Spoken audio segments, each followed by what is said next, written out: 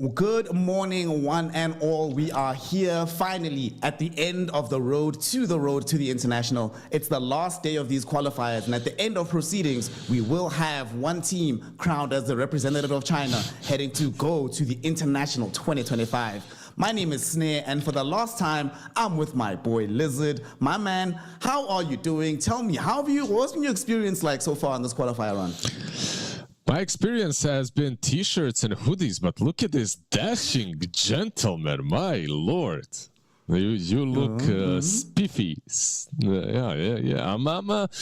I'm rocking. Wait, that's the wrong side.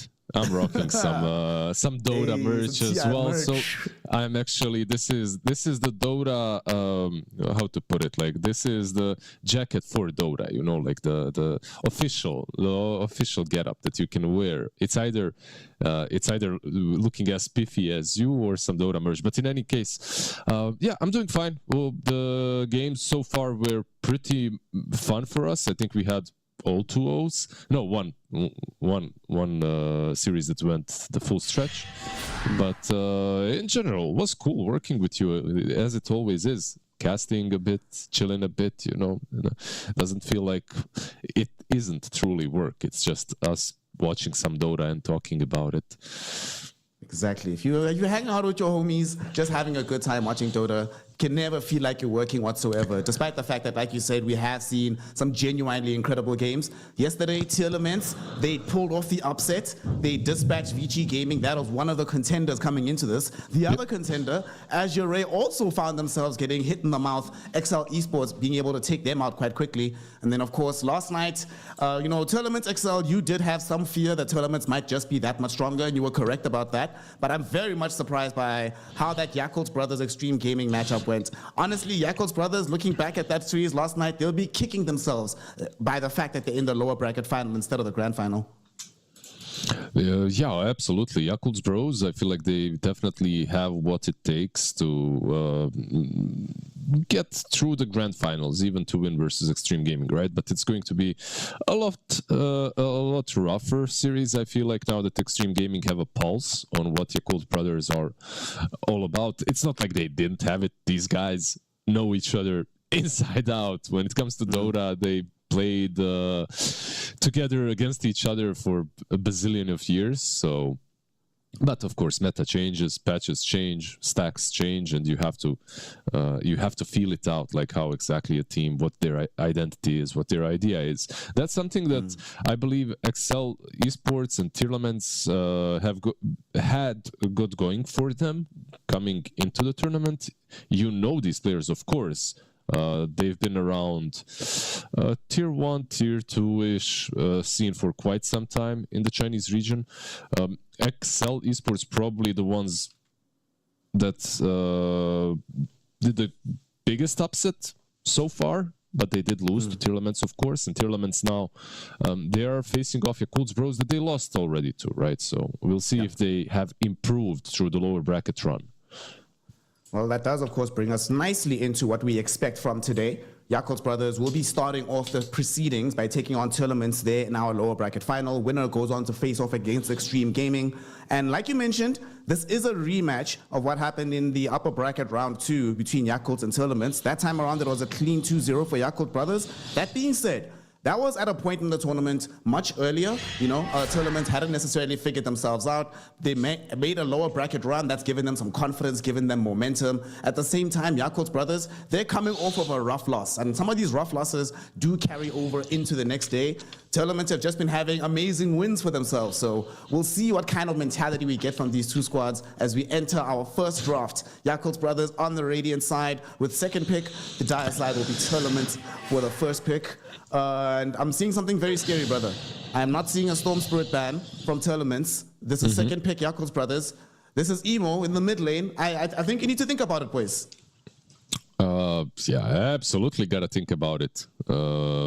Especially if Emo is in the team, and There you go. The storm is banned. Quap though is still in, and I hear Emo. I saw Emo had some issues with that hero. Fly is bringing the smoke, by the way. This guy has been playing with Emo for such a long time. He started smoking. it's the stress, you know. Dude, can you just actually imagine being on that team? If you're Fly, you have Emo and Old 11 around you. You have to be chain smoking every single day. Anything can happen in that team. Dude, like Fly and Emo go way back, right? Like Fly was a part of that infamous question mark Emo era. You know, when they managed to take it away from EG in the Singapore Major. So Fly and Emo, and you know what? Like it's crazy because when these two are in the team, back in the day at least, Emo always ended up being the carry.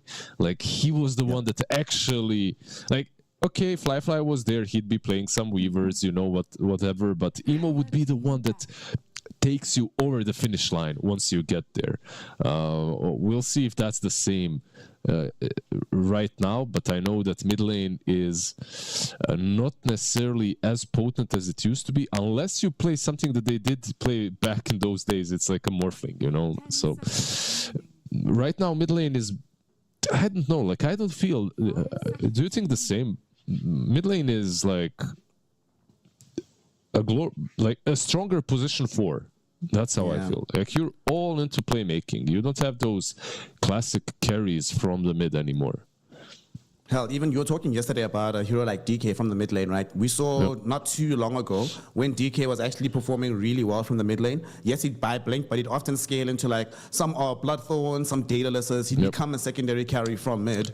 Now, you can't really do that with that hero. And I'm fully with you that the mid laners are all tempo controllers, playmakers. They're the ones that just set the pace across the map. And that does unfortunately mean they can't necessarily scale into damage the way that they used to. But that also means that all of our carries, you know, there's a reason we're getting these turret-style carry heroes coming back. They're the ones that need to supply all the physical damage these days. Yeah, absolutely. Like your Lina is already banned out. Onya Cool's Bros, though, they get a really good hero. And like Prophet at the moment is just ridiculously strong. As a support, this position 5 or 4, especially, of course, Yakul's Bros have played it before, but yeah, he heals a lot, he rotates across the map, he's everywhere, he can stack, he TPs to one place, then he's on the other. Every move that you're making on any of the lanes, you have to also incorporate the fact that Prophet might join, right? So he can also dual lane if you Huskar or something and then rotate around. Basically what I'm saying is hero is really difficult to deal with. I mean, we of course saw that crazy Prophet game the other day, and we do get another hero that also likes to live within the trees, the tree and protector himself. Second time being played by ZZQ. The last time out it was in tandem with the Templar Assassin, and it did look pretty solid. Now it's going to be against it. Unfortunately, you can't really do much about with the tick damage to get through the refraction, but you still do have Overgrowth, Dark Willow. There's some actually pretty sick team fight just between these two support heroes right now for tournaments. Yeah, absolutely. They bring some damage, they bring some control. Like, it's good. It's good. I like it. A lot of brambles. They are nature-based draft right now. You know, need more trees. Need more nature stuff. Environmentally friendly. Right. Yeah. Right now they are flora. They need fauna now as well. Maybe some Beastmaster. You know. Unironically, I wouldn't be too mad at seeing the Beastmaster come out here. It's a panda. I guess that works as well. You know. It is an animal after all. A spirit animal, but still. I like it. I like it. Brew is like, he did get buffed, by the way. In the last couple of patches, he got buffed. Then people started picking him a little bit, trying to make him work, but gave up very fast. We'll see if tournaments can make it actually look broken. I feel like right now on this hero you can buy Radiance or Vessel. Both items are amazing. They're also really good this game into the TA. Maybe Radiance a bit better. So I probably like to see that one. It's nice to have brew with something like brambles and overgrowth, because you can pop your ulti and make sure that they don't just run, right? So you have that advantage from the tree, from the dark willow. On the other side, when you are playing into the brew, what do you always want? You always want some good old silences. Your disruptors, your shadow shamans with the hex shackles, not silence, but sure. These kind of disables to make sure that you can kill him before he even uses ulti, and Puck is one of those, right, from the mid lane. We've been seeing the Pucks being reliably banned out whenever there's been Storm Spirits, but I think this is our first Puck game together in these qualifiers. Puck here going to give them some good tempo across the map. Once he's able to start making rotations, obviously the Nature's Prophet can join up as well, ensure that you have the numerical overload. I'm fine with this. I like this. Like you said, you want some way to stop the Brewmaster ult from coming out. And I think as well, you know that Echoes is probably going to play either some tempo controller, which a lot of them have been banned, so he's either going to play Ember or he's going to go back to the Kunkka that he's been playing a lot recently. And Also if you're playing banned, Puck, then you can certainly... Is Kunkka gone? Did they take it? Oh, they did. Yeah, I was going to say Kunkka as well, and I checked, it's literally first ban. Yeah, you're absolutely right. It will be it will be one of these tanky heroes on the mid lane, I believe so too. You know, for Echoes. Just get something that's decent into the puck. Is there something new meta that's good into him? I wonder. There is DP, but this matchup isn't that amazing for you. It's all right, I guess. You get a nice silence. Bat would have been all right, but of course they snatched that one away. So this will be most likely a support Bat, a support Prophet, TA safe lane, and the last pick should be the off lane for Yakult's broskis. Yakult's bratans. Oh, I like that. I like that. Yakult's bratans. But you have to say I like that a lot, actually. Why I like it even more is because it's wrong. Like there is no S if you're using plural in our Ruski language, but doesn't matter. Brewmaster. Let's see what they combo it up with. Just a tiny, right? Like this is. Did you mention it? Because if you mentioned Kunkka, you probably mentioned tiny. I forgot. I was gonna get to it, but then you were telling me about Kunkka being banned. Sorry, bro. My bad. Oh, man. Could have sounded so smart, but still, one of the reasons I was going to mention why the Tiny is good here, can lane against the puck. Once you get on top of the TA, you can cancel out the refraction. You have a lot of tick damage now. And just throughout the game, I think you wanted some hero where Brewmaster is not the primary initiator, right? He always does his best work when he can come in second in the fight. Tiny can both start the fight and is tanky enough to still soak up some spells, long enough for the Brewmaster to initiate, and is a very good carrier of the bonus protection from the Treant Protector. I've been talking a lot of trash about Tiny, but I do think in this kind of context, this is the kind of game I can see Tiny doing well. 10 seconds remaining. Yeah, I can see it. I actually don't mind the hero too much. If he's played as a playmaker from mid, I think he still can work. But it's just that he's not as incredibly busted like he used to be, and people sometimes a small improvement or a small decrease in strength makes you think that something is now trash, but it isn't. It was just so damn broken that now it's normal. It's a normal hero. That's how I see Tiny. I think he's all right, playable. Eventually you get to that Wind Waker, BKB, Octarine build, you know, and you're still just a massive nuisance from the mid. But we do get the Luna, historically one of the best heroes into TA. Right now she's kind of back, I guess. She's being resurrected into the meta, even though the hero itself, I don't know how much faith I have in her. The lane itself will be Treant and Luna. That's a lot of damage, a lot of right clicks, like especially because of Luna as well, right? Like Treant starts off with around 90, and then you get Luna helping out and empowering some teammates and herself, right? Like Lunar Blessing is innate now, so yeah, you get you some were more mentioning how damage. Luna has like a historically great matchup against TA. What has an historically amazing matchup against Luna is this Axe, man. Like the lane is still your Gucci, you can still get your farm, but when Axe has Blink, Vanguard, Blade Mail, good God, it's super difficult to play against this guy. You have nothing, almost nothing but uncontrollable damage. You literally have one spell that is targeted damage in the Lucent Beam. Everything else just goes all over the show. So this Blade Mail is going to do a ton of work. Man, I'm really scared about this Axe. On the bright side, I don't think the Axe will have necessarily the best time always against the Tiny. However, this is yet another tool that they have to hold down the Brewmaster. So now you can hit him with the silence from the park, lasso him, hit him with the Axe call, dunk him before he can get off that split. And there's no real saves on the side of tournaments, right? Yes, they do have that living armor from the Treant Protector, but that's definitely not going to be enough given how much damage can come out from Yakult's brothers. I don't know, man. I feel like before the Axe, I was leaning a bit more towards tournaments, but I feel like this Axe can actually break this game wide open. Tournaments should focus a lot on trying to shut down Old 11's game. No, Axe is looking really strong right now. Even without having like a really good game, I feel like Axe is in a pretty good spot as a hero. Got buffed up. I see it a lot in my games as well. One thing that you kind of hate when you're playing Axe is a lot of uncontrollable damage that can hit you and break your blink. In this game, when you're looking at it, there truly isn't a lot of that.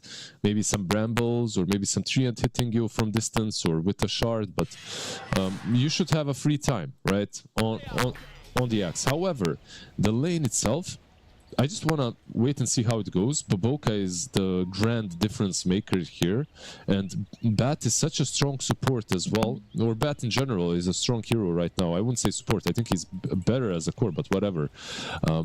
Bat plus Axe might be good enough. I feel like it will be good enough to deal with Luna and Tree. Usually Axe, if you play in this lane, you know, you show up, Luna hits you once, Treant hits you once, you don't even spin, you lose quarter of your HP.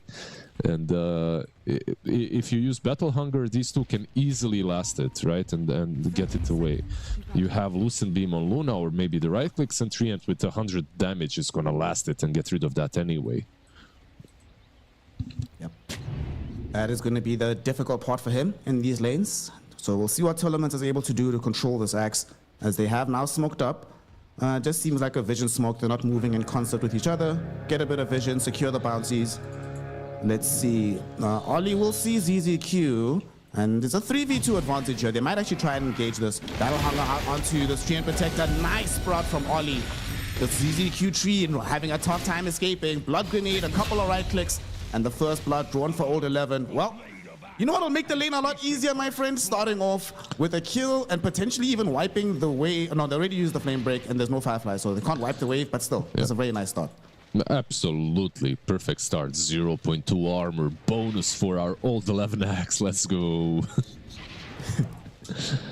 How does that work? How do you harvest the armor? Does he with an axe? I guess he just chops it up, takes it to himself. That's it. Maybe you chop it up, right? And then you just take all the pieces of scrap metal together. That's why it's not like perfect armor, right? It's just a piece of it. You need to accumulate a lot of it together to melt it into a nice little additional plate of armor. I see. I mean, the best armor that he has is that leaf. After all, it's the most important part of his armor set. Yeah, this is gonna be an annoying lane. Like, Bat plus Axe now with the first blood as well. Axe already rocking a bracer. It will be annoying. When it comes to mid lane, this is Tiny into puck, right? Snare, you can talk about it. You know I don't want to talk about this, man. This just sucks, bro. This just sucks. Tiny's gonna hit creeps, and then Puck dodges every other hit, comes back in, pushes out the wave when it's under the tower. Very exciting. Yeah, it's a good lane for Echoes though, right? Like he... as Tiny, he should be able to at least have the last hit advantage. And then down bottom, we see Ollie and 7E trading some hits right now. I'm very curious to see how things are going to go throughout the game for SRF. Is he going to go for that Radiance that you were talking about earlier? Is this a Vessel game? Basically, how quickly does he want to start being involved with his team? Yeah, I feel like both items right now are really good because of the build-up. Flyfly gonna take some serious damage here. It is indeed. His refraction is gone. He's getting Ryan down. SRF, one more right click Damn. will secure the kill. Man, you gotta be careful with that Cinder Brew. Yes, they get the revenge kill onto 7E, but Cinder Brew just cracked through the refraction like it was nothing. He stepped out of lines a little bit. He was a little bit too far. And yeah, like usually Brew cannot do a lot to TA, but if Cinder Brew gets ignited, you're in a bad spot. And he was alone. Oli wasn't there.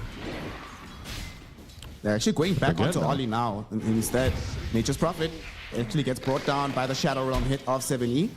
So Tournaments turning up the pressure. Yes, they suffered a lot in their safe lane, but here in the off lane, they are the ones that are applying the pressure towards the side of Yakult's brothers. I really like what they've been doing so far on bot lane. Double Bracer already on Brew as well. Like, this is the lane that we didn't really discuss a lot, but it's working out very nicely for Tournaments.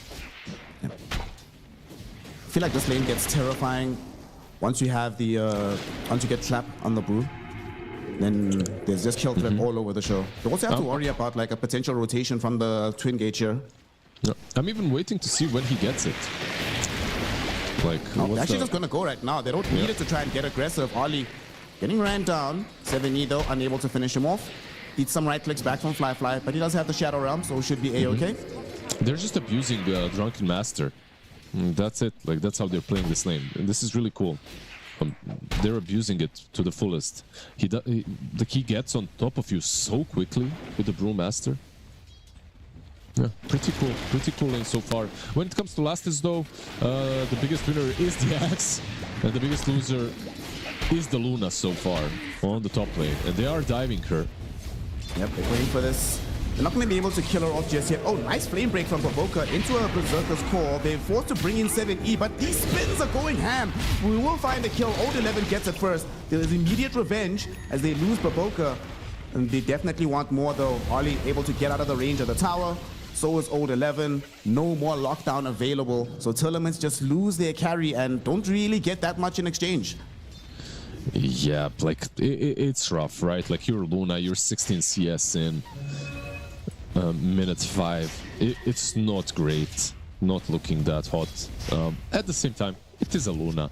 You stack for her a little bit, she comes back. Same can be said for TA. TA is also suffering down bottom, but these heroes, they do recover.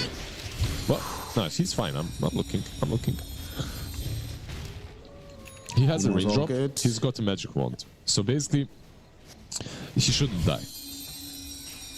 Yeah, man, we've seen a lot of things that shouldn't have happened over the last few days. That's You true. know, if you told me yesterday that like a DK is gonna get 4 hero ganked minute 7 and survive with a triple kill, you'd have told me I'm lying to you if I told you that, but we saw it with our own eyes. I still don't believe it. It didn't happen. It was a fever dream. By the way, Bruce so far, he has another Bracer and a Magic Wand queued up. So that's a very... I don't think he buys them though. Like, if he wanted to, he could have done that already. Maybe he's waiting for the courier to ship it all out like Teemu in one go. You know, you get everything.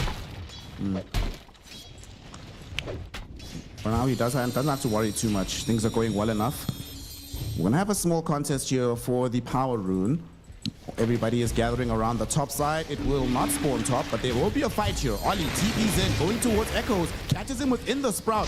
Baboka just gonna be on the high ground, flame breaking them back towards the epicenter of the fight, but they found the avalanche toss onto Emo. Emo does end up dead. However, Echoes died first. Baboka, with the damage that they've dished out, is able to secure a double kill onto ZZQ. 7E will maybe give him a triple, as there's probably no way the Dark Willow survives. 4 seconds until she has Shadow Realm. She picks up the Arcane Rune Brambles. They try to juke through them, and she's out. Flame break back. Is it going to be good enough? She's TPing. The Sprout will be there. There is no Firefly, so they don't have the damage through the targeting. Very nicely done by CZQ and 7E. Yeah, maybe they could have if they committed the Firefly, but probably not. In any case, Boka is down bottom now. He wants this Wisdom Shrine, but he's probably not gonna get it. Yeah. All he's gonna get is death. Echoes tosses him back towards SRF. He's attempting the TP out. Can he get there? No. A little bit too much damage on SRF. So just brings them down, picks up the shrine. Oh, they're going to give it to 70. Okay, get closer to the level 6 for the Dark Willow. Yeah, they absolutely needed to give it to the supports. Brew is having just such an amazing game that he truly does not need it. He doesn't need a lot, and he's going to have Talisman now. This is what's so cool about Brew when you're playing him on offlane. When you're playing him, I mean, you always play him on offlane, almost, unless you Red Panda. And when you're getting the Radiance build, you can have 2 Bracers plus Talisman, and your evasion is ridiculous. It's very hard to kill you, especially when you're brewed up. Casual 36% evasion right now with level 3 Stormform. Nicely done. And things are going well enough for him that his tower is still very healthy. The rest of the game isn't going to hell, so he should have time to finish this. Mid lane, Oli goes in yet again for a fight on this rune spot. Echoes is going to be fine, and with the Shadow Realm hit on the high ground, Oli's the one that's in danger. A couple more right clicks is all they need. They throw the tree at him and they find the kill. Emo hoping for some revenge, but taking too much damage here. Eventually able to kill off 7E, barely escaping in the end, but Echoes chasing him down, activates the haste rune. His spells though are still on cooldown, so he doesn't have an easy way to connect onto Emo. Emo jukes him out. Unfortunately, what can you do? Even with the haste rune, no real way to catch a puck that's moving in that fashion. Absolutely. It was kind of a, I would say, high skill gameplay right there from Tiny and Puck, the way they juked each other. Like, the Tiny did everything right. He didn't do anything wrong there. He had cooldowns, he couldn't get the puck, and also Emo made the right play to stretch him out so that the haste rune isn't enough to catch him and kill him off. Oh, the end of everything. Still going to be some pressure being applied onto the tower by Emo. Of course, we do see one of the things that we didn't really talk about, but the annoyance of pushing into the tree and protector. If you don't succeed with your push, well, good luck on the next several attempts, because it's going to be back at full HP. Yeah, it's pretty cool. So far, some stacks on Luna, by the way, on Axe have been taken. Bot lane Fly. Down bottom onto Fly, but they don't get him just yet. And SRF, they already used the Brewmaster split, and they didn't have enough to find the kill. Oli, with his support, finds quick revenge onto 7E and zones back SRF. And they're actually going to chase him down right now. They threw out a CA trap, but Baboka's out of mana, doesn't have level 6. There's no way they kill him. Yeah, absolutely nothing they can do to him. Even if they had some control, like a Sprout, he just TPs out if needed. Do still have action on the map, Emo. Yet again, contesting over a rune spot. This time around, he just gets... Oh, look at old 11, man. He's just... living life. A good life. Top of the net worth. 1,000 gold ahead of Luna. It's just... Yeah. He's gonna get this Blink Dagger very quickly. That's when the game kind of opens up for Yakult's Bros. They'll have Axe and Puck and Prophet just moving across the map. Speaking of movements across the map, Echoes here with a big avalanche toss. Not able to find the kill just yet. Instead, he ends up losing his support and he has to run away. Echoes, sorry, my friend, but I think your life is forfeit here. The question is, if anybody help him? Echoes, he's actually ticking out, but they can't commit onto him. They're all too low in the HP department. Oli goes in, able to finish him off, but might die for this one. Top lane though, old 11. They want to try and punish him for being left all alone. They probably realize they're like, wait a second, guys, we've been brawling all across the map, but not really against the Axe. Let's just go kill this guy. They utilized Overgrowth on top. They managed to take down the Axe. Luna just brings an insane amount of damage this early on, and Axe, yeah, you've got your Vanguard, but she's got Eclipse as well to work with. So 2 ultis utilized on top lane, but they did get him. Eventually it's going to be harder to do that once he gets Blade Mail, but it was imperative to try and slow him down, given how well things were going for this Axe. And that kill also brought the Luna back to parity in terms of their net worth with this Axe. Yep. And that's a big thing, because he was really suffering in the lane, right? Like the laning stage for Luna, minute 5, minute 7 did not look that great. He's recovered. Like a lot of stacks are being... not as many stacks as the ones that Axe had, but still, he's finding some on the Luna. We have 5 dormant curios in this game, so some fun neutral items coming in the future. No fun in the future for Ollie, as he's going to be spending the next 30 seconds in the fountain, contemplating life. It's all because of Tiny. I feel like Echoes recognized his position in this game very nicely. He didn't go for some greedy, I'm gonna farm and just get my dagger and then move. No, he went for phases, soul ring, you know, this kind of a build that allows you to managed to get the kill here with his team. They wanted to try go for Emo. Emo will die. Was looking for some immediate revenge on 7E. The last time that happened, 7E did die, but this time around SRF was there as well. They have enough damage to kill off Emo. Yeah, Emo is going for Witchblade as well on the pack. It's definitely the build, but he will need some defensive items. He's playing versus so many roots. Top lane, speaking of roots, they could use one onto Ollie with the overgrowth, but they're just gonna pop the Eclipse instead. Nature's Prophet will be the first one to die off here. Not worth, dude. They TP'd in multiple heroes, had to use Eclipse. Maybe if they get the tower, then it does justify the move here. Yeah, let's see. Bat will probably try to def it. And they just got the Axe Blink. Yeah. This could be big. He's the first one to have Blink on the map right now. Tiny's still in search of his own one. And the whole tournament's lineup is here pushing for this tier 1 tower. Okay, you definitely don't def this one. Let them have it. And they have the Blink on Axe, but Brew does not die in a single blink. That's the way I see this draft is, yeah, sure, you have Blink Axe, but you don't have any burst damage after. Look at the heroes, like look at the supports. I feel like the biggest reason why that is bad support. He kind of does the same that you're doing. He wants to catch someone and slowly burn them down. No. Meanwhile, if you had some extra burst, you maybe would be able to kill off the Brew, but there's a Blink on Tiny too. Let's see what Echoes can do. They want to reveal it. Ollie, my hero, Ollie, gives up his life for the cause. Maybe not. Old 11 blinks in, catches 2. Tiny and the Brewmaster. Brewmaster, though, able to get off the split. Lasso going out onto Echoes, but they don't have the follow-up damage. So Echoes is alive. TA TP'd in, hoping to try get rid of these Brewlings. They even call the Storm Panda, and they get it. Emo supplies the final right click, and they have the death on the Panda confirmed. ZZQ not going to be able to escape this one either. So they let the tier 1 tower go, but when their lives are threatened, they bring in everybody and they punish Tillemans hard. Now that was not worth it, for sure. Using split and not getting a single kill. It's a huge difference when you're not bringing Luna in these fights. Keep in mind, one of the nicest things about Brew in this game is that you can Cyclone Axe, right? Like you can put him in the air, but that was not utilized. I feel like he was a little bit too slow, and then he got called. That fight also pretty much finishes off the TA Deso. So she has Deso with the D-Lance at the moment. And they finally got a tower, you know. That's been one of the big things about their constant skirmishing top, getting the tier 1 tower. They've done it on both sides of the map, while Fly was pushing earlier. So whenever I see a Treant lineup starting to lose ground, it always strikes me with a bit of trepidation of, okay, what's going to happen next? Yeah, and that's the most important tower, in my opinion, in the game right now. Like the tier 1 on top. It's right next to the Ancients, right next to the Twin Gate.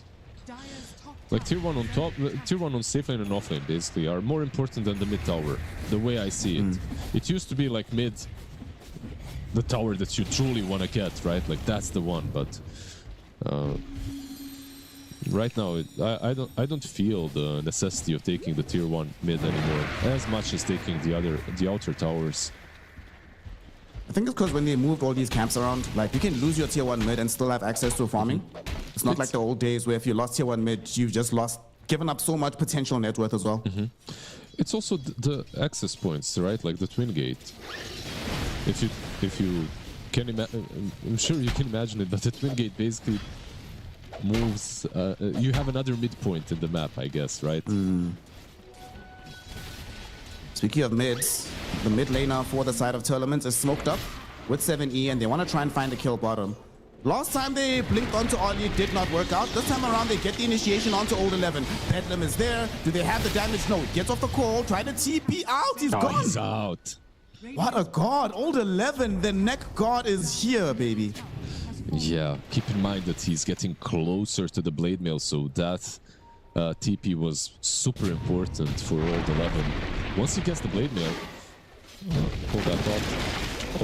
Ollie. Okay, there's no way. There's no way. There's no way. All right. Okay. Yeah, once he gets that blade mail, he'll be able to... If you jump him with 7E and you use your Bedlam, I feel like you might just die to the axe. Have to be careful. Still only a 1k gold lead right now for the side of Jakob's Bros. Tournaments have been doing their best to keep this Luna as far away from the action as possible.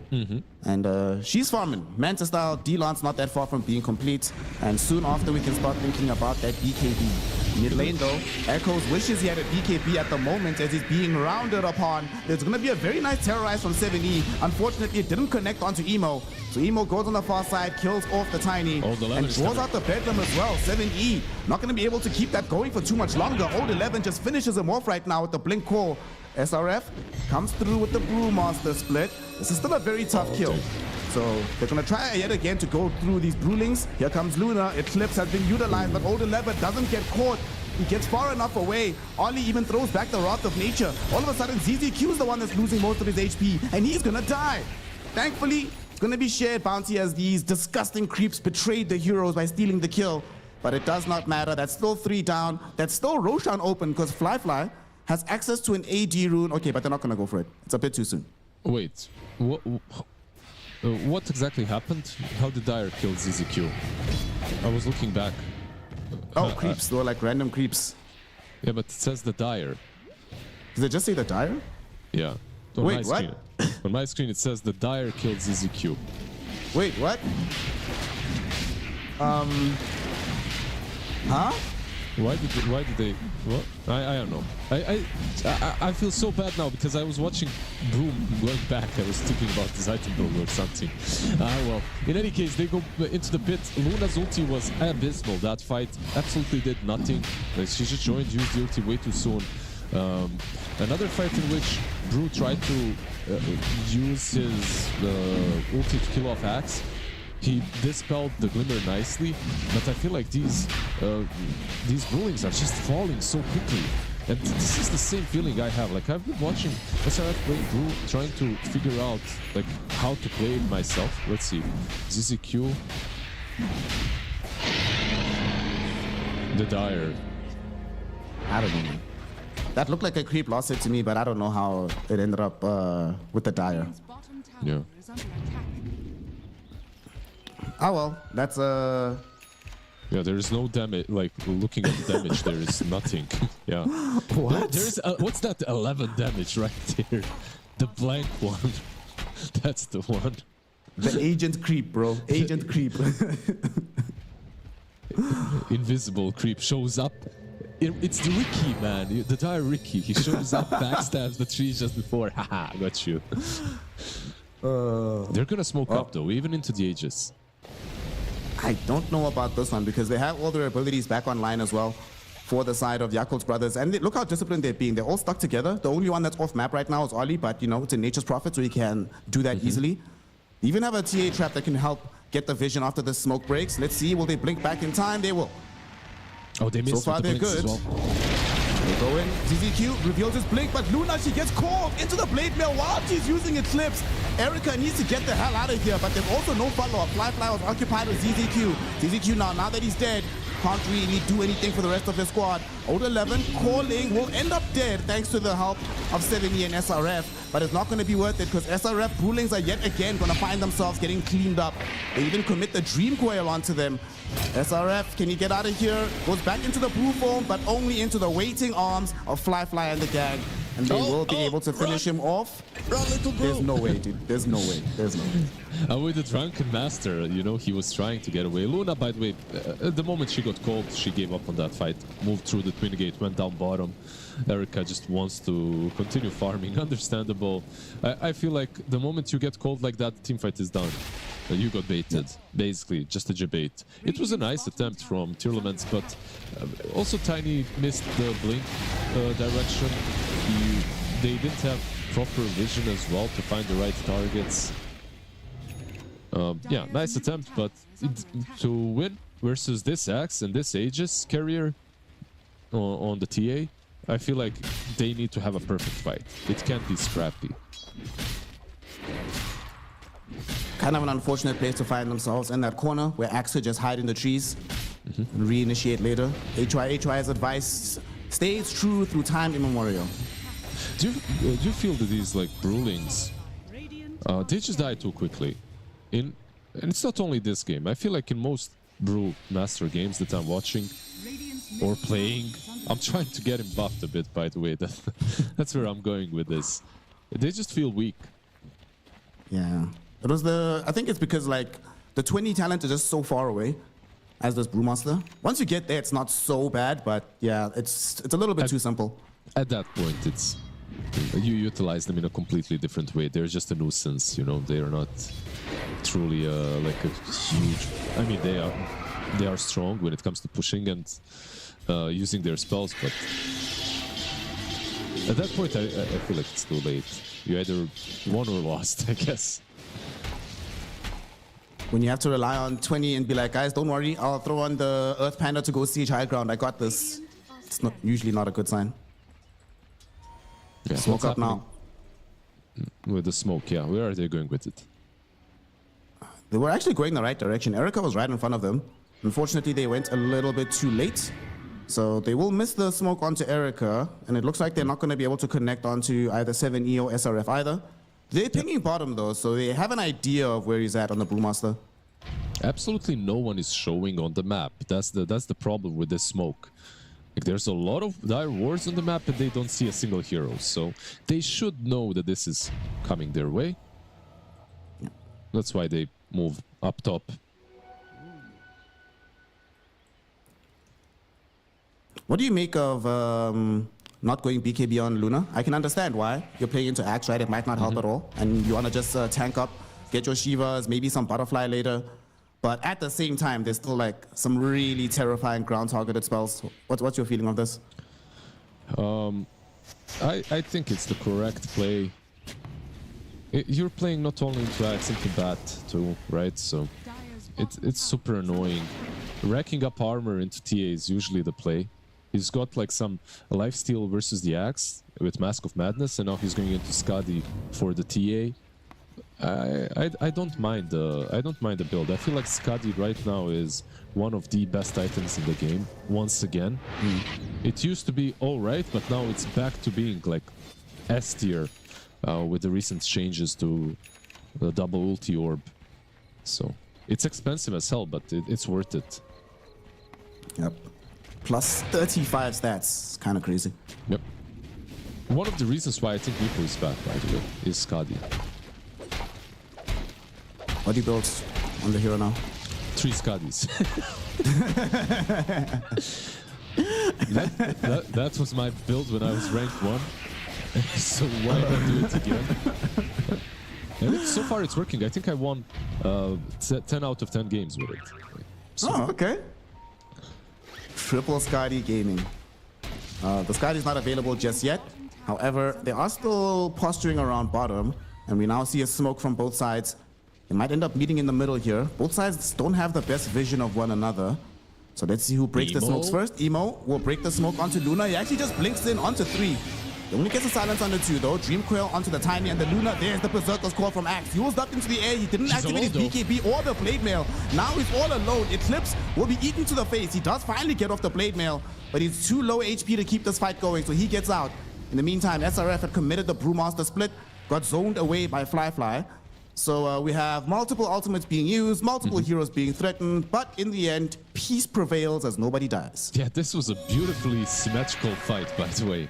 Both offlaners using everything they've got, fighting off the full team. TA mid. Oh, Echoes gets the catch onto the CA in the mid lane, but the lasso back onto Echoes. It was a debate from Fly. Echoes is still alive though. Yulsep kept him up a little bit longer and he stays alive.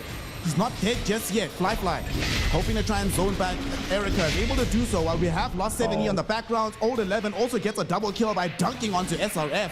This Brewmaster just cannot catch a break in this game. Yeah, the beginning of the fight wasn't that bad for Tier Elements, but I feel they got carried away. Baru and Dark Pillow didn't follow up what the rest of the team was doing, and that's falling a bit back. They went in, got punished heavily by Old 11 and the boys. Well, on the back of that punish, now you're not just losing heroes' lives, you're about to have a tier 2 tower drop down to the floor as well. Honestly, Echoes, if not for the living armor, would definitely have died in that fight as well. It could have been much, much worse. Yeah, he itemized nicely too. He went for the Shivas instantly after Blink Yules, so he's a bit tankier than your normal Tiny, especially in this game where armor is very necessary. I really want to see how these fights pan out after the Skadi on the Luna. She's getting there. Yeah. And TA is actually going for MKB. Perhaps also anticipating the butterfly afterwards on the Luna, but it's also such a good item on TA, right? Like you see it. And he's playing into Brew, so you'll be able to actually kill him off. I mean, damage and attack speed for TA with some additional pierce, that's some stuff that you want for sure. And in the case that Luna does decide to go for the butterfly after the BKB, you've already got some coverage. Let's see, have we had any upgrades on the Axe Curio? He's keeping it, man. Look how patient he's being. Round 3, he's still chilling with it. That's a boss right there. That's a boss move.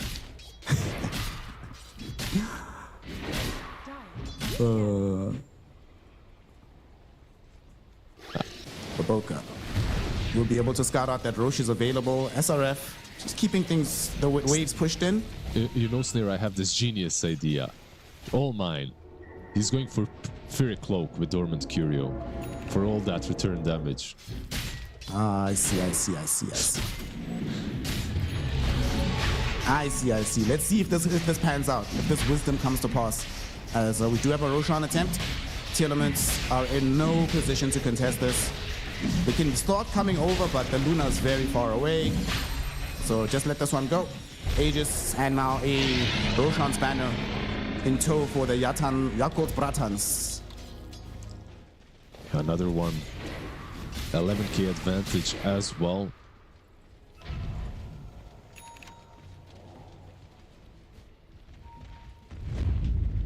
Smoke up now by Elements. They did just pick up a Manta style as well on SRS Brewmaster. Yeah, and they have the Skadi completed, so they want to wrap behind. It's all about how they initiate without getting completely blown up by Axe. Look at Oli, just perfect positioning to break the smoke. This is the second time he's done so, but they still get the connection out onto Fly. Echoes goes in first. The Shivas is already activated, as well as SRF's ultimate. Fly falling very low. Glimmer Cape will be there, as well as a Lotus Orb, but they nonetheless have the damage. And he's in a very awkward position. This is not where you want to be. Doesn't even have the Hurricane Pack available. They hit him with the Eclipse. The Eclipse, the Avalanche, everything goes down. They kill off Fly. Old 11 needs to flee as well, as he's eating too much right-click damage from the Luna as well as the Brewmaster. He's held in position, while on the same time, Emo's trying to assassinate Echoes, and he manages to do it. Shout out Emo, what a boss, making that kind of play happen. Somewhat salvages the fight, but it's still going to be a disaster as Baboka about to go down potentially in the pit. His Blink Dagger has been taken away. He's been revealed with the dust. SRF gets a double kill. And that is how you reveal the new Luna carry item. Yeah, absolutely. I feel like we're back to old IG. Emo, it's on you to carry this. Ain't working. Parasma on the puck. He's going for the Aghanims. Instantly queues it up. Yeah, Luna is a really big issue now for the TA. But what's also a very, very big issue is positioning. Like, she was so out of it.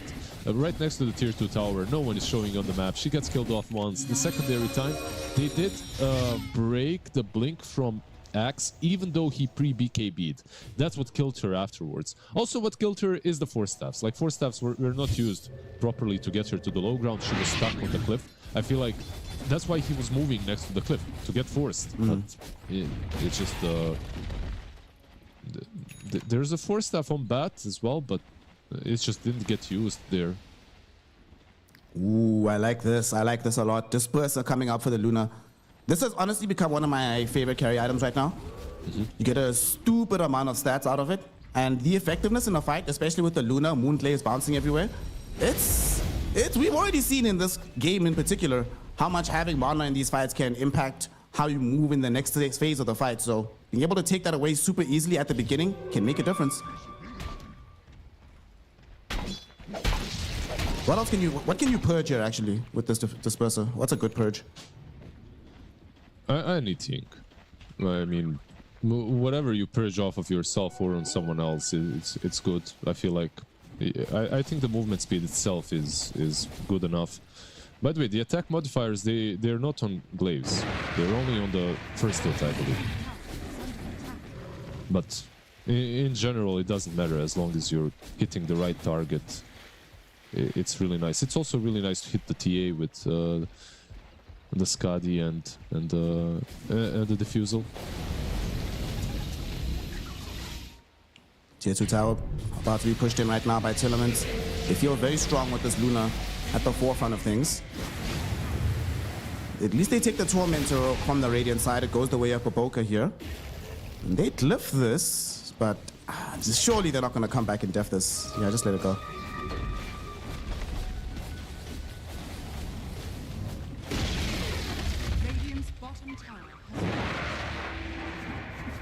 Tier 2 tower taken away. They're going to at least try and make a trade with it from Yakult's brothers to try and take the Dire Tier 2. But them pushing the Tier 2 is much harder into ZZQ's tree. Yeah, absolutely. It's harder to push and it's also harder to fight right now. They kind of botched their timing with that last Aegis being stolen away so cheaply. Tier laments for me right now are in such a good spot that I don't even feel they need to do this. They don't need to force a fight. They could wait for the AC on Brew and just chill, get the disperser, get the AC. The only joker on Yakult's Bros is the puck. Well, that door, Emo. He comes in, he found the Dream Coil onto Luna as well as 7E. They assassinate 7E very quickly, and now Luna very far away from the rest of her team. Hurricane Pike away with the Eclipse going, but she gets held in position by Baboka. Flyby though, trying to finish her off. He's really struggling, but eventually will be able to get there. The Luna goes down. They brought back on 7E, hoping to try and re-engage this fight. SRF, Cyclone up onto the Templar Assassin. She is caught inside the Bramble Maze. Bedlam on top of her, and Echoes ensures that she cannot go anywhere. 7E able to justify his buyback, getting the gold back off the corpse of 7 the Fly. 1,500 gold for the team, by the way. That's massive from the TA kill. Brambles plus Yules, man, what a combo. But yeah, Tier Laments, they stood next to the Tier 2 tower. They gave away all of their positions. So this was a very simple attack from Yakult's Bros. Keep in mind that this was also the Aghanim's Parasma from the puck being put to use. He dealt the majority of the damage more or less in that fight, so he was the one that made all of that happen. Echoes forced into using his BKB, and he's going to be able to get out. There was no lasso, unfortunately, from Baboka. The self-fuels able to keep Echoes alive there.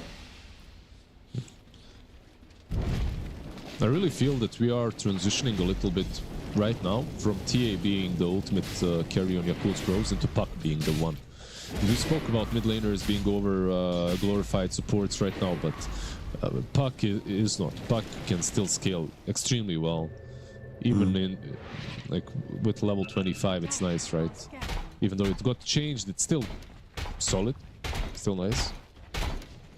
What item do you want to see next on the Puck then to help supplement the damage? It's just straight Daedalus? What else could he go for? I'm not sure, like Daedalus, there was a patch where you'd go for Mjolnir even, but Daedalus sounds nice, we'll see. Maybe a defensive item isn't that terrible for him as well.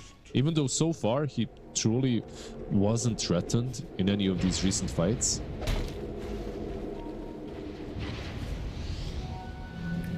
Well, one thing about this TA, even if she's starting to fall behind in her carry potential, these TA traps still provide so much value on the map, giving a lot of vision. In fact, we just saw two heroes, Baboka and All 11, evade death simply by having the vision from those traps. Yeah, absolutely. He queued up Mjolnir, by the way, so Mjolnir on him. Refresher is the next item on Axe. It's always nice, right, to have that double BKB, double Blade Mill, to be able to jump into the fights multiple times. The one thing though is that because he is going for this offensive build, we're not going for the Shivas is, the Lincolns, Shivas in particular, that does mean that when this Luna gets Satanic, there is literally nothing you can do. If she's able to pop this and stand her ground, deliver in the fight, killing her, it just became mission impossible right now. Yeah, is there anything, like, I'm looking at all the items, yeah, there is nothing. Considering she has no BKB, maybe Yules would have been good on someone. Just pop her in the air once she uses Satanic. Nature's Prophet is going for Hex, so that's going to be helpful. And he's managed to go for a fight here. ZZQ and 7E, they did wander under some vision. There's going to be the Yules. Unfortunately, 7E sets himself up for a call. Old 11 able to get that dunk.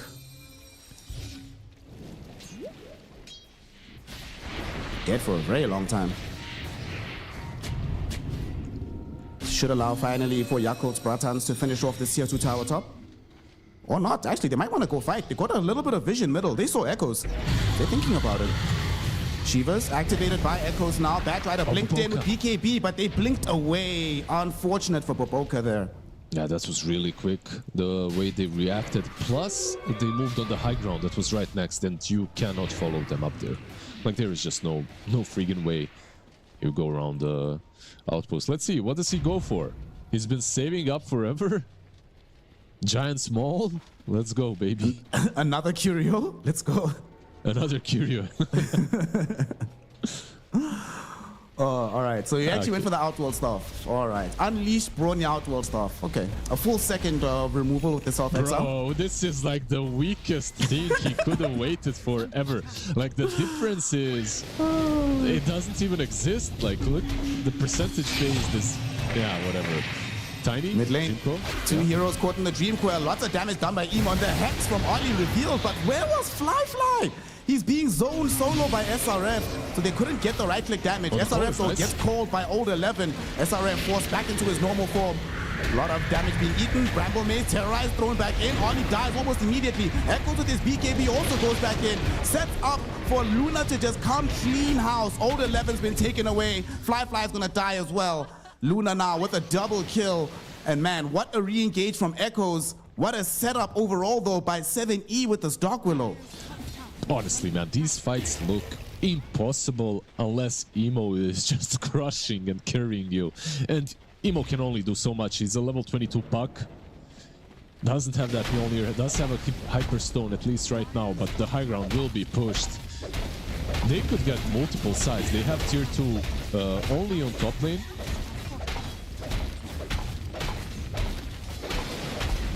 Oh boy, you might need to buy.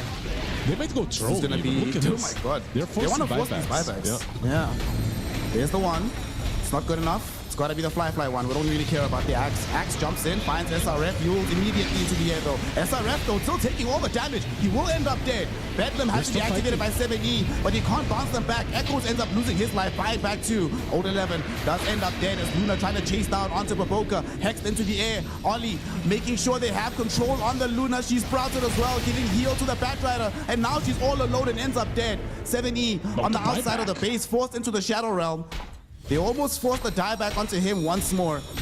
But they do force multiple buybacks. How many is that? My goodness, bro. They bought back on 4 heroes. Well, they bought back on the other side as well. They want to end. There's no Axe. That was a dieback on Axe. Here we go. 4 versus 5. Tournaments, can they do this?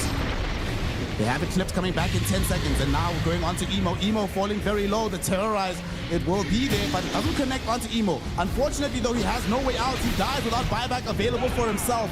Yules into the air onto Fly. They toss him towards the Brewmaster Luna. He's able to blink away, but doing so opens up the space on the Ancient. They do pop the fortification. They're trying to fight through this. Fly with the BKB, hoping to at least kill off ZZQ. He can't even achieve that. Cyclone into the air, held in position. Ollie about to die, but it doesn't matter. The Ancient falls. GG, well played is called, and Tournament secure game 1 in our lower bracket final. Absolutely cool gameplay from Tournaments. Like they lost the top lane quite heavily. Luna recovered, made almost no mistakes afterwards. Brewmaster did quite a lot, I have to say, after completing Radiance. Like, the lane was solid as well. I feel like that lane went a bit better than it should have. They absolutely crushed. So this fight was pretty bad for tournaments, and from this moment onwards, I'm expecting, okay, they'll just get outplayed. Old 11 and the boys, they have what it takes. However, one or two fights afterwards, the TA was not protected. Flyfly is up front, he's trying to push, but there's no counterplay from Axe, or the blink gets cancelled, which is so important when playing against Axe, or he's just controlled, dual sceptered or something like that. Not dual sceptered, but cycled by one of the pandas. Like, this fight basically broke the game, right? This one, 30-minute mark, 10k advantage. They lose the TA, they lose all 11, Buboka dies afterwards as well. This fight basically lost them the match. They needed to continue snowballing, right? Like, and they could have if they take down that tier 2 tower. That was also the fight that had the Luna reveal. I'm just thinking about what happened after that fight, right? They take that fight, they end up losing 2 tier 2 towers within the next 2 minutes. They end up losing this fight as well. Yes, you might get this kill onto Luna, but we are also getting to the point where it's like, well, we can kill Luna, but the rest of the team is also starting to be quite threatening as well. Man, I must say, 7E was not afraid to buy back in this game. A lot of them felt like they were preparing a buybacks at the beginning, but 7E won me over. He played a really good Dark Willow game. This fight in particular, the way he was able to position these Brambles, and SRF just zoning out this TA, not allowing her to be present in the fight, I think helped them win this one. If they had the TA to kill off Echoes at the beginning, that helps a lot, but because they don't, it all just goes to hell. And look at those Brambles, man. Yeah. There was a huge carry diff as well, I have to say. Like, Luna on one side, TA on the other. I'm not speaking about the players, just the heroes. Like, Luna, once she gets to the items that she wants, she doesn't truly feel threatened heavily by Flyfly, unless you're completely controlled with some crazy call, right? Like, from the Axe, and Flyfly is hitting you for 10 seconds. But in general, there aren't many heroes that work as well against TA as Luna.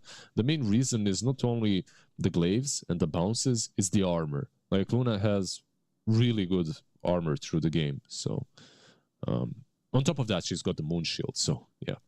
It helps out. Overall, I expected Yakult's Bros to do better. They did take, in the upper brackets, they 2-0'd Terlaments, and this is not looking that great for them right now.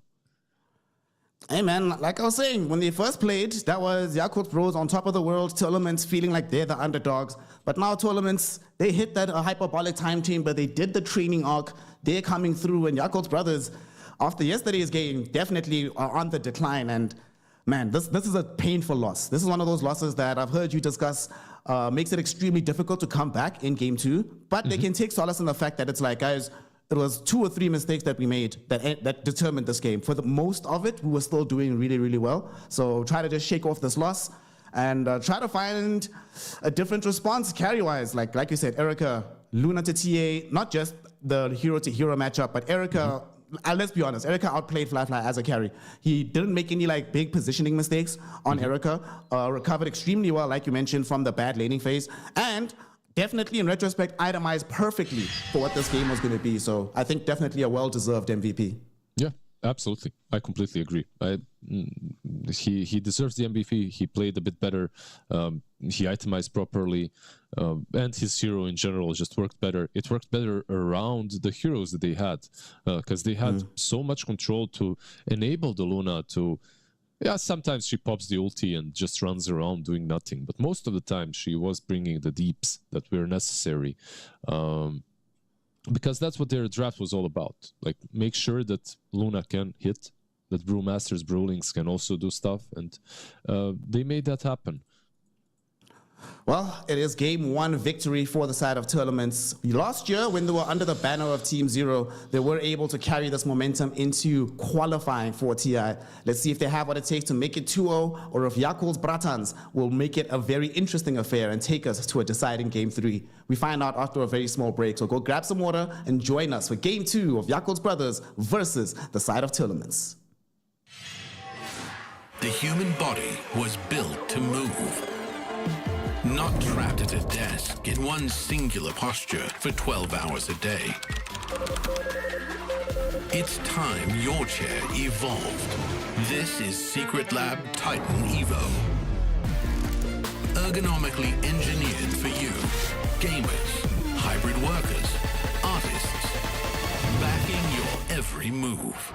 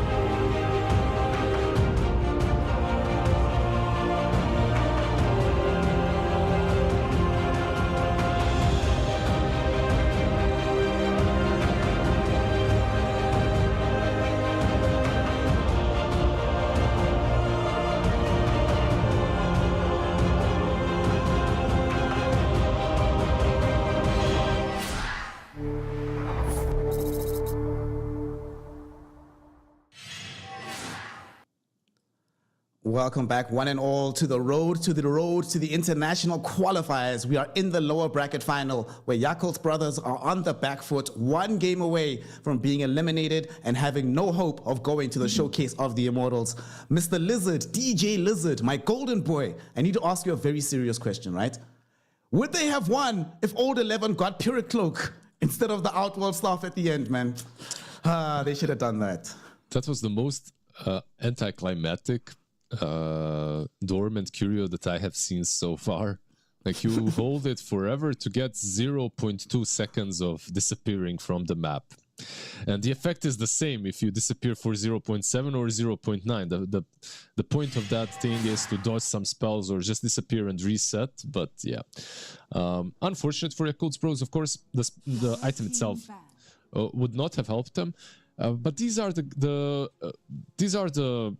lower bracket champions, if there are any in the world. Yakult's Bros right now with Emo and with Fly, they are so used to making comebacks from impossible positions that I believe this one is definitely a possible game for them to take, the series for them to take, especially because they did win against Tournaments 2-0 in the upper bracket, so maybe they can recreate that kind of a thing. The only thing that worries me is Yakult's Bros,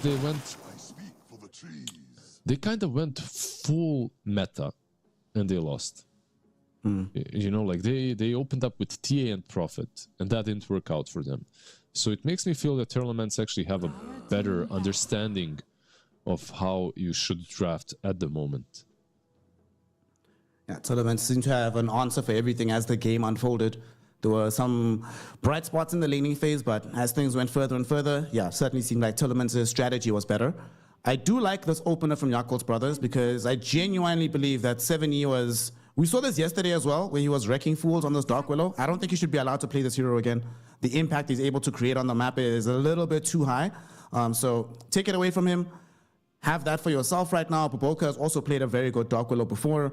They've seen a lot of very strong laning setups, and I think for Yakult's brothers, they should probably try to recreate the success from the laning phase, right? So if you have Dark Willow, get Old 11, another hero that can provide some kill threat, then you can still maybe even in game 2 apply heavy pressure in those first 7 minutes. Yep. I feel like as well giving Boboka a hero that can get things done on his own is always nice. Bat is... he's a funky one. Like, if you play him as a core right now, he just absolutely can do that. He man-fights a full team and somehow comes out on top. But on a position 4, maybe even this Dark Willow might be a bit better for good old Boboka to, you know, set things up. Maybe get some solo kills with Bedlam, move around the map. And it's not nearly as greedy as well. So, let's see. Dark Willow on one side, Prophet on the other. Brewmaster still left in the pool, by the way, if that's something that they want to pick up once again. We still also have Emo Storm Spirit being in the pool, but since we've already seen that that puck can come out, okay. Tell them and say, not any longer, no Storm Spirit going to be available. Emo might be consigned into playing puck again, potentially can go in for his Ember Spirit, but certainly there will be responsibility for him. And for tournaments, what do you want to see right now? Just the other 4, or do you want to just get your offlane out the way? 10 seconds remaining. They have the ultimate last pick, so they can pick and choose how they draft this one. I think the 4 would be nice. For sure. When it comes to big 4s that are left in the pool, I don't see anything like a Shadow Shaman. It's already banned out, so nothing that broken left in for Mr. 7E. What has he played? He played Dark Willow and he played another hero that looked really good on him. Shadow Shaman, I think, right? So he played actually Shadow Shaman and Dark Willow and owned with it. Okay, just a casual Pango. Yeah, their Pango is flexible, right? Like they can mid it or offlane it. Most likely it's mid though. Yeah, it does seem to fit the profile of how Echoes has been playing more. So definitely would like to see it from the mid lane. But like you said, it can do quite a lot of functions. Against the Dark Willow, already we have some ground-targeted damage with both the roll and the swashbuckle. Lots of team fight opportunities later on in the game. Bloodseeker is no longer really picked up that much. There is still some risk of them just snapping up that puck from Emo early on right now. So that's the one thing to be careful about. But if he does do that, then you just shift it over into the off lane. Don't worry about it too much. These cameras are really funny, by the way, on Yakult's Bros. How do we know that's all left? It's in the heavens, man. Yeah, I really liked the Pango offlane yesterday. It looked, who was it? SS played it, right? Like he was really strong with the Pango off, just going for Vessel first. Did a ton of work. So maybe it's something that tournaments can also recreate. But Naga Siren, okay. Have you been watching other qualifiers, like other regions? Has Naga been a prevalent team anywhere? It's support Naga, right? Oh, it should, yeah, definitely. I'd be very surprised if it's not support Naga Siren. I've only seen the support ones. I've seen a couple of these Nagas, not that many. I saw quite a few when we were watching Eastern Europe. There were a couple of Naga Sirens there. Overall, I think the hero is still a strong hero. It's still Naga, right? There's not really much you can do to like fully deal with it. At the same time, I've been seeing it more banned than I've seen picked, this Naga overall. So I still have, I'm still not exactly sure where it fits into the meta. It was played yesterday as well in this region. Did it win yesterday's game? I can't remember. Let me go check. It lost. Yesterday it lost. It was being played by Yakult's brothers yesterday as well. When they played with the SF, yes, the SF Quap game. The super volatile draft. Who played it? But the Naga Siren, it was position 4, I think, if I remember correctly. So Baboka, okay. So probably the same thing again. No, it was Oli played it. Baboka went Ancient Apparition. Yeah, he went Ancient Apparition. Yeah, it would make more sense because Lina is your carry. You need your bully position 5, so Oli will be playing the Naga, position 4 Dark Willow on Baboka. Okay, on the other side, we already see the offlaners, right? Like it will be Phoenix plus Pango, most likely, and Tiny will be mid. And because of them picking Tiny and Pango, this is the easiest Ember pick ever. Like you just insta-pick it.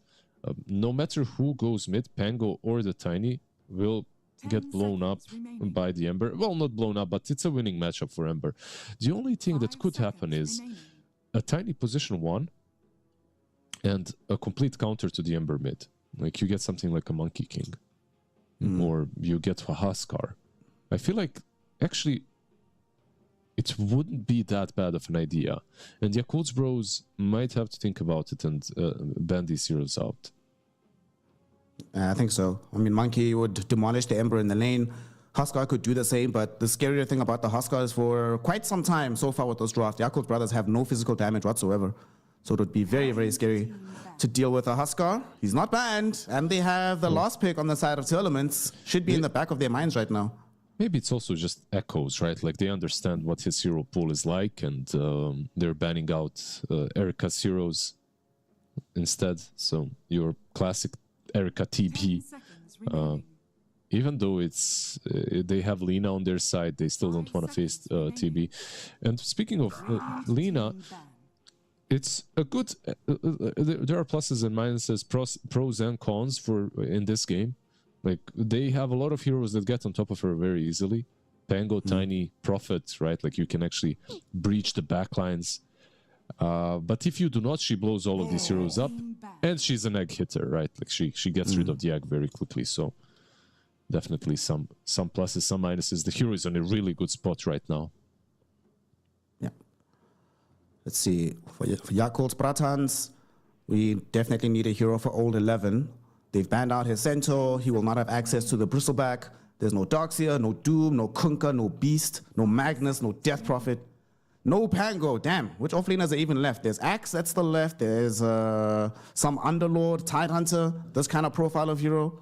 What do you want to see here? Yeah, they don't have the last pick. That's the problem. So they need to pick very conservatively when it comes to the offlane. That's why the Centaur and the Bristle bans. Like they are just your stock standard offlaners that probably won't suffer against most heroes. But what can you go for? You can go for something like an Enigma, maybe, but that's a scary pick to go to go for blindly. How about some like casual Mars to play in tandem with the Dark Willow? Mars is fine. I feel like they do need frontline. You mentioned the Axe. It's not the most amazing blind pick as well. But X or Mars, I think is solid. Radiant team pick. Oh, they go for the Brew Brewmaster. themselves. Okay. Okay.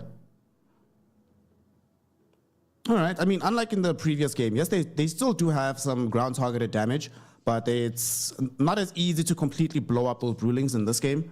I guess you could also get some really good usage out of the ultimate. If you get it off before any of the spells come out from tournaments, all of a sudden Supernova's unlikely to connect flush. Tiny doesn't have free movement in the middle of the fight. And yeah, not the biggest burst. I kind of like this actually. It's good. It's good. It's a lot of control up front. A lot of mess that you have to go through. Anti-mage. Hey! Remember yesterday when I was saying I'll know we're back as Chinese Dota if we actually get an anti-mage game? Hey, we're back, baby. We're back, baby. Let's go. Erica anti-mage. You love to see it. Woo, do you like it? How do you feel about this AM? Like I was mentioning earlier on, there is mostly just magic damage for quite some time on the side of Yakult's brothers. So you can get away with a lot as the anti-mage. Their lockdown isn't the greatest in the world, you know. LSA, you know, it can catch the anti-mage, but we've seen really good anti-mages get out of that one. For the Ember Spirit, you always buy the Manta style anyway. Your team doesn't have that many disables, so it would be very nice that if you can jump on Brewmaster. I was just complaining about the lack of burst. Now you do have some of that burst coming through the ultimate from the AM. I like it more than I should, because I don't like anti-mage that much in this meta, but I think this is actually one of the games where it can do well. The only concern that I have is this Naga Siren. Naga can ruin anti-mage's life, so that is something that I'm kind of worried about as the game progresses. Yeah, I don't know. Like for me, AM is a wild card for sure. Like you said, might work. At the same time, he might get Laguna to the face and just dies to Lina. You know, just instant death before he comes online. So we'll see.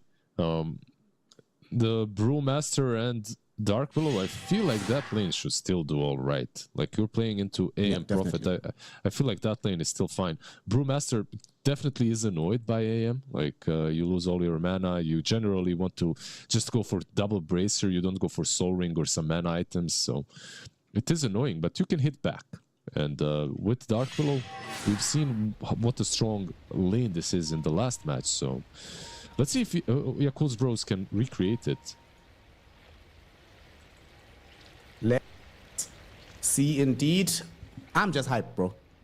I get to see an anti-mage game, no matter what the result is. I'm just going to be very happy to witness this. Yeah. He carried the last game and he's like, yeah, just give me AM. He's feeling it for sure. What, so was he emulating Chenji Hao? Classic Hao. Give me anti-mage or I'll cut off my arm.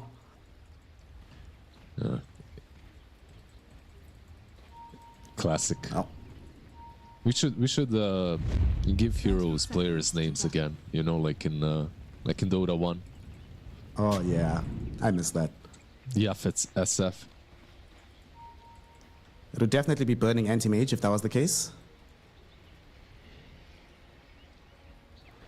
Some of the people in chat being like, who the hell are burning how Yafets? What are you guys talking about?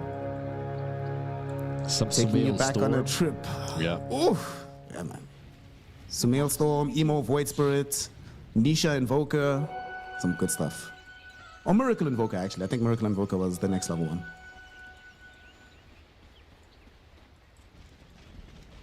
I put my boy Yapsor on the Invoker just for the lols. Cinder and Courier.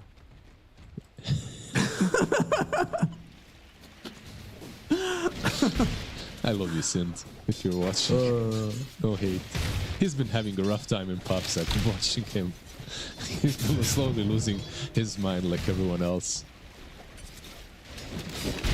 Oh, are you even playing Dota right if you're not losing your mind? As we now are underway, having things unfold before us. This mid lane is going to be of extreme importance. Emo versus Echoes. Echoes obviously did a valiant job in the previous game. Emo will be hoping to surpass him here, and this is a pretty good game for this Ember Spirit. Not a lot of like hard disables for him, easy ways to move in and out of the fights. He can provide some damage and control. Emo should be able to pop off. They have no catch. Basically, they have no catch on the side of Terlaments, so it's a free Ember game, and it's a free Ember lane as well. Like the lane is really good for him too, so it should be a really good game for Emo. We'll see. On bottom, this is where Old 11 wants to have the most impact with himself and Proboka. They saw how this lane panned out in favor of Terlaments. It's not as straightforward for them though, because they are playing into anti-mage. Last game it was a TA in this lane, so you dive her. If she's out of position, she will die every time. This time around there is an anti-mage. At some point he will have the blink, making it harder to hold him in place to kill him off like that.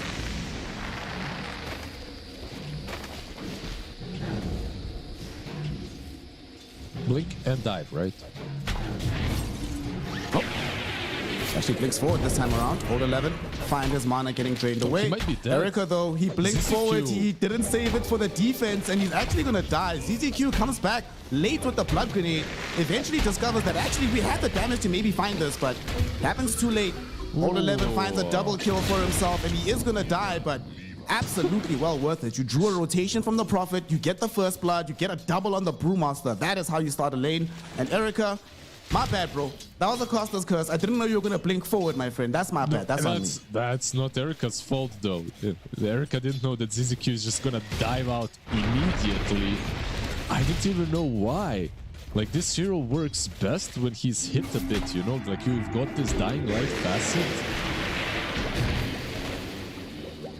If he just stood there and took the beating, he could dive out at any point, right? Like, you can get away at any point, but instead they just turn on AM and absolutely destroy him. Very unfortunate. That's one of the, like, if you did that in a pub, your teammate is probably writing some stuff. I think the funniest part for me is that he came back afterwards with the blood grenade and he was like, wow, actually, I still have a lot of damage. Thanks for setting this up, AM. Carry feeding low. Mid lane. Nice toss back. Emo gets tossed back into Sprout, 7E, who had the vision. The Sprout ends up missing, but he's still dead. 7E able to chase him down with the right clicks. So, okay, 7E already doing some pretty good work to salvage this game. He was the one that went bottom to kill the Panda. He shows up mid to kill the Ember Spirit, sets up Echo for an even better time. I'd love to see it. And you see that from ZZQ. Like, you can always dive out, even through the brambles. They connect, but you can still get away. They don't stop the dive.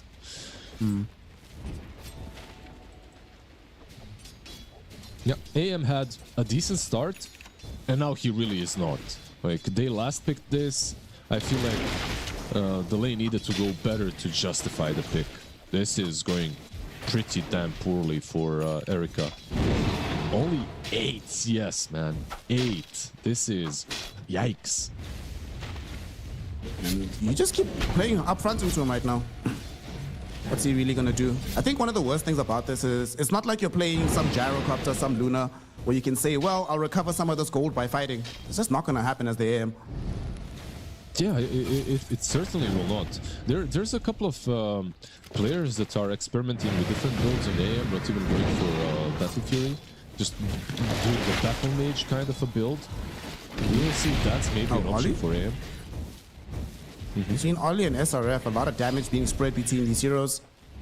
Unfortunately, there's not enough to follow this up completely. So after all this harass, they just go back to things. And as badly as things are going for this AM on the other side of the map, Fly's game is going very, very well. He's basically free farming on the Lina. Yep. As expected, I would say this top lane is really strong. One thing that kind of surprises me out of all 3 lanes, now that the laning stage is kind of coming to a close, is mid. SRF. Tango. SRF. One more Dragon Slave might get him, but 7E, the work continues from this Nature's Prophet. He puts in the Sprout that buys distance for SRF. Will he die for this is the question. Fly connects with the LSA, but he's underneath the tier 1 tower. The bonus armor will protect him. Yeah, they needed a couple of extra seconds, and Snare was still on cooldown, so they couldn't get him. So you were talking to me about some of these anti-mage builds. What's some of the new tech that you've seen? I've seen some Vanguard builds. Like, you go for Vanguard and you just start fighting. I'm not talking about the diffusal builds on offlane versus Medusa or anything like that. Just like Vanguard Echo Saber and you fight. Oh, Emo gets killed by these supports. 7E showing up once more to put in this work. Man, this guy, dog, he's been winning my love and admiration over the course of these qualifiers, honestly. Yeah, and Emo in general, this mid lane, look at Echo's last hits denies, 37 and 10. And he got 2 kills, 2 assists over the Ember. Mid lane tier 1 tower is being pressured as well. This lane has went much better than I expected. So mid lane going much better and bottom lane going much worse for tier elements. That's how I see it so far.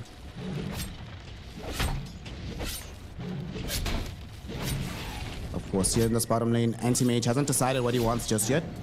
Has the power treads queued up. Old 11. He's just chilling, queuing up their Radiance. He knows that he's playing into a right-click carry, so absolutely no way he buys anything else except for this.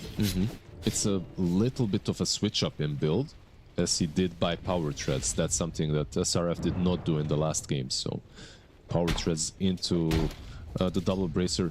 It's nice extra amount of mana and right-clicks into the Anti-Mage.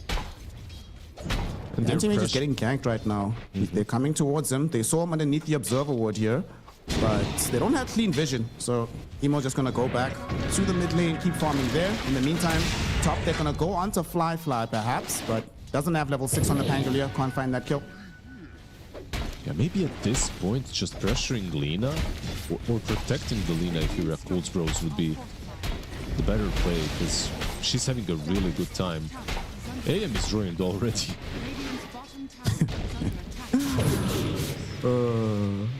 Poor Anti-Mage. Oh, the Brambles, they connect bottom. This is a Q's dead. They got him. No way out of this one, buddy. As Old 11 cleans him up, and they still can go back towards the tower. Emo, though, almost died in this mid lane. 7E once more plying his trade of assassination, but Emo able to escape this time around. Yeah, this mid lane just went way too well for Tournaments, for TT.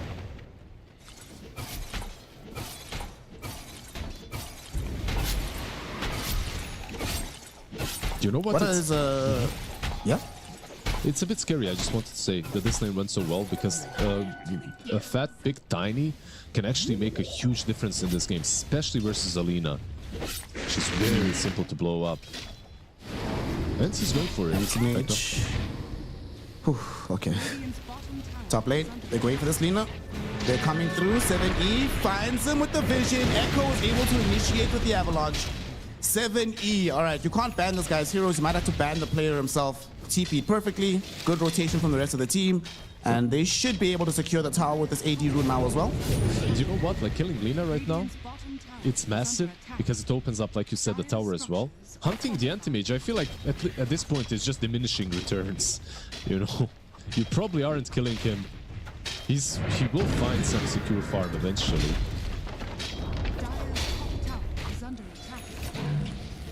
Towers get traded. Like you mentioned, a safe lane, off lane towers, the most important ones. So the map will start to open up a little bit here. For Emo, okay. Be careful, my friend. He's gonna go phase boots. Do you just go straight Mage Slayer here? Is this a Vessel game? What do you want to see from Emo?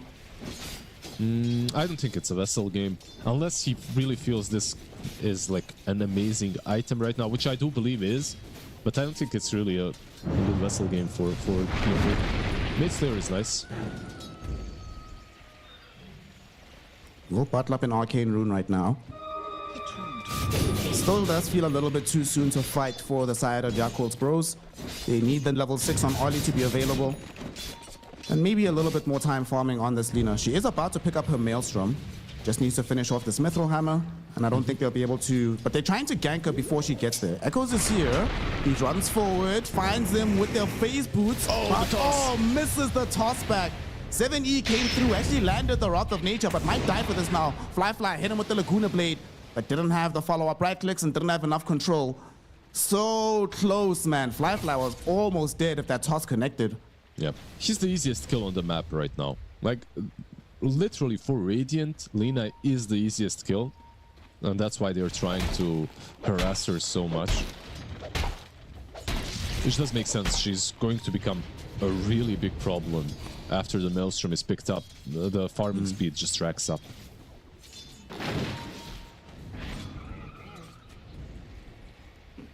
You see a smoke right now. Emo and Baboka want to be able to involve this Ember Spirit back into the game.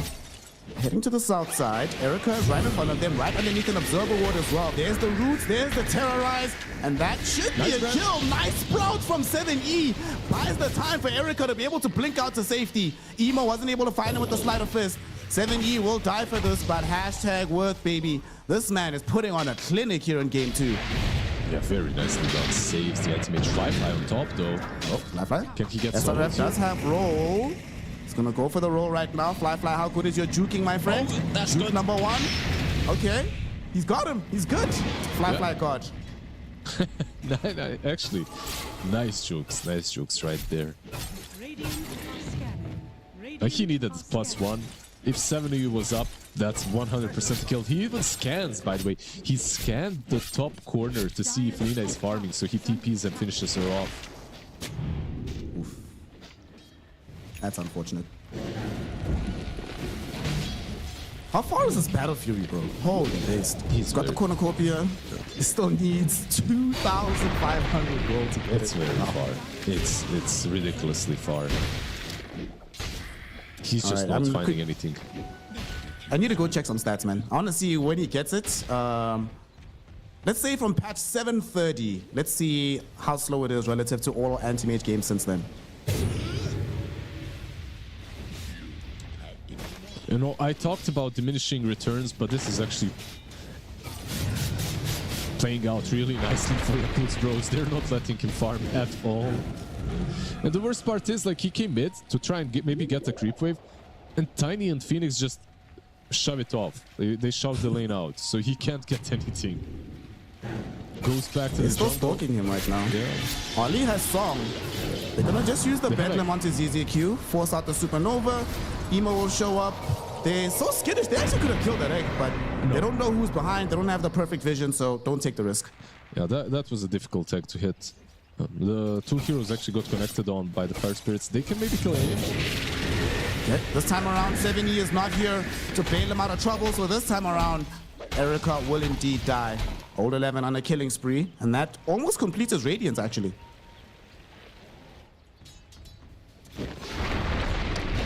Yeah, Fly with the Maelstrom mid. Echoes. Smoke up. They have the backup coming in to try and bring down Fly, but Emo is here as well, but Emo's already out of mana. Shadow Realm hit will kill off Emo, or Fly, excuse me. Ali Song trying to just bail Emo out. Emo will be able to leave, but Fly, he goes down in exchange for Echoes' life.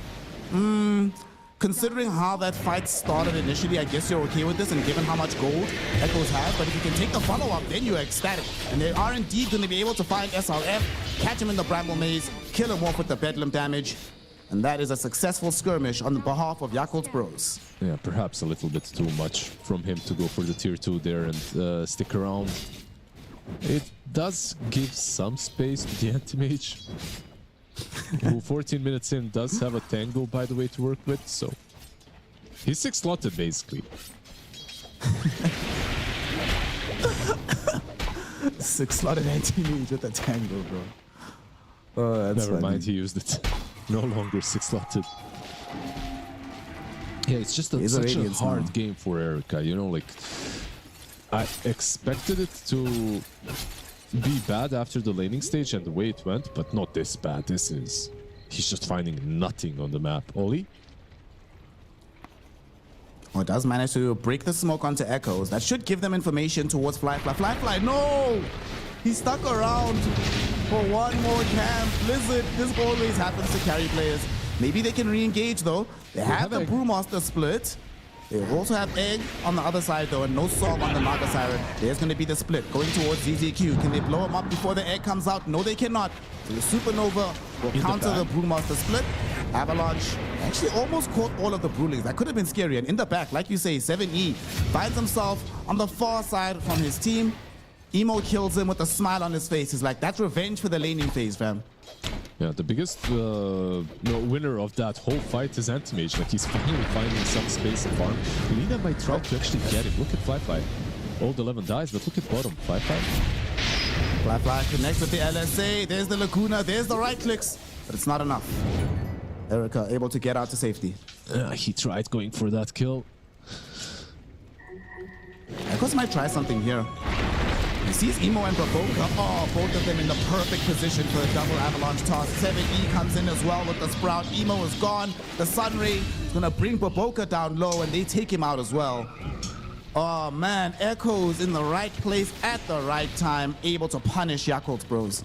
Yeah, I'm not sure, but this is so sloppy from Yakult's Bros. The game looked almost impossible to, let's not say lose, but impossible to give away this amount of an advantage, especially with AM just not being a hero at all. And they had other lanes going well for them, but they found some very cheap, easy kills. I feel like the Bruce split on top lane was also very wasted. Like, to try and go for a Phoenix that has an egg, you're basically trading ult for ult, but your ult is way more valuable, like higher cooldown, I believe, as well. Well, Yakult's Bros need to figure out some way to get themselves back in, and they're gonna go for the good old faithful gank anti-mage. Pressure him, make his life miserable. They'll find ZZQ first, and there is no supernova, but there's also no disable, so he just dives away. They get zoned a little bit back by 7E with the Wrath of Nature too. Yeah, he was absolutely fine. He had Pavis as well. They might still go on him though. Second He's got egg now though. Yeah. Let's see, can they do it? Nope, egg does come out. They're all gonna hit it though, and this time they happen. I feel like he panicked a little bit. He had just enough time to use Fire Spirits on multiple heroes, but he only connected on one, and it's level 1 egg. It still dies. On the bright side, Battle Fury is complete. It's flying out any second now. Oh man, dude, if Erika carries this game, I don't know, man. Ollie running away from the Nagasara, but he has some help with Fly coming in. Unfortunately, Echoes is right behind 7E. Catches them with the avalanche toss. Erika gets a big amount of weight. He kills the enemy carry. He outplays him. Gets a big burst of gold in the process. Yeah, with the contribution right there, carrying the game on the anti-mage. You know what? Like the battle is Omega lane. It's going to it's minute 19. I guess 1850. It's all about the relative carry, though, right? Like, if the enemy Lina is doing just as poorly, it doesn't really matter when your Battle Fury is up. And honestly, Lina had a fantastic laning stage, but has just been picked off constantly afterwards. He has 4 deaths on the Lina. Oof. Especially considering how well the laning phase was going. That's a bit terrifying. She's a very volatile hero, and I see that very often. Like, you need to... It's a glass cannon hero, right? Like, everyone knows exactly that. And you need to have vulnerability item and the BKB perhaps, mid-lane. Emo's getting gone on here. They're trying to burst him down. With the help of Baboka, though, they get through 7E first. So they set that up quite nicely. Curse Crown will also stun up this Tiny. Emo is thinking about it, but his team is pinging him, being like, brother, you have 200 health. Please go home to safety. Yeah, he has to play the min-max game. That's just the player that he is. All right, Blizzard, trivia question. Since 7.30, right, there have been 501... Hold on, I'll tell you now. Echoes getting gone on here in this mid lane. Can they bring him down? They have the Bedlam back available again. No, Roshan! No! It actually saves Echoes a little bit longer. Will he actually end up dead? He does, but he drops an avalanche before he goes out onto Ollie and Old 11. They force out the song.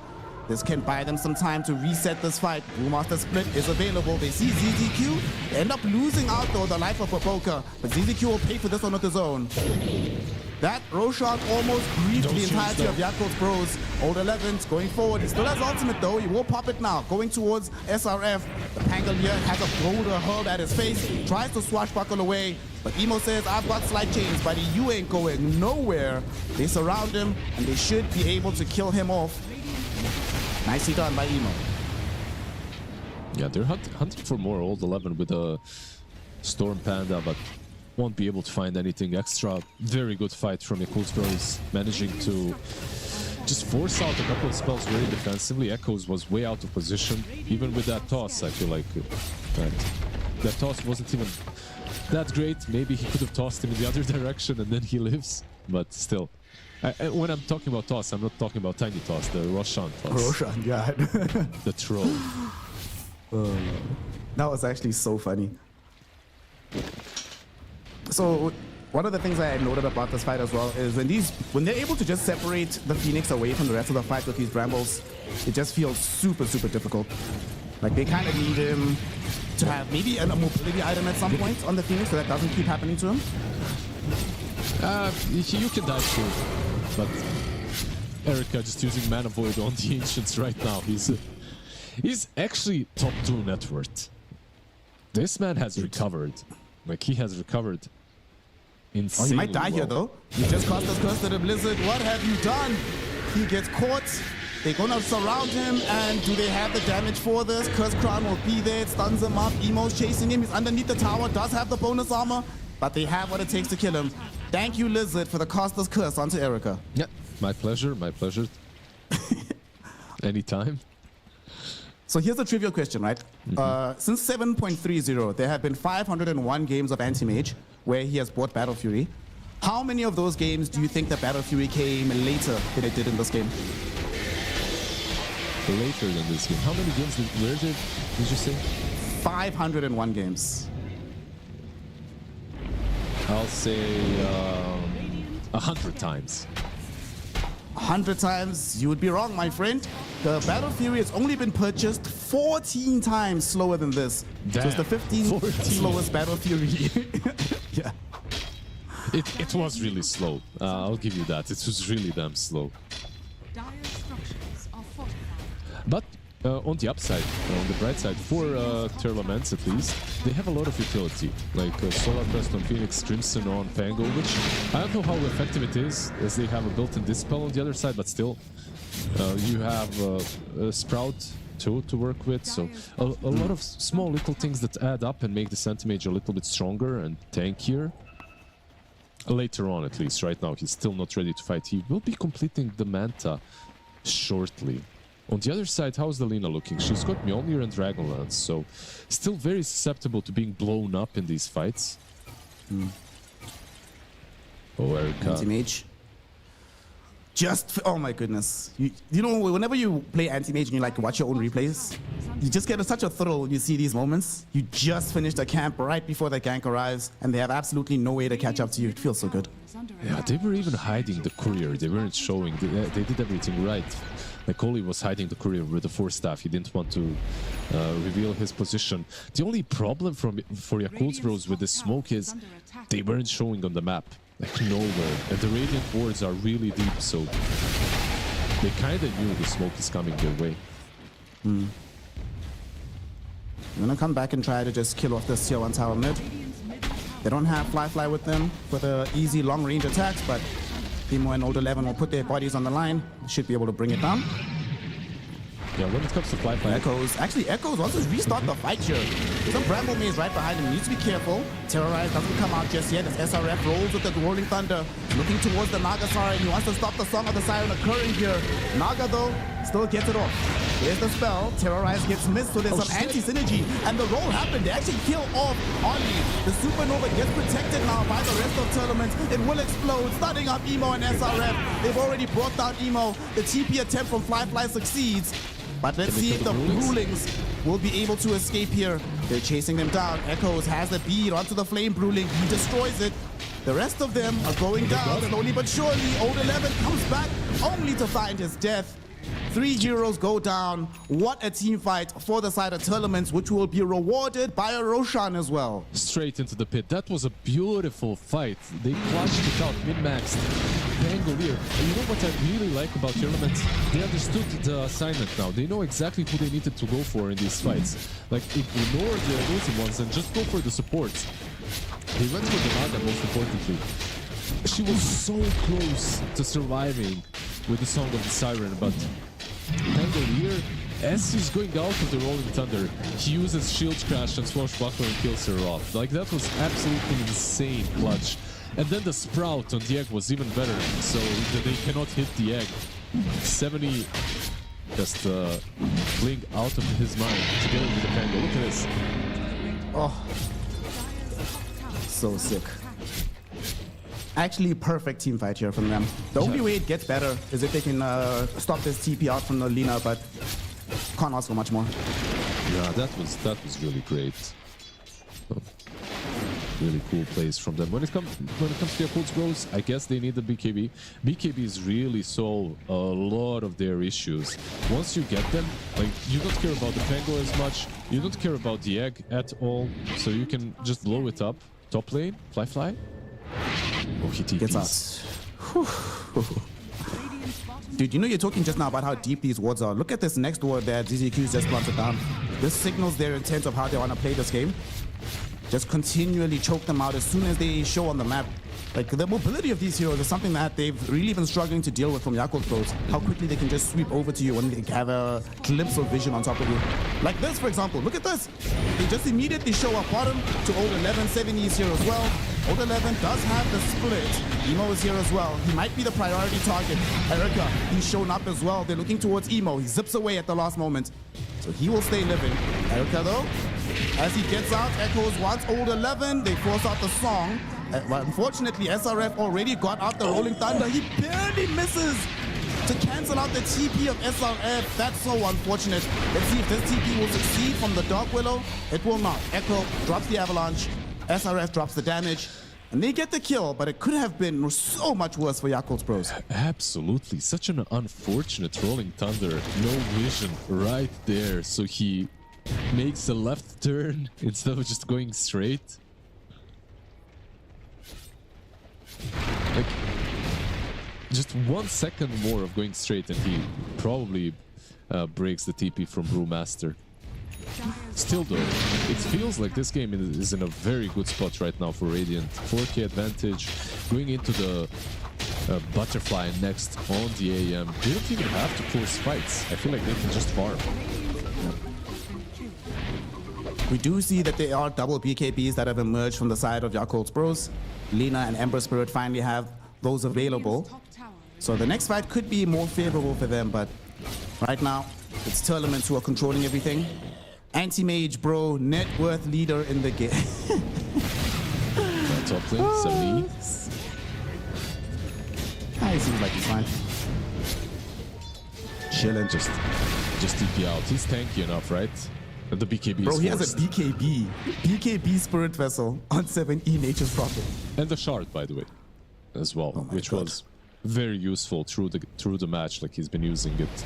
That's the first item that he bought even after the urn. So really cool. Lotus on Phoenix, just Omega defensive on the supports, but it's really paying off. Lina, of course. Echoes gets a catch. It's Ollie and Fly. Ollie about to get bursted down. 7E with his BKB TP'd in, but Ollie got out through the trees. Finally does burn down. And now the Supernova is on the high ground. Unfortunately, Emo chases it. They take it out to help of Fly, but Fly dies for that one. Echoes now hoping to try and deal with these rulings of old 11. With the help of Erica and SRF, they should be able to do this. But they need to be careful about Emo's presence in this fight. They're not going to overextend themselves. They've already gotten the big target. Cost them both supports, but definitely worth it. Yeah, absolutely. Cool plays. Echoes initiating, forcing Ollie back, making Lina 50% HP just on his own before the BKBs are used. And also keep in mind that Egg, if he was very unfortunate, he tried to put it on the high ground. Dark below. Echoes? Falling very low. Unfortunately, they just don't have the punch with these heroes. They need the Lina. Old 11 will show up though, and that will provide the additional assistance. Now, SRF goes into the roll-up. He's gonna get dragged in by the ensnare, and this should kill him off. 7E TP'd in, but can't really supply much assistance here. So 2 cores picked up. Yakult's Bros not allowing themselves to get completely outpaced. They're still fighting in this game, and they're still chasing. They want 7E. They know that his buyback is still on cooldown. Emo catches him with the searing chains, but the dive forward is going to be happening from this Dark Willow with the Bedlam. Popoka secures the kill. ZZQ needs to get out of here as well now. He does not have a Supernova, but Erica on the backline assassinating this Dark Willow. Curse Crown will stun up the Phoenix. That just allows Emo to retreat to safety. Yeah, Erica actually went into the backlines first. He went for the Brew, but didn't manage to kill him. and Aegis now will be reclaimed.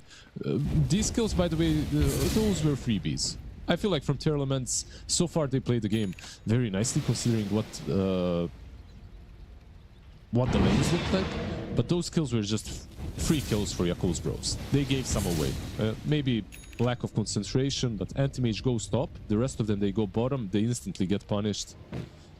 Erica had no way of connecting quickly enough, and maybe feeling themselves a little bit too free for the state of the game. They were only 2k up. This is still anybody's game. You did see that butterfly emerge on the anti-mage, so that fly on this Lina right now is opting to go for the Silver Edge after picking up the Chrysalis. So it's going to be some time before we have an NKD mid lane. They will potentially want to kill off ZZQ, maybe force out the Supernova. The snare was there, and there's the Nova. They do jump now onto Old 11. The Brewmaster gets tossed back. Echoes, hello? They're making some crucial mistakes right now. And now they're going to punish them. Yakul's brothers find a good opportunity. They want the Fram or Fly blows up ZZQ here. Echoes realizes he needs to get away from this fight. SRF though getting reeled back in. Right click down by Fly. 7 he's posting up against the Lina. Gets demolished for his efforts. And now Ollie puts in a Song of the Siren. They're buying some space and time. They catch out Erica inside the ensnare. He doesn't have a BKB of his own. Can he get out of here? Echoes massive avalanche on the back lines of the fight. They might actually be able to control Fly long enough. They end up losing ZZQ. Evo, wonderful searing change drop onto the anti-mage, enabling Fly to throw in the right clicks from long range.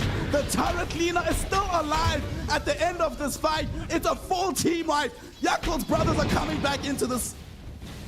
It's not a full team wipe, it's a full team wipe plus 2 diebacks. This is... What the hell did I just watch? That was the craziest series of chokes that I have seen in a long time. Damn. So unfortunate for Tier Elements, but Yakul's Bros are very happy to take that one. The toss back first and foremost on the Brew. I don't know, was that a mistake? What happened? Because the Brew was most certainly dead in the Rolling Thunder. Like they had the amount of control needed. And then like 70 just uses BKB, runs in, dies. Anti-Mage joins in way too late, and because of him joining in, I guess they make some, they used the 2 buybacks, but they had no spells with the buybacks. They went from 2k advantage to 10k disadvantage in a matter of one team fight. That was crazy. Nah, okay, we've got a lot in the action. Nah, production gang, we need to see that one again. We need to see that one again. That was insane stuff. The game being, like you said, 2k in their favor for tournaments. Now you have a lane of racks just gone from the map. Your anti-mage dropped down 2 positions in net worth. Oh my goodness. Yeah, this was one of the biggest, like this toss back. Look at Old 11, he's on no HP, 10% more or less. He most certainly dies if they catch him. If he's just tossed in the air and Rolling Thunder connects again, maybe roll out, you know. Look at where AM is, like he's on the outskirts. He doesn't really want to go, and then 70 just pops BKB, moves in, baits them, I guess, to go on him. The attempt was like, okay, we buy back, we go on Fly, but the song is a complete reset, of course. Yeah. And then he's just controlled out. You have no spells remaining. It was a nice attempt with the tosses back in to keep them controlled, but the mana void as well, by the way, I think it got used on a full mana hero, so didn't really help out all too much as well. Also, oh my goodness. That's a grab your hair kind of a moment right there. Yeah. Oh, that's a tough one, guys. To make matters even worse, at the end of that fight, they just picked up an AC right now on the Brewmaster. Oh boy. It's also a very big item on Oli. He has Aghanims. Keep in mind that it breaks now, so it gives you a break. It's really nice. I think it just got added, right, like in the last patch, if I'm correct. I think so, the new one, yeah. The update at least. Also, speaking of Oli, you were mentioning, you know, one of the really good fights that we saw from tournaments in that same position we saw the terrible one now. When they killed Oli first, things looked so much more solid for them. And in this situation, yeah, they failed to kill all 11, but you could see in that replay that they sort of forgot about Oli. They were not focusing this Naga Siren. So when that song came, they were completely unprepared to deal with it. Yeah, they didn't respect. They definitely didn't respect the song reset. Like they're actually behind now. 9k behind, ages behind. They need to find ways for this anti-mage to get another item, and he is queuing up the basher. It's a massive power spike for AM, of course, but Dire's bottom I feel tower like has fallen. that throw was maybe a little bit too hard to come back from. We'll see. They made things interesting for sure. Look at that graph. Damn. Damn. Top tower is under Looks like your holdings if you decided to buy Tesla stock last year. It's tough. Yeah, how do they approach this? I feel like Lina is still killable. Can they do it twice though? Radiant's top tower is Fly. under attack. Fly is showing. He does have an Aegis. They're gonna go on him. Echoes tosses him back towards Erica. Erica though, the LSA hits him after he mantas. And there's gonna be the Song of the Siren. Resetting this up. Terrorize gonna fly through, coming from Baboka, connects onto Echoes. They wanna try to bring down 7E first. Fly, right clicks him down. The Laguna out onto this Tiny. They need to flee. They have a Supernova to buy protection, but this is a retreat tool than anything else. He don't go very far forward, having all his mana points away. The massive mana point kills him off. It also threatens Baboka's life, who's able to blink back thanks to the Ghost Scepter. In the meantime, Fly was at the very least able to clean up 7E. So that's 2 kills for them, but they lose Emo in the process. At the very least, they also get the tier 2 tower. That's not too bad. He could maybe even still buy back. They have a remnant here. They have split still. Yeah, he's buying back. No buybacks available on any Radiant heroes right now. 60 seconds in the grave for the Prophet, 30 for the Pangolier. And this tower, it's about to join them, and there's no recovery plan.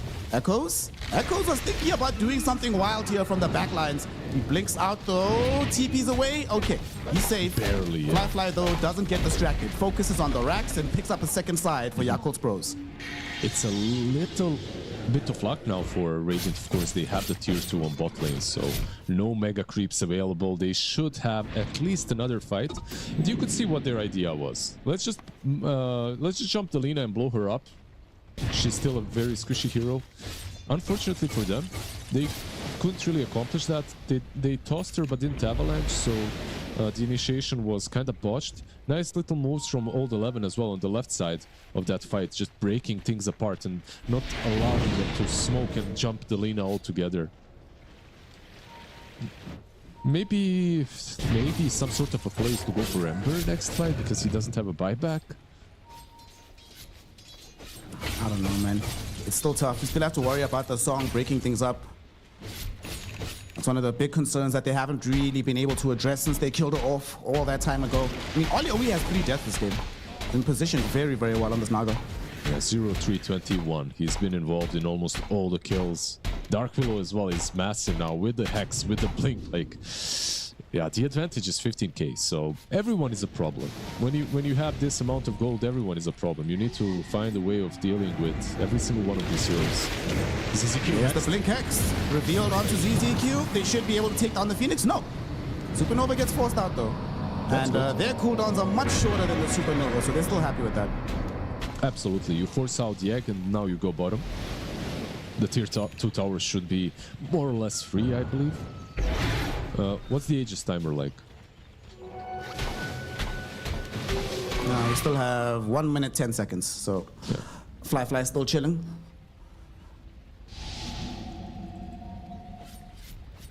Do you like the Silver Edge here to break the counterspell? Oh, speaking of, Erica. He's being stalked right now. If there was an actual full Silver Edge, Fly might have tried for it. He even swapped in the BKB. Let's see, last seconds of Invis, 4-star forward. Oh, nice blink away by Erica. And Babuka is still around. If Antimage tries to go on Fly because of 7E perhaps connecting. You see, he's revealed. They're gonna try, go for it, but Fly dies too quickly. The Terrorize will eventually come out from Baboka with the Bedlam. as well as the hack. The LSA, though, it misses. Flyfly can't kill off 7E either. He was sprouted in position. Flyfly, though, now just right-clicking into the anti-mate. The Song of the Siren has helped him out so much. Erica went too far forward. Echoes TPing out, barely able to escape as his BKB covers the final moment of the teleport. They also catch up to 7E, who also barely escapes. But Erica blinked forward, trying to find that kill, gets him killed instead. I feel like when you're in this kind of a situation, you need to make these crazy moves. And unfortunately for them, they don't have a buyback on Ember. He needs 170 gold. Are there any bounties that they can pick up? No, none of them on the map. This is... At least the bot lane is sort of pushed out a little bit, so... Yeah, that's Actually, true, never but there mind. are creeps middle. There's creeps they middle, have so they creeps. can still get megas. Radiant's bottom tower. Okay, you want a crazy plays, my friend? You've got smoke up by tournaments inside the base. They understand the danger they're in right now. They're trying to get maybe a backstab onto Yakult's Bros before they're ready, but they don't have that positive vision that they had earlier in the game to help make this move. Has fallen. Exactly, and Lina is so far back. Qualifier did buy out, by the way. He just bought travels so that he can rejoin his team on bottom. I feel like this is a bit dangerous. Let's see. Old 11 might just split push, right? Yeah. You've got the bonus HP on the Bruling, so just throw in the Demolish from the Earth Bruling on the high ground. Emo putting in some pressure as well. He has a BKB and a safety remnant plopped down. Very hard to go onto. Tier 3 tower now taken, but at the very least, Anti-Mage is about to respawn. The Lina is not here, nor is the Dark Willow, so that push will end. 18k advantage, and this game still kind of feels doable for tier elements. It's very unlikely, but I feel like they could take a fight. They managed to kill off Lina top lane so quickly with only 2 heroes, so if they jump her with the BKB from AM and now the basher that he's got, she's killable.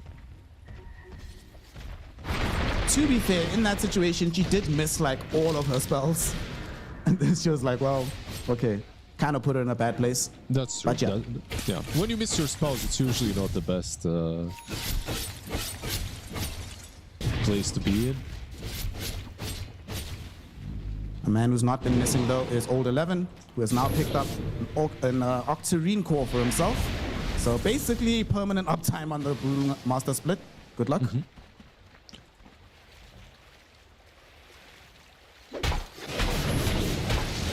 I love this. The Zoom Blood Right on Baboka as well. Like all of his spells are basically one way or another AoE, so it helps out a lot. Smoked up right now by Yakult's Bros. They've been in this game long enough. Also, very funny. Guess what Old 11 has? This time he has the Pirate Cloak. He understood the assignment. Yeah, this time he got it, but unfortunately for him, he doesn't have Does nothing. Yeah. Doesn't have an upgrade. No Dorman Curio this time around. He will just split though just before Echoes arrive. Baboka will be the one thrown back and killed off. No buyback available for him. Old 11 needs to get out of here as SRF with the Rolling Thunder trying to cover the back edge of the fight here. They'll just zone away one of the Lost Brewlings. He'll go back to the Storm Panda once all is said and done. But they hold. That is the important thing. Yeah, they tried blocking him. They tried blocking him out. Oh, that was... Oh, they were so close. So basically, that got changed long time ago. You cannot choose, I believe. You know, you can cancel it early, but you always get into the Earth Panda, right? If it's alive. So he needed to kill off the Earth Panda under the fountain. That's why they were body blocking it. Like 3 heroes trying to body block the Earth Panda as it's going into the fountain. And he barely manages to get there on time. Radiant are scanning. I think that's how it works. I might be crazy, but... I believe you're correct, that it is always the Earth one, yeah? Radiant are scanning. Yeah. Emo being hunted right now, but lack of vision. They did scan. I believe it's triggered. It's gonna... that's so unlucky. It expired right before he moved back in to re-trigger it. Oh, that's just bad luck. Yeah, so basically the state of this game right now is Yakult's Bros, they can do the same thing again and again. Just pop that Primal Split and go bottom. Try to go for the range axes and then the melee. Brew can even do it on his own. He's getting really close to level 25 and it's quite of a big power spike as well for all 11. Out of the other 25, who do we have? We have Anti-Mage and Lina, right? Nice little crits. Her right click damage is kind of insane. Split We have the bottom. blink range on the AM, but we have Serrated Shiv, Daedalus with the Silver Edge. At some point will be complete. Selena hits hard. And here we go. Time to do the annoyance again. This time around though. What can you do? The thing is as well, like, even if this doesn't work at getting the buildings, right, it's keeping tier limits trapped on this side of the map. They can't really explore anywhere else.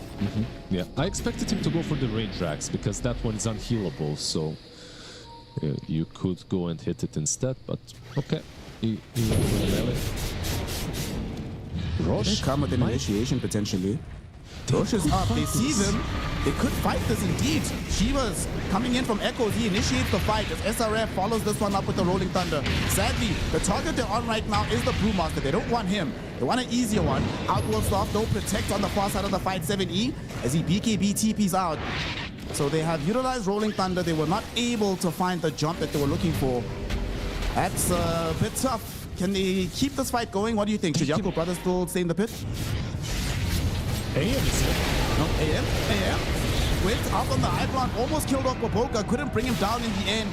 There's the Shadow Realm, and worse yet, there is the Song of the Siren. The Naga forces out the he's BKB back from in the front Tiny. line. Erica blinks right back in, looking for somebody to bring down. Emo's right next to him. Old 11, focusing first onto ZZQ, he gets him. And now Fly LSA lands onto Erica with the Terrorize as well. They've gotten the Anti-Mage down. Next to follow is SRF.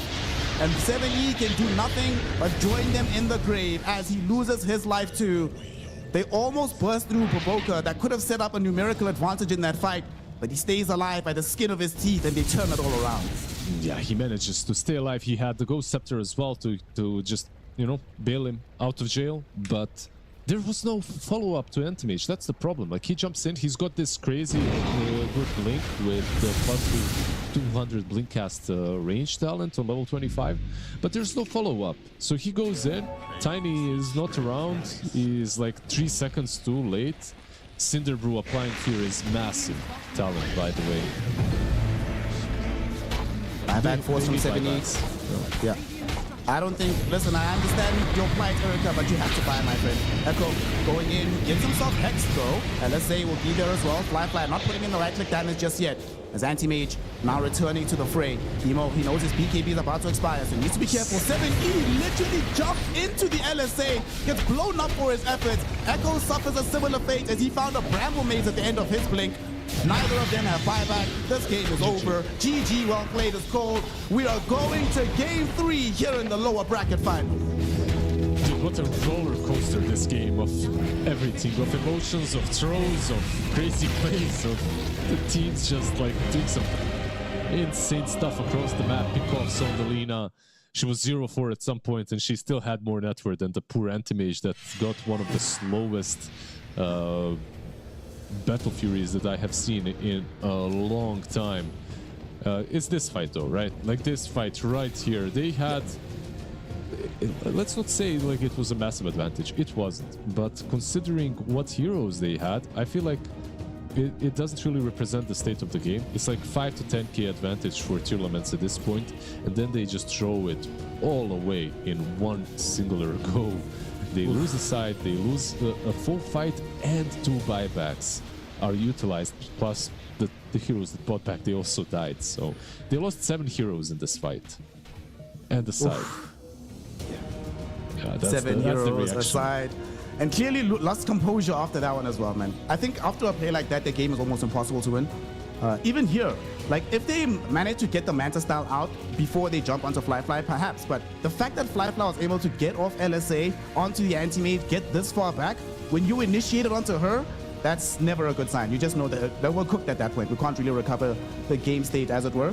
On the bright side, Emo did give them a large pot of gold here, thanks to the Smana Void, but it didn't really matter in the end.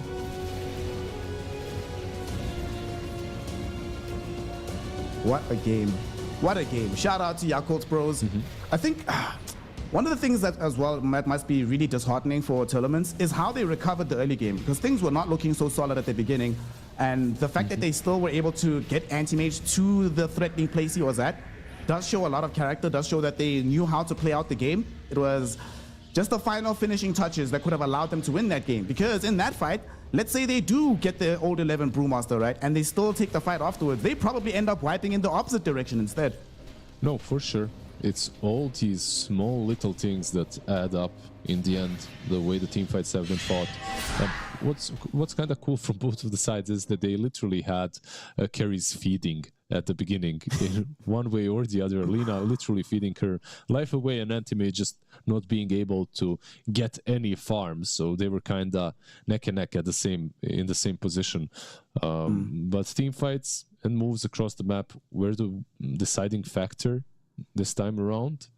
That last fight where 70 TPs all the way back just showcases how desperate they were to try and set things up and try to get that fight. Even though he dies because of the LSA, I respect the play because he tried to TP in and click that neutral item immediately, you know, to the Outworld staff to disappear and then pop the BKB. But the LSA timing was immaculate, so he couldn't even react to it fast enough. Yeah, just crazy game. I don't know what to expect from game number 3. These two teams, I have absolute belief that Tournaments can take the series, but Yakult's bros are just as strong. It all comes down to who plays cleaner Dota. Yep, and it seems to come down to who's going to get the Brewmaster.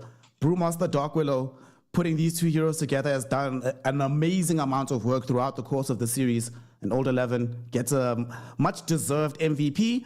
You know, he played really well in the lane. He's one of the reasons why Anti-Mage couldn't have a good start to the game. Throughout the mid-game, his splits were generally on point. Even if they were getting killed off on occasions, he was microing very, very well. He was able to draw back half the team in the later stages of the game by just constantly keeping the bottom lane, keeping that last set of racks alive. So he made a lot of space in his own way. So shout out to Old 11. I don't know what I'm getting for game 3, but I do know it's going to be a super lit game. So this is time for you to go grab a glass of water, get a little snack, plop yourself right down in front of the monitor, and make sure that you do catch this game because you do not want to miss it. The finale of the lower bracket final. Yakult's brothers versus Tillermans. Game 3. It's coming very soon. The human body was built to move. Not trapped at a desk in one singular posture for 12 hours a day.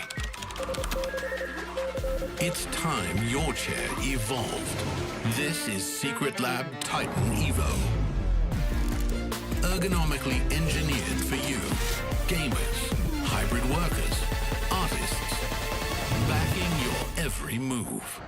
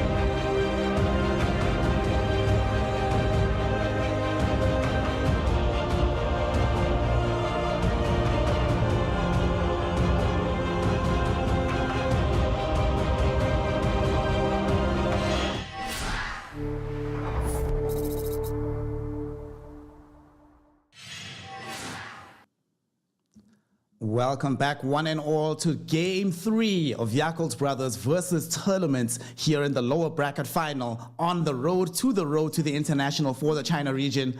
It has been a crazy series. Do yourself a favor, go watch the VOD if you haven't already, but certainly keep your eyes on this one because Lizard, I was expecting this to be close, but I wasn't expecting it to be this chaotic, so I don't even know what's going to happen now in Game 3.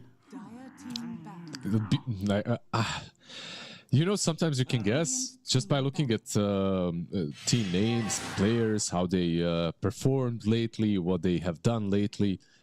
Like this series, I have absolutely no idea how it's gonna end. Like tournaments, they played some really good Dota in game number 1. Game number 2, I feel like they were still the stronger team, but they threw it super hard.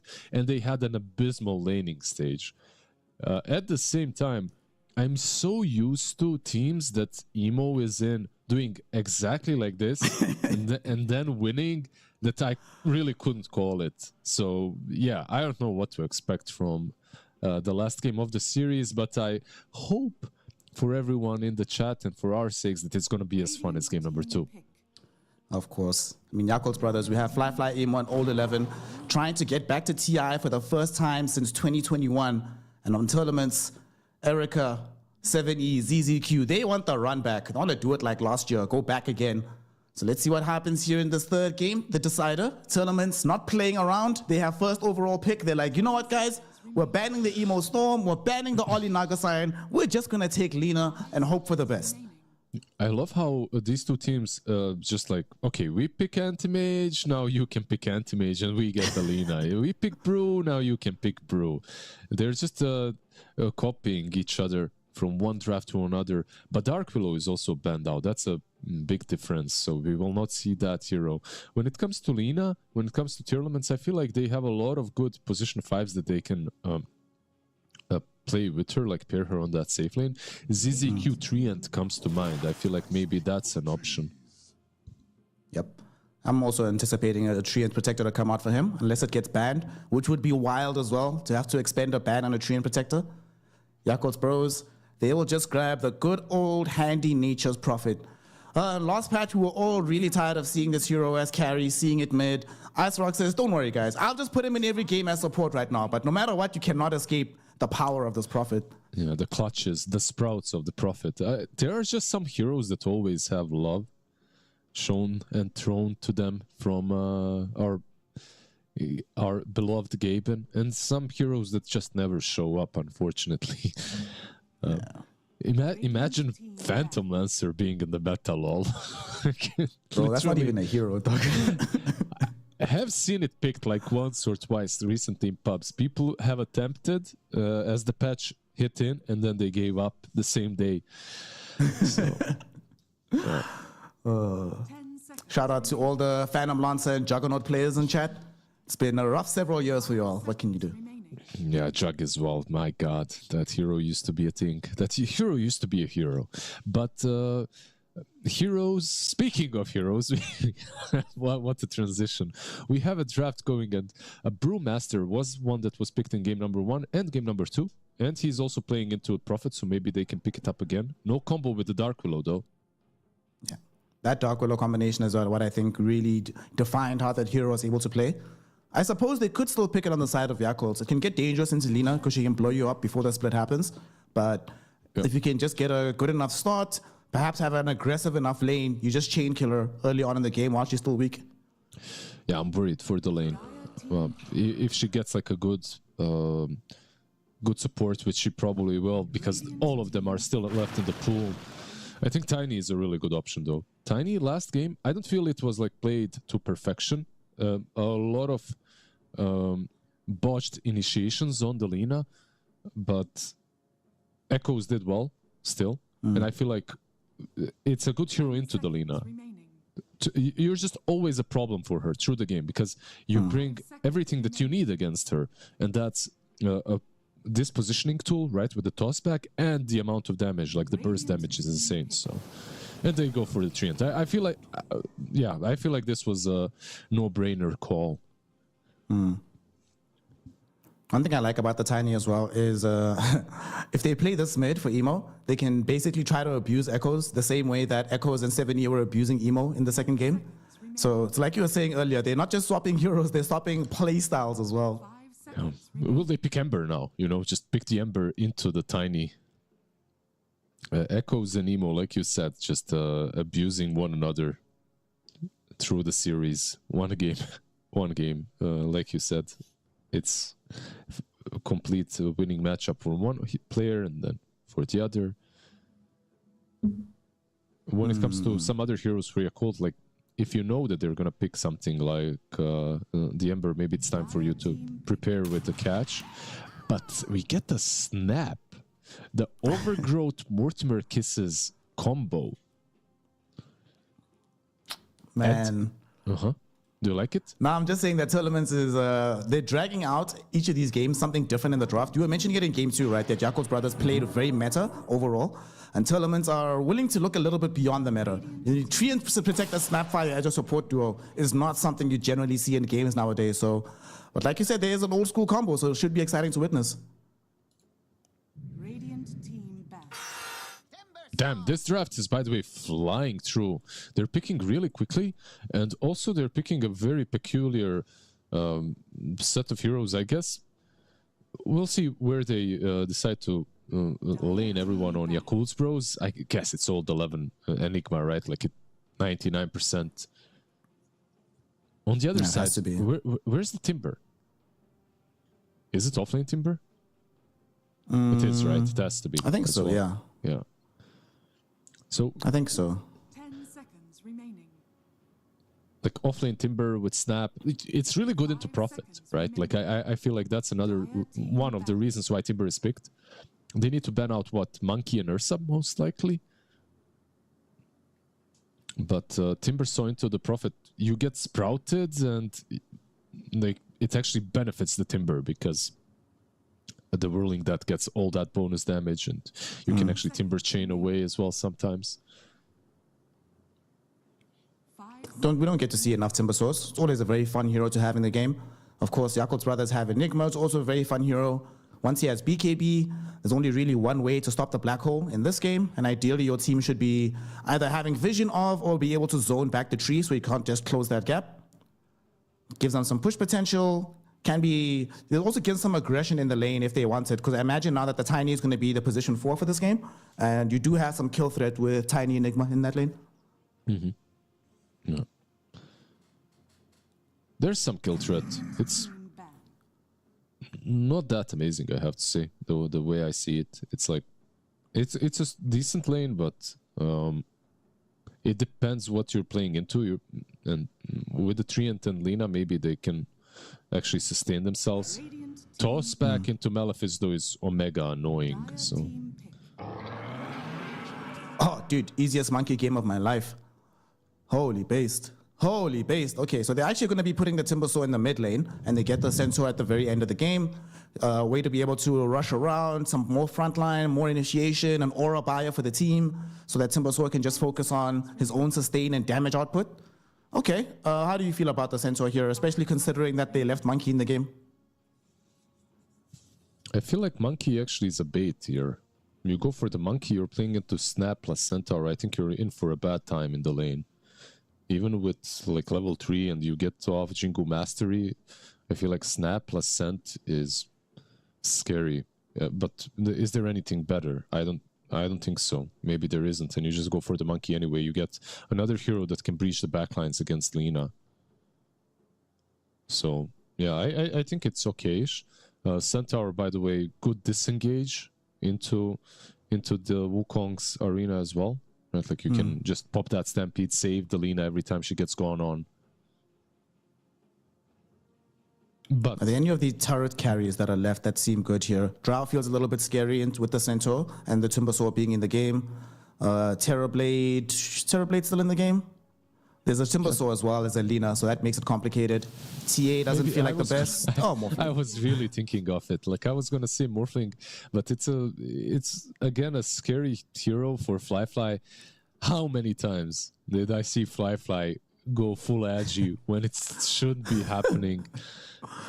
countless times. But it is his comfort zone. Like him and Emo used to play this hero in previous teams, like in IG and stuff. They used to sometimes play it mid, sometimes play it safe lane, regarding on what the game is like. It like eventually you do get on top of the Lina as well, which is really nice. But there are ways of dealing with the Morphling.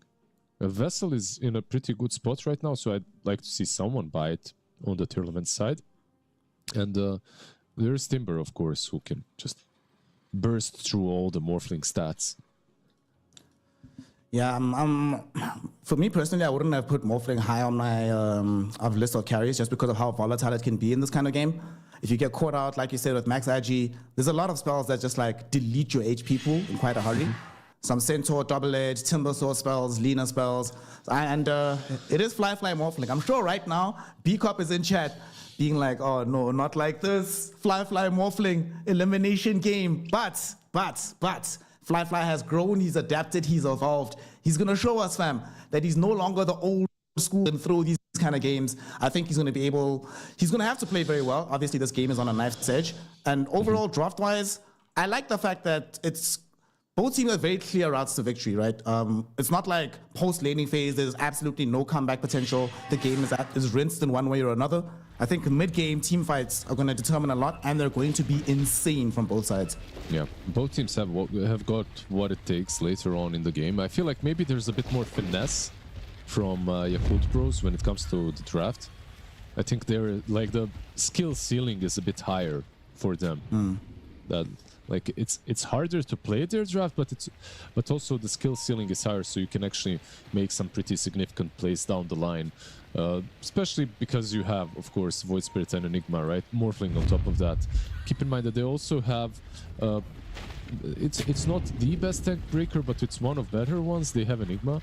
Later on, Midnight Pulse into Centaur, into Timber. It does add up the percentage-based damage that he's bringing to the table. You know, speaking of that Timber as well, one thing I like about them shifting the Timber to go mid is we were speaking about this earlier in the draft, right? The abuse that Nature's Prophet can provide, showing up middle at all times. And we know Ollie would have wanted to do that. However, if the enemy hero is a Timbersaw, then there's kind of no point, right? You can never actually sprout him. So it'll be a fair and honest lane mid. He doesn't have to worry about the constant harass from Prophet. Most likely. You never know. These Prophets these days, they're... I feel like they're making everything happen, even in an impossible lane. They find a way to contribute. They also found 3 bounties for tournaments, so 3-1 start for them. That's quite nice. Yeah, they're just scary strong at the beginning. They're scary strong in the laning stage and post-laning stage. Like you have this Centaur, Timber, Treant, Snap, like just base HP. Team to team is pretty crazy on the side of tournaments. Actually, when I think about it, there's Tiny on the other side as a support, and the Prophet who gets some cool kills from the Sprout, so maybe a bit more even. We'll see how these sustain wars kick off as the laning phase has now officially begun. Where's the fun lane? Where's the action going to be happening? What's the first blood looking like? Is it still going to be the top side with the Centaur and the Snap? Yeah, I think so. Snap Centaur definitely have like the easiest path to getting a kill. At the same time, bot lane, once you get level 3 on old 11, and there's maybe some toss back on the Lina, she has to be very careful with the positioning. Erika is, I feel like, a bit more careful when it comes to playing these glass cannons than Fly usually is, so he should be fine. How is Fly doing right now? Struggling to find some CS in this lane. It is a Centaur with a Snap right behind him. We'll eventually get there, but we'll always have to be very, very careful. Especially as you start to get to level 2, level 3, and you know Double Edge is online. As Morphling, you gotta watch out. That was close, baby. Dude, I was just about to say full bore. You gotta be careful with your edgy shifts. He's got huge range with it. Talk to me about this mid lane matchup. I haven't seen Timber versus Void Spirit in quite some time. How should it be going in general? Well, you see how it's going. They're dead even. Both players just absolutely farming away. I think it's not that bad for the Void Spirit overall through the game, because let's just say there are worse matchups. Timbersaw is extremely annoying for a lot of heroes to play into, but Void Spirit right now buys Vessel anyways, so you know it's a good item to have as a base item into the Timber. Bro, Morphling is not finding CS. Look what he's had to resort to doing. Never feels good. Yeah, But at least he's got a flag barrier creep with it, so we'll get some value out of doing this. yeah, it's the copy paste, right? That Centaur is doing the same thing. They are going onto him. There is the toss. The Avalanche. Ollie shows up as well to supply some additional damage, and they find ZZQ. Even the Triad Protector cannot survive against all that damage.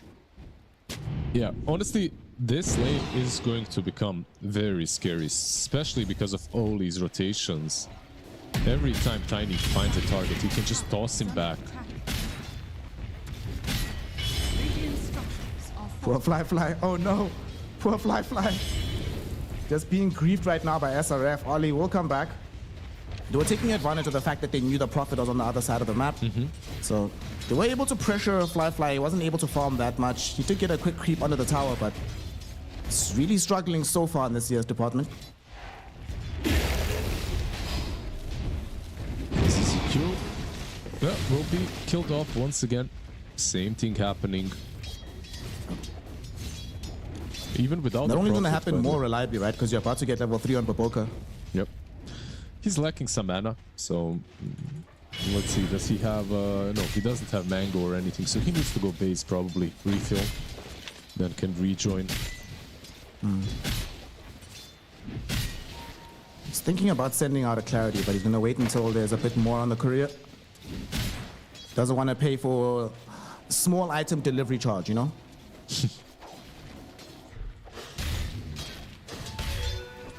Compared to the last couple of games so far, well, this always happens in these third and decisive matches in Elimination. We saw this from tournaments yesterday as well, that they start off a lot more timidly in the decisive game than they did in game 1. Yeah, when your life is on the line, it tends to become a bit more timid, right? The playstyles. courier has been killed. Well, Echo's just committing some animal abuse middle, but it did deliver the bottle, so Emo won't care that much about it. It's all good. Yeah, the CS battle on mid lane is not even, basically. Even with some rotations, I don't feel like you're getting a lot done. Both of these heroes have good escape mechanisms, so as supports, I feel like the best that you can do to contribute on mid lane is to maybe secure the runes. Suddenly will attempt something, let's see. It's The attempt is really happening hard. bottom first. They want the Lina. Erica is falling very low with the Manifest. They do find the kill. Will ZZQ be able to get out of here? That is the case. And while that was happening, middle, Emo just assimilates away from the attempt on his life, so he's all good as well. Yeah, there's no way to go for Emo. However, the Lina, the bot lane, this bot lane is a massacre every single time, it seems like. No matter what hero plays here on as position 1 gets bullied. And the tower is getting bullied now too. Level 3 demonic summoning, of course. Eidolons becoming really strong. They need This is a extra critical heroes here. moment. Yeah. I was going to say that they need to make sure that Lina doesn't die again. If she dies again and they take the tower, we're back in heavy despair mode for Erica. They need to play very, very carefully. Unfortunately for them, it's not like Echoes can realistically easily make a rotation right now. He only has the 1 point into the Timber Chain. Might want to use it onto this Void Spirit as Emo, juking and jiving, eats some of the Chakram damage. It gets absorbed by the Resonant Pulse shield. Now he needs to get back though. Snapfire up, gets him with the stun of the Fire Snap Cookie. He dives forward, actually, Emo. What a madman, but he does have a pretty big wand. He pops it, so he's still okay. They're, basically what they're trying to do here with Snap is to brute force the tower. They try to tank up as much as possible so that the Carti is hitting the tower, but Emo, he wasn't scared, and I think what he did is very important, keeping the objective up and maybe playing with his life a little bit, but it was worth it. Certainly worthwhile. As we have Wisdom Shrines being collected, The Nature's Prophet was TPing over, but he scanned first. He realized that, yeah, somebody's coming. Let me not risk my life for that one. Yeah, you can see that Lina is already given up on the lane. Emo might, I'm not sure. Maybe he won't go for her. Gotta go back and defend mid again. But Lina, she's given up on laning. This is the same position that Erika was in the last game. However, with a slight difference, Lina can actually farm the jungle. So he can actually find farm. He's not an anti-mage, so he will recover eventually. Radiant's bottom tower is under attack. ZZQ is doing his utmost to delay this tower push with the living armor. Baboka's gonna chase him around a little bit, just making sure that he can't approach. And the tower goes down. Old 11 will claim it. Nice first tower, 8 minutes into the game. This is the kind of textbook Enigma gameplay you want to see. Absolutely quick tower, drums already taking over the map very soon, coming to the tower near you. Dire's middle tower Probably gonna be a pipe, right? What else could he go for? Maybe Crimson Guard. We'll see how he tanks up, what he decides is necessary for this game. Emo hasn't started to queue up his next item just yet, but we know Echoes wants the Kaya. So Kaya Sanj hasn't died just yet, can still provide quite a lot of threat on the front lines. I would really like the Kaya Sanj actually, because there's not that many disabled, so being able to get through them quickly makes sense. It's good. Shivas, Aghanims, all of these items, maybe even a Blink to start things off. We'll see which exact route he goes for, but he has a lot of good options, I would say. On the map right now, ZZQ is just going to try to soak some experience bottom, get himself to level 6 perhaps. Just needs to make sure that he doesn't die for this. Ollie gonna come in, they find him, but it's a tree and protector, baby. Toss forward, but it's just a little creep. It was the Enigma, perhaps you can set up with the Malefice, but that could also set up for him to get killed by Lina. So maybe it's for the best that that doesn't happen. One of the reasons, of course, why Treant is so contested in this series is also the Nature's Prophet. Like, you get a hero that doesn't care about Sprout, and it's kind of a big deal. A lot of supports do suffer playing into the Prophet at the moment. Cores do. Bro, imagine the support Nature's Prophet if we still had the Sprout Leash's talent. My god. I mean, it can't get any more contested than this. He's almost in every single one of our games, so... Dire's middle tower is under 70 70? double damage. It's a double damage, but I don't know if he wants to try and pursue this just yet. Emo's actually sweeping over towards him, but Emo's lost half of his HP before he even gets here. Does get the resonant pulse. It actually goes on to Erika. Erika dies to the Astrals there. The Morty's kisses will fly forth and bring down Emo. Unfortunately, 7E also happens to die for this one, because the rest of Yakult's bros have shown up in support. Echo is able to timber chain away beyond the tier 1 tower. But what a crazy series of events. Emo just does not play with fear, man. Yo, that was smooth right there. He does die in the end, but very worth it for him. Slowing down the Lina farm. is under attack. Getting that kill, going into two of them with 50% HP. Yeah, like you said, no fear. Absolutely. Joker misses his avalanche onto Echoes. It's unfortunate because had he maybe tried to go onto 7E, that's a more realistic kill. But 7E able to zone them back with the full ball scatter blast. So this push will come to an end.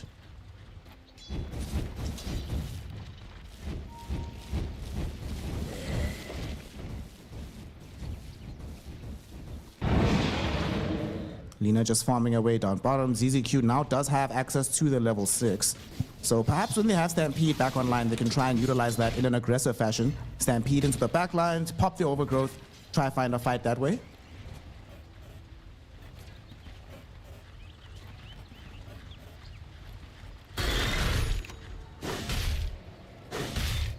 And check out Emo. He decided to not get a Spirit Vessel. He's going straight up for the Aghanim Scepter. If you buy Ags, can you come back for the Vessel, or is it just too late at that point? I feel like it's too late. At that point, more or less everyone has a defensive tool, or maybe a support is too close to a Lotus. I think if you're buying Vessel, it kind of has to be the first item, or at least earn into an item into a Vessel.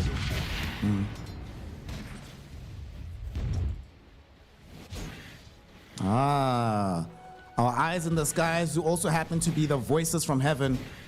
Shoutouts Griff told us that Ollie's the one building the vessel. So it's all good. He also has a dormant curio. Let's see, how many curios do we have in this game? We have 3. All of them are Yakult's brothers. Let's see how long they stay in the game for.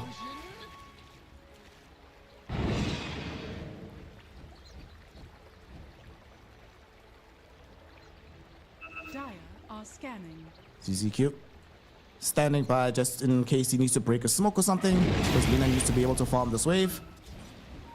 They are pinging out the area. They'd love to make something happen here. Aboka gets forward. He takes the Watcher, but now he gets scouted. He's locked onto his face, and there's the overgrowth. Erica, can he find the LSA? Indeed he does. They committed everything for that tiny kill, but they do find it in the end. And it's absolutely worth it. Keep in mind, Boboka was 202. He was having a really good time. And he's getting dangerously close to the Blink Dagger. 1850 gold on him now. He was around 2k. So slowing that Blink down is really important. The moment he gets Blink, I feel like every kill on the map opens up for them. Doubling Black Hole. First Black Hole of the game. SRF, very, very dead. He's been very happily and calmly playing in, skipping the creep wave, but gets punished for it eventually, as they know that most of his team is not in the area to try and support him. Yeah, he's got Crimson Guard, but Dire's bottom tower it doesn't is really under attack. do that much versus all the magic damage that they were hitting him with. Radiant's top tower is under attack. C70 trying to sneak his way into the Wisdom Shrine here. Tiny is heading over, but Boboka might just be slightly too late. He gets there. Nah, 70 doesn't want to risk it. Radiant's top tower So is under Boboka attack. will now be able to claim level 8 for himself. And probably not going to show on the map again until he's ready to reveal the Blink Dagger properly. Yeah, Top they lane, stole, Fly getting gone on. Can they catch him? No, he's not. they stole both of the Wisdom Shrines as well. Which is quite cool for them.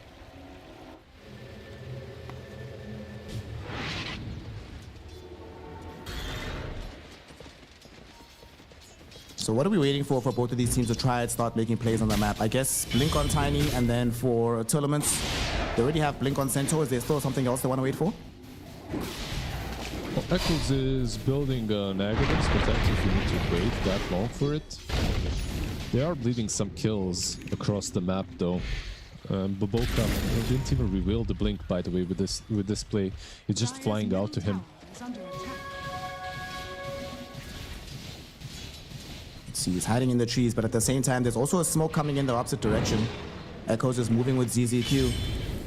But they had to go back with the Treant Protector to give the smoke towards Lina as well. So they might not get to Fly in time. Here they come. Radiant Scan finds out that there's nothing behind here. So if they can find him with SRF, this could have been huge. Walks into the area, but he wave form forward. They cannot catch up to him in time. Are they still going to try for this? Yeah, once again, no one is showing on the map. 70 of course was dead, but they're even pinging it out. They know that top tier 1 tower needs to fall first. So Fly is kind of safe farming behind the tier 2 on top lane. Dire's structures I really think are Yakult Bros, more or less they're ready. Aghanim is 200 gold, 100 gold now away on Emo. Radiant structures are fortified. I like that they also have a 4-star on this Enigma. Radiant's middle tower Ready to have some kind of movements. And Emo is about to get bursted here. He's still alive, but 4-star from Old 11 bails him out of trouble. SRF can't find him with the hoof stop as he dissimulates away. But Boka, in the meantime, does get brought down by Echo and the boys, but he'll give his life happily for the cause of keeping Emo standing. That was good stuff. Echoes, though, really wants to get Emo down. Diving quite far forward for this one. They find the stun onto Old 11. He doesn't have a way to get himself out. 4-star does come back off cooldown. Morty's kiss is raining onto his face. He barely dies in the end. A whirling death, a hit from Morty, and he goes down. Did he die in the fountain? I feel like he died in the fountain. The TP looked like it completed. Yeah, very unfortunate for Old 11. He deserved to live through that fight. Like after the 4-staff on Emo, saving his mid laner's life. They do have a Black Hole still. So you have Black Hole, you have Aghanims now on Void Spirit as well. Vessel, what, 500 gold away Radiant's on bottom Oli? tower is under attack. They're probably ready to take these upcoming fights. Another thing that they will need soon is a Yule Sap. I think maybe Tiny should buy it. He's queuing up a 4-staff right now. Maybe he'll switch it up and go for Yules. Because of Timber, right? Like his Aghanims is flying out. Yeah, well, all these things have been happening. It's not like tournaments have been just sat on their laurels, right? Not progressing themselves. Phil Mjolnir is coming out right now for Erica. But Erica actually might be dead. Erica! Oh no, the fight starts with losing your lead. Now you have to bail the hell out of here. You can't do anything afterwards. That is very sad timing for him. Absolutely. The instant TP as well from the Centaur. Do they have Roche fight? I don't think so. I don't think that they can go into the pit. They were circling around the pit, but there's no way. Not enough damage right now. Morphling still needs another item before you feel comfortable doing that. They are gonna go forward with the Stampede, hoping to close off Old 11, but Baboka has his Avalanche down. Emo drops an Aether Remnant. Man, these Yakult's Bratans are bailing each other out of trouble time and time again. Must be very frustrating to play against for tournaments. Yeah, 4-staff on the Enigma. 4-staff will be actually purchased most likely by Baboka as well. He's got it queued up, so a lot of 4-staffs to bail one another out. The toss backs, of course, as well.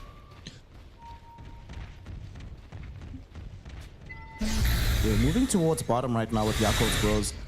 Let's see if they want to set up for anything here, or if they just want to find some additional vision. Emo will drop a Watcher on the high ground. He's going to get the Aghanim Shard Watcher soon, it seems like. So we'll have the rotation. Oh, yeah, is it? Oh, he changed his mind. Or did he already buy it? He already bought it. Okay, it's on the courier. Yeah, it's on the courier. It's coming to him. Yeah, one big problem for Yakult Pros right now is the Aghanims on Timber. I don't think that they can deal with it. So if they want to find pickoffs, they need to find someone else. So the backlines need to be breached. Maybe Lina is still an option. Maybe the Snap, but you need to get to them. Lina's in one of those predicaments where she doesn't have BKB, she's not queuing it up just yet.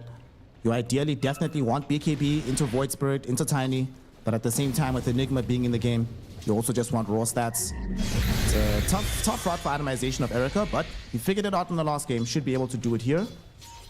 It's very similar every game though, right? Like the Mjolnir Dragonlance, maybe a BKB or a Pike, depending what the state of the game is. Like you can go for Pike or BKB. I feel like D-Lance BKB is probably the best.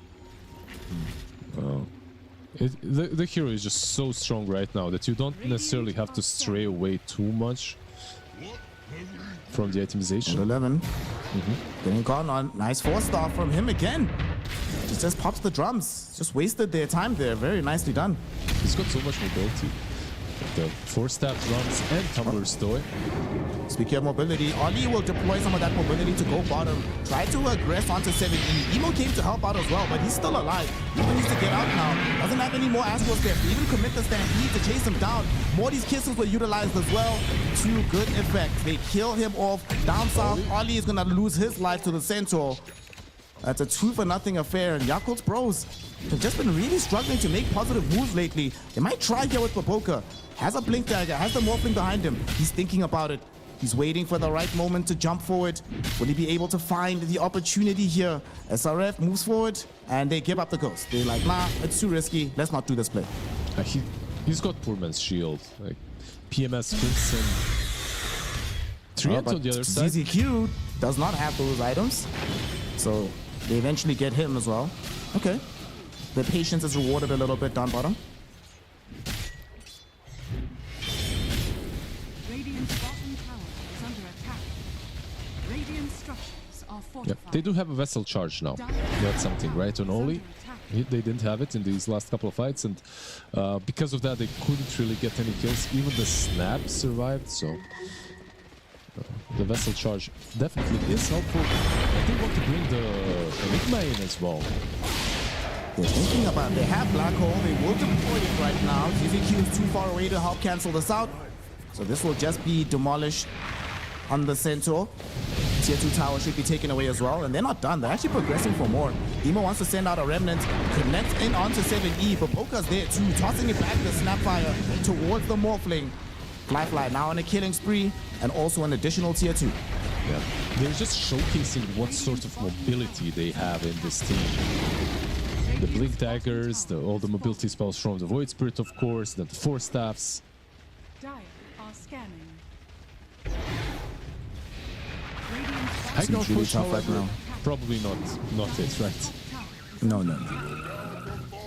You know what, actually, the first matchup that these two played against each other in the upper bracket, the first game, Tournaments were winning for most of that game, and then they screwed up like 1 or 2 high ground pushes, and that turned the game around for Yakult's brothers to get Fly super stacked on his Medusa. I'm sure Yakult remembers that very carefully. So in that moment, you don't have Aegis, you don't have BKBs or anything, you're like, guys, maybe this is not the right place for us. Let's just slowly but surely try to win this game. Let's see if they can break the smoke and get out of here. Nice resonant pulse to silence up the Centaur. He cannot stomp onto Emo. The Void Spirit is up.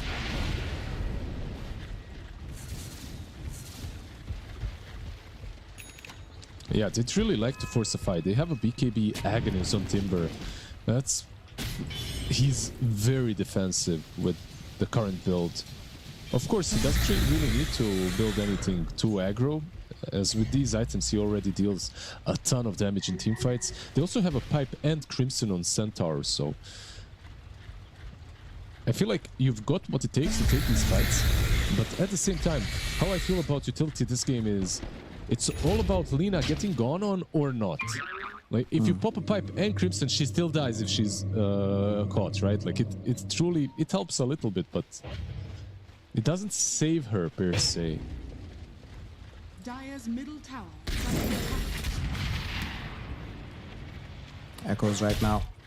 With this Blink, we'll now start looking towards that Kaya Sanj. Oh, he was going for Blink first, but he changed his mind to go BKB into Kaya Sanj. So he just wants to be able to tank up the rest of the Yakult Bros right now. He's taking the Tormi. Whose lucky day is it today? It's Babok. Man, that's trash, bruh. I'm sorry, bro. Yeah, it is one of the worst shards in the game for a support. Dire's middle tower is under attack. Probably not the best one, at least. They know exactly where Erika is. They've been scouting him out with some very good wards, but he knows the same, that they're coming for him because of the ward that they just passed next to the stairs. Echoes is the one that's showing now first, and like you said, definitely a terrible target to go on. So he'll be able to walk with this wave, muscle back the rest of Yakult's Bros, and yeah, this gank attempt is over. They will have to go do other things on the map. It's a shame. Fly, I think, really wanted to reveal his butterfly to them before they knew that this was coming whatsoever, but he will eventually have to show on the wave, and then they'll know that this item is available.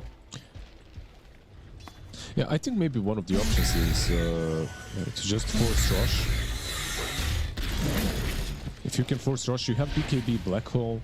It's not the best positioning, but maybe you can force the fight around it. You go into the pit and you force the fight around, but Tournaments, they're Radiant's top actually tower is coming. under attack. Uh-oh. Fly. Uh-oh. The Prophet left. Oh! They turned around! Oh my god. That is really, really unfortunate for them. They had the numerical advantage. Void Spirit and Enigma are bottom. No way for them to TP on top of. If they just kept going in a straight line, they would have caught the Morphling. Feels bad, man. No one pinged out the creep wave being skipped as well. They probably noticed it, of course, and it looks like Tournaments are going to do what I expected from the Yakult's Bros. We did see in that series that they had against Vichy Gaming quite a few of these steals happening on the Roshan from Tournament, so there seems to be a specialty of theirs, finding that sliver of opportunity to go claim a Roshan. The illusion will scout out that this is happening, but Yakult's brothers are not positioned to prevent this. They're gonna try though. They're coming in. Roshan's falling, 2,000 health left on the big man. Yeah. Emo. Maybe they're not. Emo! Oh! Does get the resonant pulse that connects onto 2 cores, but sadly, they do not get the Roshan. Now he actually gets hit with the stun from SRF. They're going to try and blow up the Emo Void Spirit, and they succeed. At the same time, Fly trying to leverage the butterfly onto the Lina. There is no salvation with the Stampede because the Sprout from Ollie holds the Lina in place. She ends up going down. The Aegis is removed. However, Fly now he's stunned up. Ollie is already died. Qualifier able to waveform onto the high ground. Old 11 pops the drum, still has a BKB 4-star, so should be able to get out of here. Black still have Hole Black is Hole. ready. We need to be very careful about this. Echoes still does have BKB. There's the jump. BKB activated by Old 11 to dodge the storm. He's still not popping the hole though. Eventually does end up being right-clicked down by this Lina. Lifeline now trying to get himself out, being slowed down by the double chakrams. There's going to be the hook stomp yet again. Baboka has the 4-star forward onto the Morphling, keeping him alive. Baboka, toss. He could avalanche here. He does onto 4, but he's already dead, so it's a double kill for Erica. What a messy fight. By the way, there was one cool situation that happened during the Sprout. An Eidolon blocked the Lina away, so she couldn't run off and save her Aegis. If he actually survives and saves the Aegis as well, it's a huge blunder from Yakult Bros. Even like this, it ended up badly, but that could have been an even bigger disaster. They were just late, right? Like, they went into the pit a little bit too late. I don't know, maybe they're waiting for one of the dispel items first. There's a Nullifier queued up on Emo. There's a Yules queued up on Tiny, but at this point, I don't think those items are worth waiting for. He has a BKB anyway on Timber. Radiant's top tower is under attack. There's a smoke up by Yakult Bros. They want to try and find some vengeance for what just happened. Sadly though, everybody from Tournaments getting out of dodge. Look how defensively responsible they're being. It does help that there's a wave to be pushed back in, but they're trying to not allow themselves to be fully isolated. As I say that though, Echoes does wander out by himself. So they may be... Oh, Okay, that's okay. You know what? That's actually fine because last game he messed up a toss. It's only fair he gets to have one messed up against him. I just wonder if they would even kill him with that toss back. They probably would, but he's such a difficult kill, especially with the Aghanims, and they had no dispels at that point. Oh boy. Number 2 on the net worth is Echoes. SRF is now starting to build into some heart, some BKB for himself. Man, I miss the days of Centaur Heart every single game. You know, you don't miss seeing like a hero with 7k HP every game. That was fun. Is under attack. I feel like there are some really cool things that he can do this game. Not only the heart, I feel like this is a very good Aghanims game for Centaur. I expect seeing it perhaps down the line. Dire's top tower is falling. Ags would be fantastic. They all TP, making sure that they leave this area. Tournaments, their discipline has just been increasing here in this third game, not making any crazy mistakes. And they have the 3k net worth lead for themselves. No Aegis to play around with, that was destroyed earlier. However, some new items have emerged, definitely feeling stronger than they were a few minutes ago. Yeah, the next big bonus, big spike in damage output is definitely the NKB on Lina. You are playing into a butterfly morphling, right? So you do need it. You might wait a little bit longer, but it seems like they want to put some aggression on this bottom tier 1 tower at least. 30 minutes in, tier 1 tower still standing, so understandable. Is under attack. Baboka though, just cutting these waves, making sure that if they can push this tower, it'll be the only one that they push. Not much more progression from them. You'd love to see these cheeky plays from Baboka. They're so impactful because even if you go back and kill him, you have to go all the way back, you know, to your base and deal with this pesky Tiny annoying you. But they do get the tier 2, so the glyph, of course, was not used because they already lost some tier 2s before. This is the last one standing. Let's see, what did they gain in exchange for these towers? They got a Blink Dagger on Enigma, which he has the gold for but hasn't finished the item. They got closer to the Yules for the Tiny and closer to the Hex. So it's only really the Blink Dagger that's practically complete right now. But he needs to be careful because they are smoking in towards him. He's going to be fine though. They might head towards the west. And as Emo is trying to go home. Oh no. Oh, but yet again, dude, this is like the third time it's happened this game that they were close to connecting on a gank, but they had to leave like seconds before they found the hero. Yeah, they are smoking up. Old 11. Oh, Old 11 gets caught. Do they have the damage? Forced off is going to be there, getting him away from the chakram. Timber chain, only one of the hits is there, and they do force out the BKB. Now they know that there's no BKB black hole to contend with. On the back line, I think they saw Baboka, so they're going to come back for him a little bit. But Erica's like, guys, I'm trying to get some buildings. Help me bring down this tier 3. It is very scary to push without Aegis. As Lina, if you get tossed back, you're most certainly dead, and that's it. That's all she wrote. The fight is over. But yeah, I also feel that for Yakult's brothers, even though the game is looking kind of rough, they're only 1k behind. And Enigma, in this kind of a game, I feel like is the end-all, be-all carry, right? Like, he can get maybe a refresher Aghanims versus all these tanky boys. You can dish out so much damage and so much control that you can carry the game on your back. So I don't even mind that he didn't go for any utility besides the drums. I think it's a good game for that kind of a build. The only thing they have to be careful is Lina. She can kill you during your black hole, so that's on Baboka to toss her back in or find some ways. And so far he's been doing a decent job at finding the right targets in the back. Sometimes the tosses do not connect though. Ali, very far away from having that Hex. Probably will still just sit with this Essence Ring. Certainly has been useful for him up until now. Do you like the Nully on Void? Like, he's got it. Oh, I like it a lot. I think like back when we started to see this Void Spirit come up, we used to see this Nullifier as like the extension item.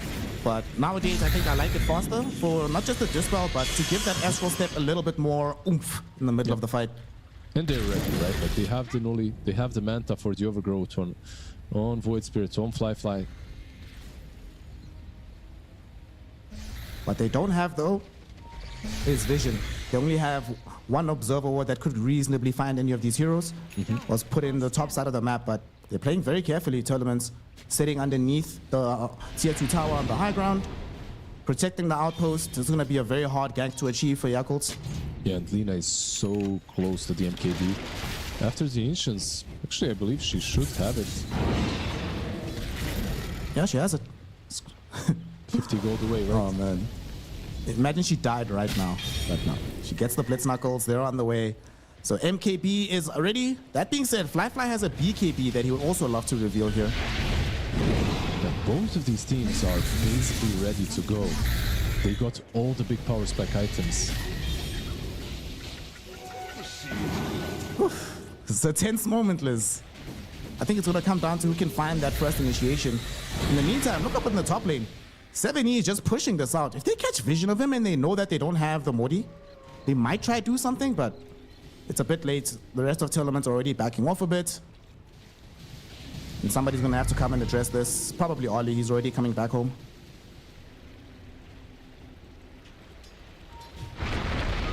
Oh, Mid lane.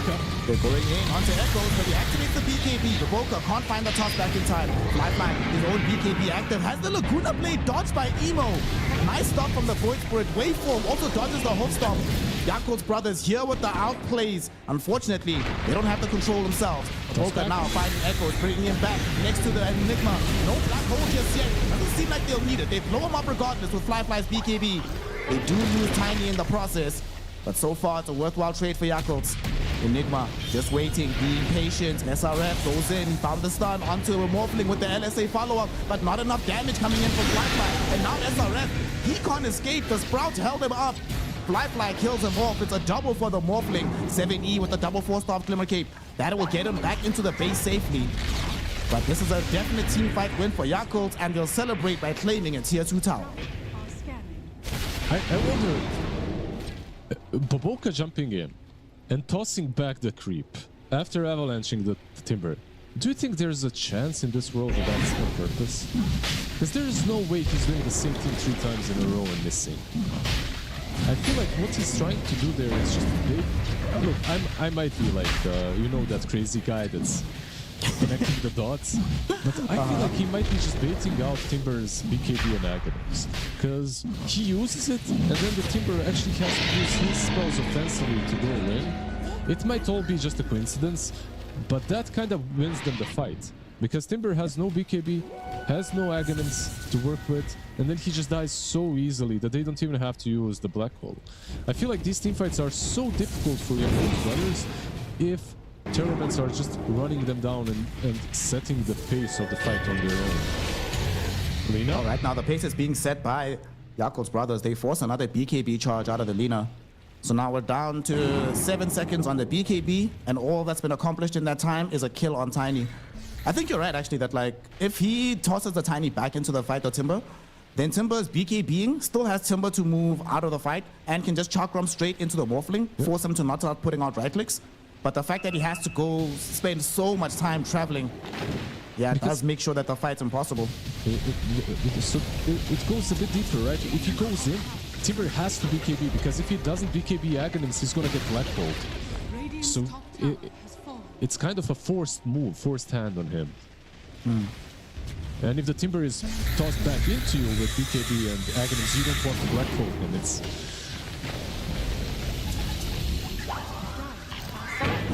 Yakult's brothers now with an Aegis, thinking about pushing high ground. Poor Roshan had his chain snatched, being used by everybody else. Do you ever like sit down and think about what's life like for Roshan every now and then? It's chill. He's just sitting somewhere eating cheese. He's immortal as well. Respawns every now and then. There's a full Daedalus, by the way, on Fly. Damn. Daedalus, BKB, Butterfly, Hurricane Pike, Manta, as well as a Giant Small. A Titanic Giant Small at that, so a lot of damage coming in from Fly. Shiva's gone. Thrown in by Echoes. He's forced to BKB fairly early on, but they took away the life of Morphin. At the same time, Babota jumped in on the back line. Wasn't able to toss anybody back. And there is the Morty's Kisses now, raining in from afar. Babota's going to end up being brought down. Fly wants to avenge him. Activates the BKB, looking towards Echoes, who could get Black Holes here, but they don't even need it. They just have raw damage between Emo and the Morphling. Now Morpho getting gone on by Fly. He needs to waveform away. He fell very, very low here. Ollie doesn't have a waveform, so he's just going to eat these right clicks and die. But he sets up for Emo to re-engage onto Erica. Erica, though, has to be careful. There is still a BKB available on this Lina. She pops it now. Fly coming back in, trying to kill her off. Hurricane Pie keeps her alive, but it's not enough. The Daedalus hits from Fly, chase her up the hill and kill her off. And now he wants to bring down SRF as well. The Centaur is gone. Double kill for the Morphling. Fly. Can he keep this going? It doesn't seem like it, because Erica with the buyback is holding this high ground, has already killed off Ollie. Old 11, you don't get any bonus points in the next game if you don't use Black Hole this time. Like, I don't know why he isn't using it, but he had, like, oh, okay. So basically he's waiting for the Lina, right? He's waiting for Overgrowth and Lina. But right there, he had an opportunity to catch the Lina, right? I feel like. I don't know. I mean, to be fair, ZZQ does have Blink Dagger with Overgrowth still, so it's one of those global silencer situations. If there's no global, you can't Black Hole. What can you do? But if there's no enemy heroes, then they can't stop you from taking their racks, and that's what Yakult's brothers will accomplish. Top lane gone, coming towards middle. I don't think they'll be able to take 3 sides, maybe not even 2, because they won't have Prophet for 30 seconds, and they'll be playing 4 versus 5 for a while. Let's see how strong Fly thinks he is. Radiant's middle tower has fallen. Echoes gonna go in right now. They're going on to Emo. They want the voice break, but they still can't find him. My man is just too elusive. SRF comes in though, and that's gonna be the catch onto Emo. They finally find him and bring him down. We still don't have a Black Hole, but Older Devon doesn't count. Yeah, you don't see his treant. He's in his little shadows, hiding with the Aghanim's shard. Eventually, Older 11 will forget that ZZQS exists, you know? And then that's when you Black Hole. You know what I love about this game? We're 41 minutes in. Even though this is a side that's been taken by Yakult's brothers, kills even, gold even. The game still hangs in the balance right now. Anything can happen.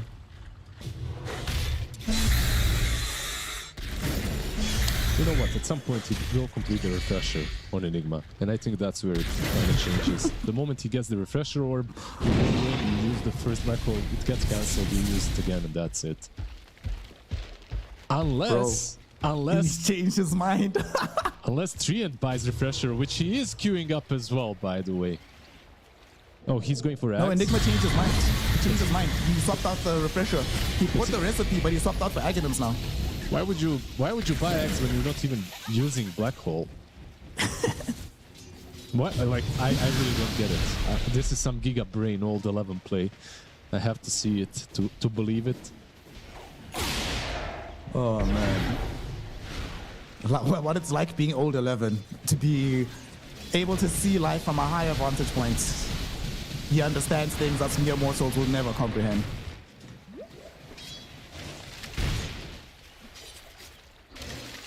So, 42 minutes in. Haven't had a big objective taken by tournaments, but this game could revolve around the next Roshan. So we need to pay attention to that timer. And will tournaments be ready to fight by then? They might have the refresher on Timber, and they should have the BKB ready on the Centaur, but they're not going to wait for Roshan. They're going to go right now.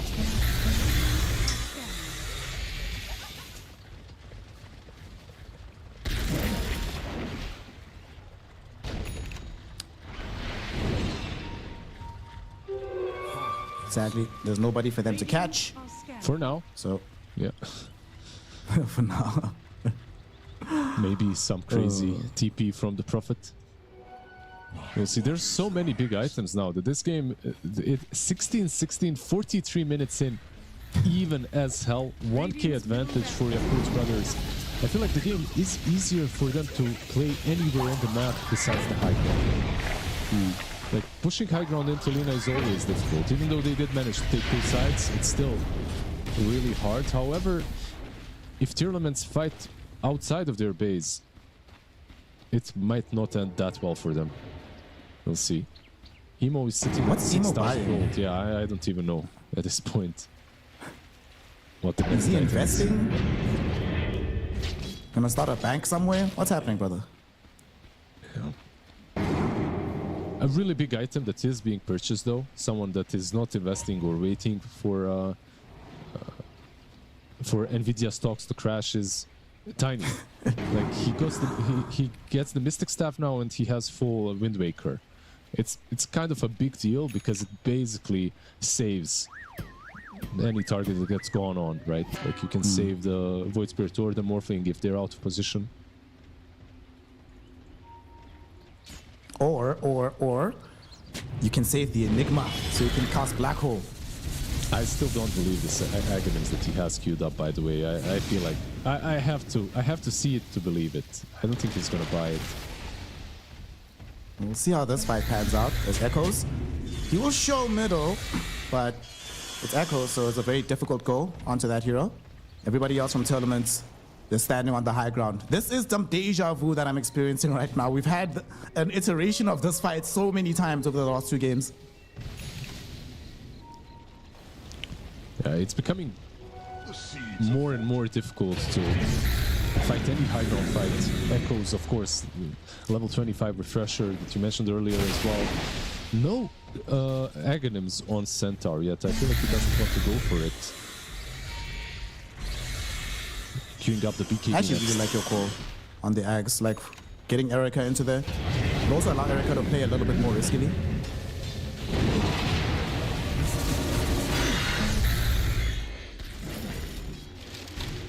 Things still hang in the balance, and they couldn't find an entry point into the fight. So Yakult's brothers will back up. They have a date with Roshan. What it's like to be Rosh. The moment you wake up, some people come into your house and try to beat you up. Game is hard, bro. Found SRF. They want the Centaur. He pops the Stampede, but he still gets blown up. Echoes with his BKB and the Aghanims active, unable to threaten back the rest of Yakult's brothers. And they didn't commit any ultimates for that. Only the BKB. Old 11 blinked in like he was looking to Black Hole. Then he realized, I don't Black Hole ever, bro. I love the blinking 4-step out immediately. Hex down bottom. Onto the Void Spirit. Lacuna's are there, but not enough damage. Lifeline. Now fighting mano a mano against Erica. There's the Black Hole. It catches onto 3. A perfect one. Lina dead without buyback. There's Morty's kisses flying in. Old 11's gonna fall very low from them, but he does have a BKB. Enables it to keep himself standing here. Fly waveforms away as Emo now goes in with the Astral Step. They're looking to try and bring down Echoes here. In the same time, Baboka, he tosses back 7E. They want the easier target of the Snapfire. They are going to get him, as SRF was hoping to save him, but instead just put himself in harm's way. Gets stopped out by his own ability. And still, they cannot kill Emo. My man is just dancing around them this entire game. Echoes now will at least eventually be able to bring him down, but it might come at the cost of not just his life, but Lizard the entire game. He has to defend 2 versus 4 for the next 90 seconds. And there's no buyback on Lina. She will have it. Ah, she doesn't have the gold. The timer is there, but she needs 500 extra gold. Echoes, can he do something up by himself here? He's going in, but he's already been hexed up. He's being controlled. He's been put inside the Midnight Pulse. The Timber Chain away will be denied, and his life is forfeit. Echoes died back on the Timber Saw. They buy back on the Nature's Prophet as well, because why not? Coming in the game, ZZQ nullified by Emo, dragged back in, he's gone too. Everybody's dead, the base is in shambles. And the Yakult's brothers, they have everything they need. They have just put themselves a ticket to the grand finals. They want to go to TI, and they have a chance to do it. GG, well played is gold. Game 3 won by Yakult's brothers, and some incredible finesse from this team. Yeah, what an insane game. All they needed was one black hole. That's it. They needed that one black hole. But they waited for around 40 minutes. As the last 15 fights, I feel like it wasn't utilized. But it did come in handy at the end there. Tournaments, do you know what? I know that these guys are sad because they had it. Like, that game number 2 was a huge throw. They could have taken the series away from Yakult's brothers. The game number 1 was so clean from them. Game number 2 as well started off extremely well, and then a massive throw happened. Oof. Unfortunate for tournaments, but Yakult Pros, they played this one. Yeah, there were some mistakes here and there, but overall it was clean enough and it was disciplined enough, I have to say. That's something that from them and from most of the teams that aren't like constantly playing in the Chinese region, that aren't as, let's say, as practiced as extreme gaming, I feel like discipline is the one thing that can lack at times. Yakult Bros, they fixed that in the last game, and this black hole right here happens only because 3 actually doesn't have a blink. So you can see him on the left side, but he cannot get there in time to use overgrowth. So he gets there, uses the overgrowth, but he's too late. The blink was on like 4 or 5 seconds cooldown. Yeah, just a crazy Mexican standoff between Old 11 and ZZQ, seeing who pulls the trigger first, and in the end ZZQ was without ammo. Yep. This sort of reminds me of in the free-to-play documentary, there's a point where Puppy's talking about the Enigma game that Dendi played, where he's like, man, it was a very patient Enigma. I think he forgot he even had the spell, but it came through clutch when it mattered, and Old 11 did the same thing. That black hole was on all the correct targets at that time, right? The people who needed to die, gets the Lina killed. It forces the Timbersaw into having to buy back. It puts the Centaur into this awkward position where he has to disengage, wait for blink, and then come back. And then free reign for the rest of Yakult's Bros. Really, really solid performance coming out of them. I must say, though, as much as, you know, we're going to hype up Old 11 for some patience coming out of the hero. Emo, of course, did play really, really well. Fly was a god on his Morphling, right? But, bro, it has to be one of these supports. These guys just owned this game so damn hard. Between Baboka always repositioning people, forcing the BKBs constantly out of the Timbersaw, Ollie blocking off parts of entry into the fight for the Lina. How many times did we see her have to spend 2-3 seconds of a BKB just trying to get around Sprout to try and lay in some damage? They made so much space on the map. I don't think the numbers tell the full story. Like, amazing support performance from these guys. No, absolutely. Both of them played out of their minds. And so did Fly with 10-0-6, right? Didn't die a single time. Old 11, without using the black hole, had the most assists in the game, 17. So he contributed quite a lot. He contributed against ZZQ so much that around minute 35, I forgot there's a treant in the game. Like, I'm looking at this, and I'm like, he literally was not showing himself in fights at all. He was just constantly hiding himself with the shard and just using maybe living armor, and that's it. Like, he wasn't casting spells because he was keeping as far as possible from old 11 at all times. Meanwhile, old 11, he still brought some utility to the team, but overall, an absolutely insane series. I feel like it wasn't really that clean in the end from both of the teams, and it's going to be an uphill battle going into the series against Extreme Gaming for Yakult's Bros. Like, they already lost to them in the upper bracket, and maybe they're definitely not happy with the way they lost, but yeah, Extreme just looks a bit cleaner to me, at least. Yeah, Extreme was very, very clean yesterday. In particular, the game that we're able to come back in, where I thought they had no business winning that game, but they clutched that out in game 2, and then they just swept through game 3. Thankfully for Yakult's brothers, that experience losing in that upper bracket might give them a second look here in this upcoming series, because this one has at least one more lifeline. It's a best of 5 instead of a best of 3. So you have one kind of game to figure out what the opponent is doing, what new tech they are deploying to the table. With that, though, we are done. At least we are. We still have grand finals to come between Extreme Gaming and Yakult's brothers, but myself and Lizard will be taking a hiatus until the next TI qualifiers. Mr. Golden Boy, tell me, give me a prediction of what you have in store for that last grand finals, and what's been your favorite part of these qualifying runs so far? There's a lot of favorite parts. We had a lot of crazy games, a lot of crazy comebacks. The Luna comeback was pretty good. The Medusa comeback as well was so great for us.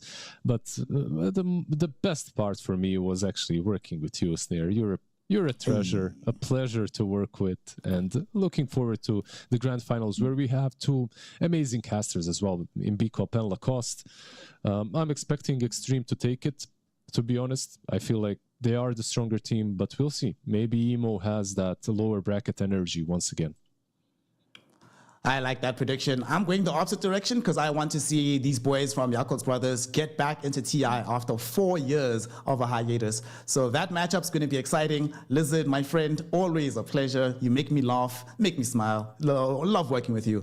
Of course, also shout out to the people that make us look and sound good. Our observers, Patrick and Scriff, who also give us some keen insights throughout the game. Our super producer, Serrano. And most importantly, you at home that has given us your time and attention for the last several days. But now it's time to put that attention towards where it really matters. Yakult's brothers versus Extreme Gaming, one team to head to the International. Let's find out who it's going to be after a bit of a break. But when we come back, we will have a Chinese champion. The human body was built to move. Not trapped at a desk in one singular posture for 12 hours a day. It's time your chair evolved. This is Secret Lab Titan Evo. Ergonomically engineered for you, gamers, hybrid workers, artists, backing your every move.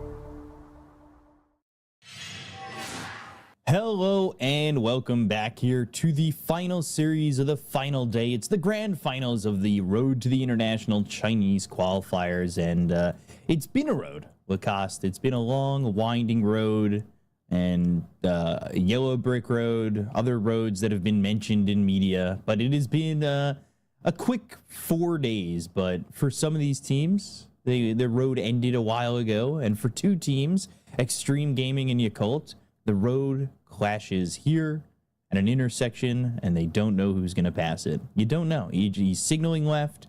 Can you get around the guy? Can you, maybe...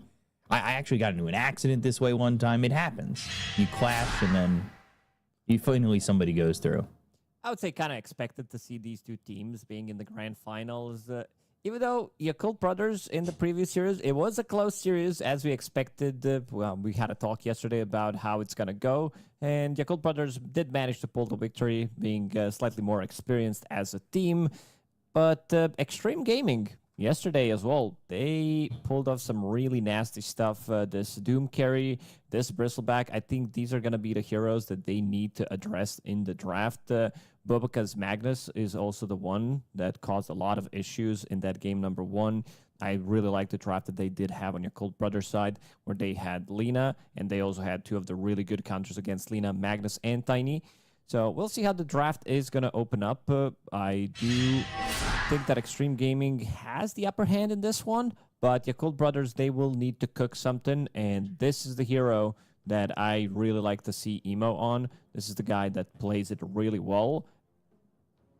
Banning out Puck straight away, seeing that they have overall the first pick. A lot of the times in the qualifiers, we've seen Storm Spirit being picked on 9, and then you have one ban, and then you protect him with the Puck ban. But this time around, they immediately realize the threat. It is a non-playable matchup a lot of the times where you can't zip away. It's simple to execute, like basically you click a button and that's it.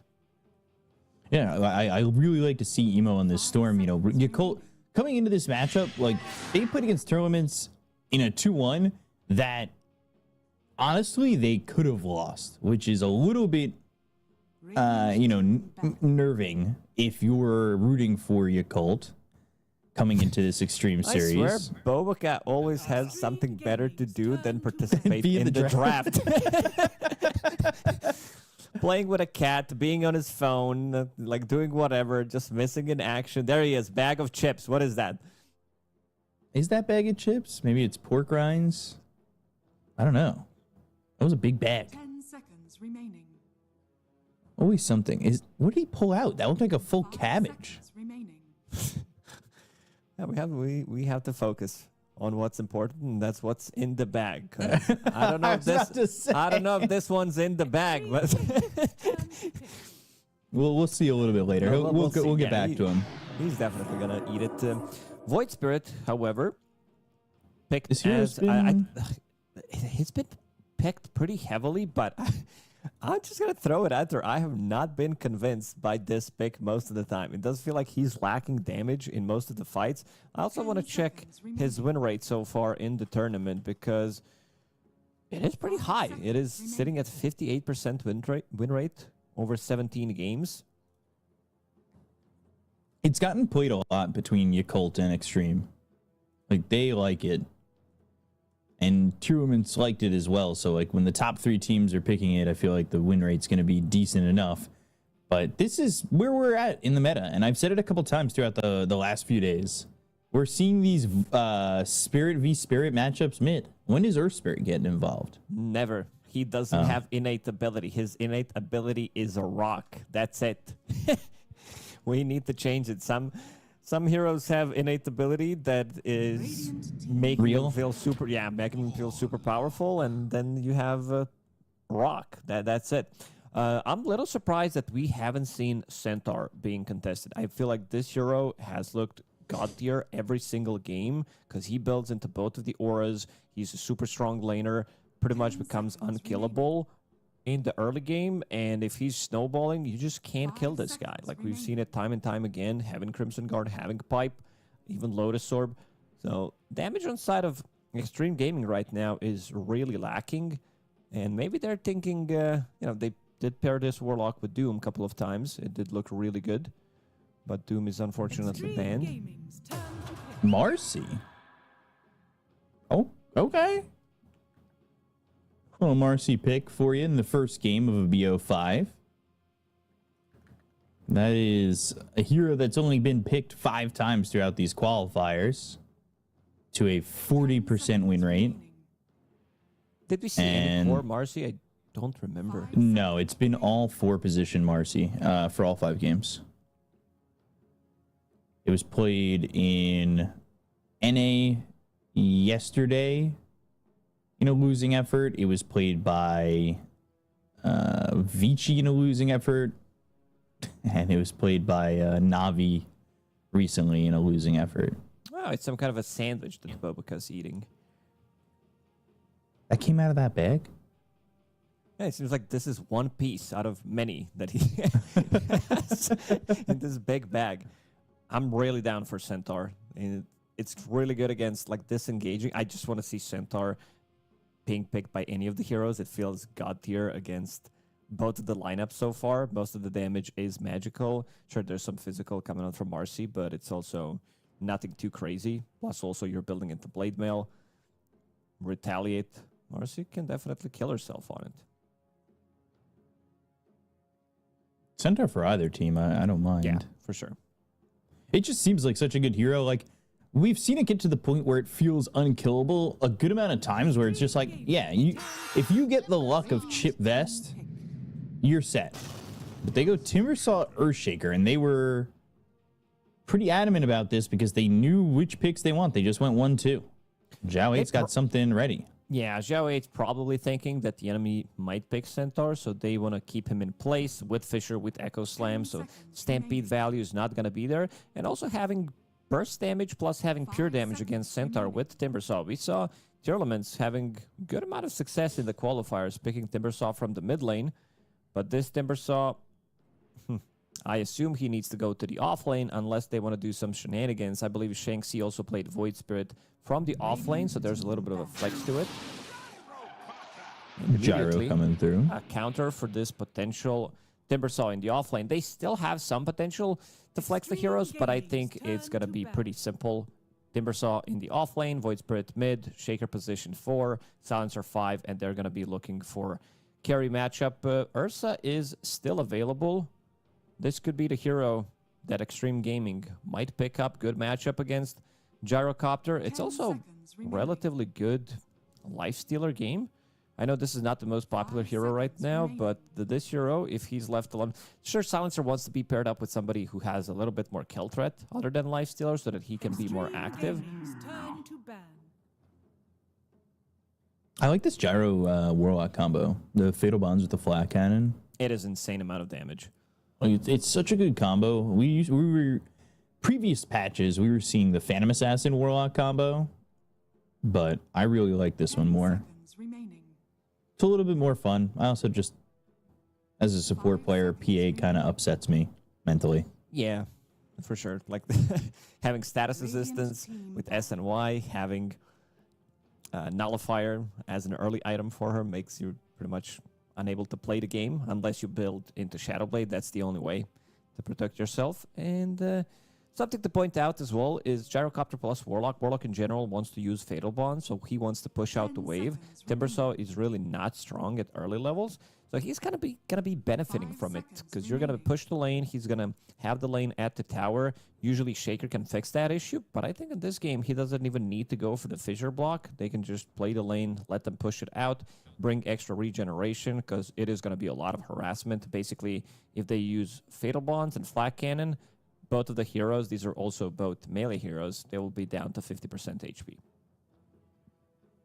Final ban for Yakult is on its way. Bat Rider is that last ban. I want to see more Bat Rider. I've been liking this hero. But we'll see it banned. I'm trying to think what else could be there. Kind of talked about how Centaur's on the outs, but they banned the Medusa. All right. Does banning the Medusa give any, like, tells on what they're going to pick here? Maybe they're just afraid to have a hero that is unkillable. We've seen Medusas also going for a bit of a different itemization than what we're kind of used to. So going Right. for this Diffusal Blade, sometimes even as a second item, upgrading it to Disperser, having insane amount of damage early on. And we saw how effective it is, especially if it's paired up with another way of burning the enemy mana. Could be very lethal. Obaka, he's struggling with that big sandwich. Needs a couple of extra bites to finish it off.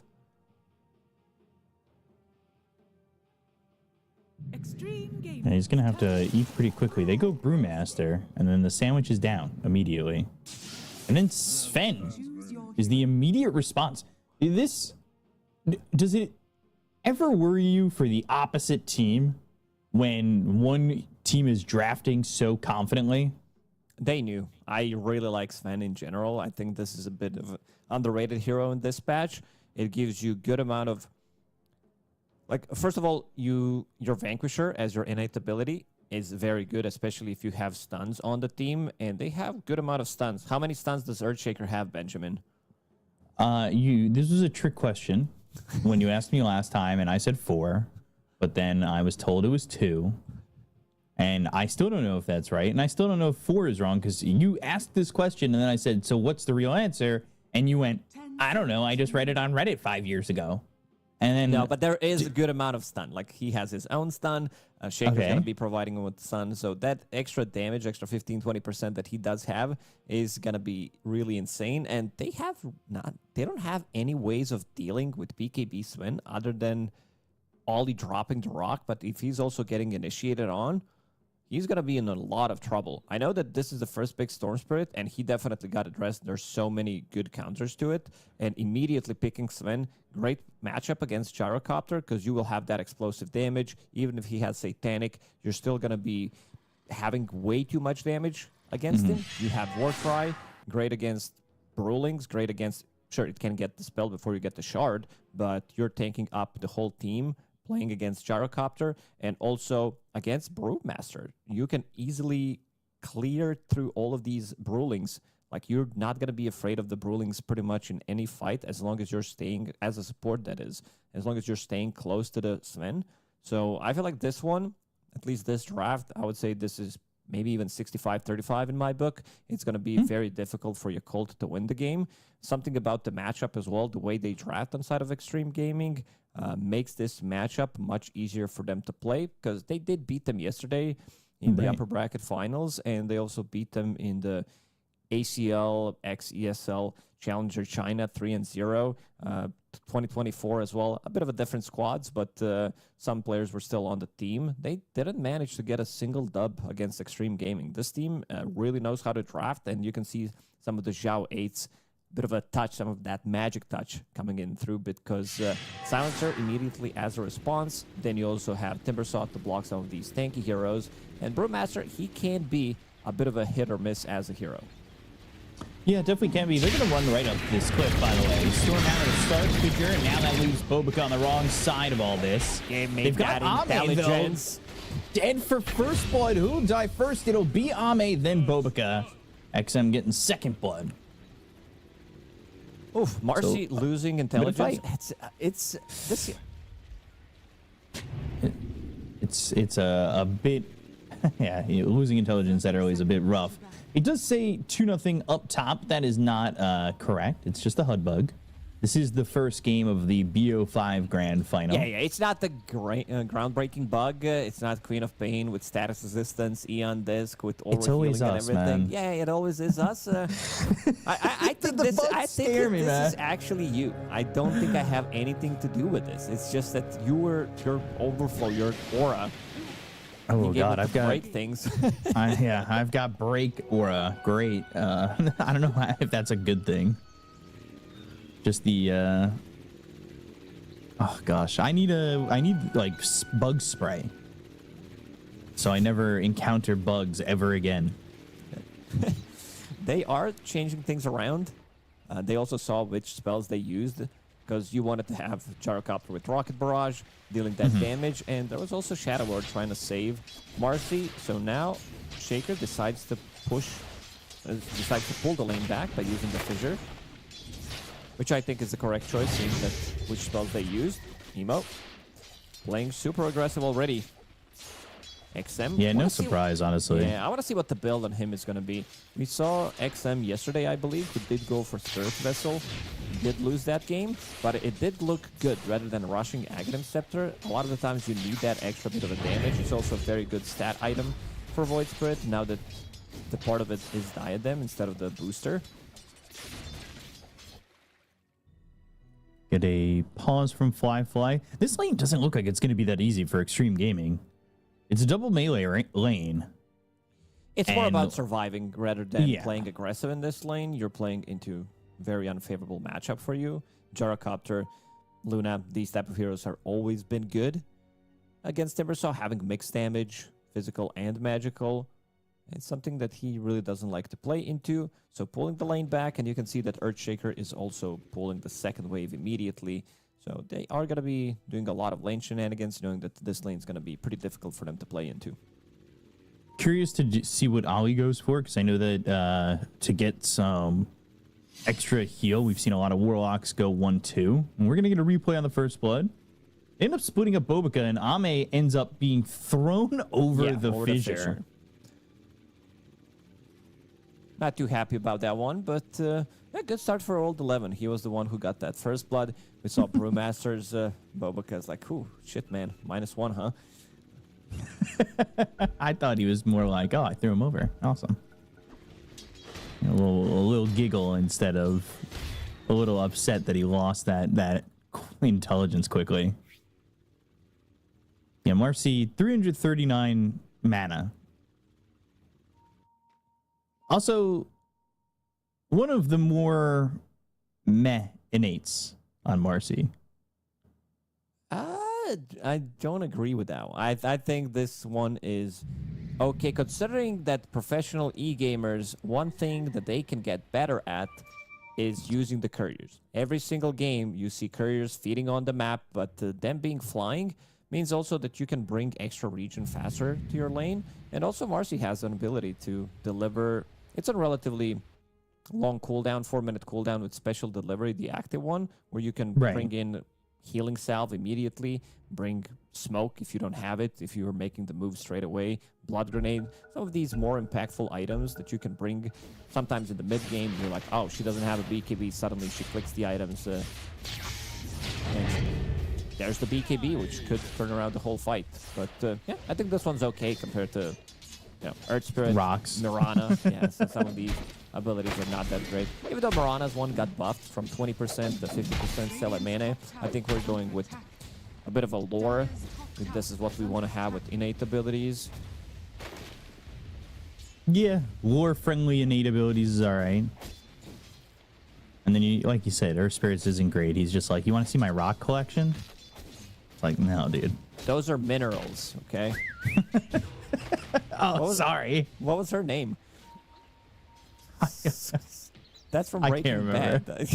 Skylar or something. And you can see special delivery in action. Bobica immediately bringing that healing salve. So this is actually pretty good.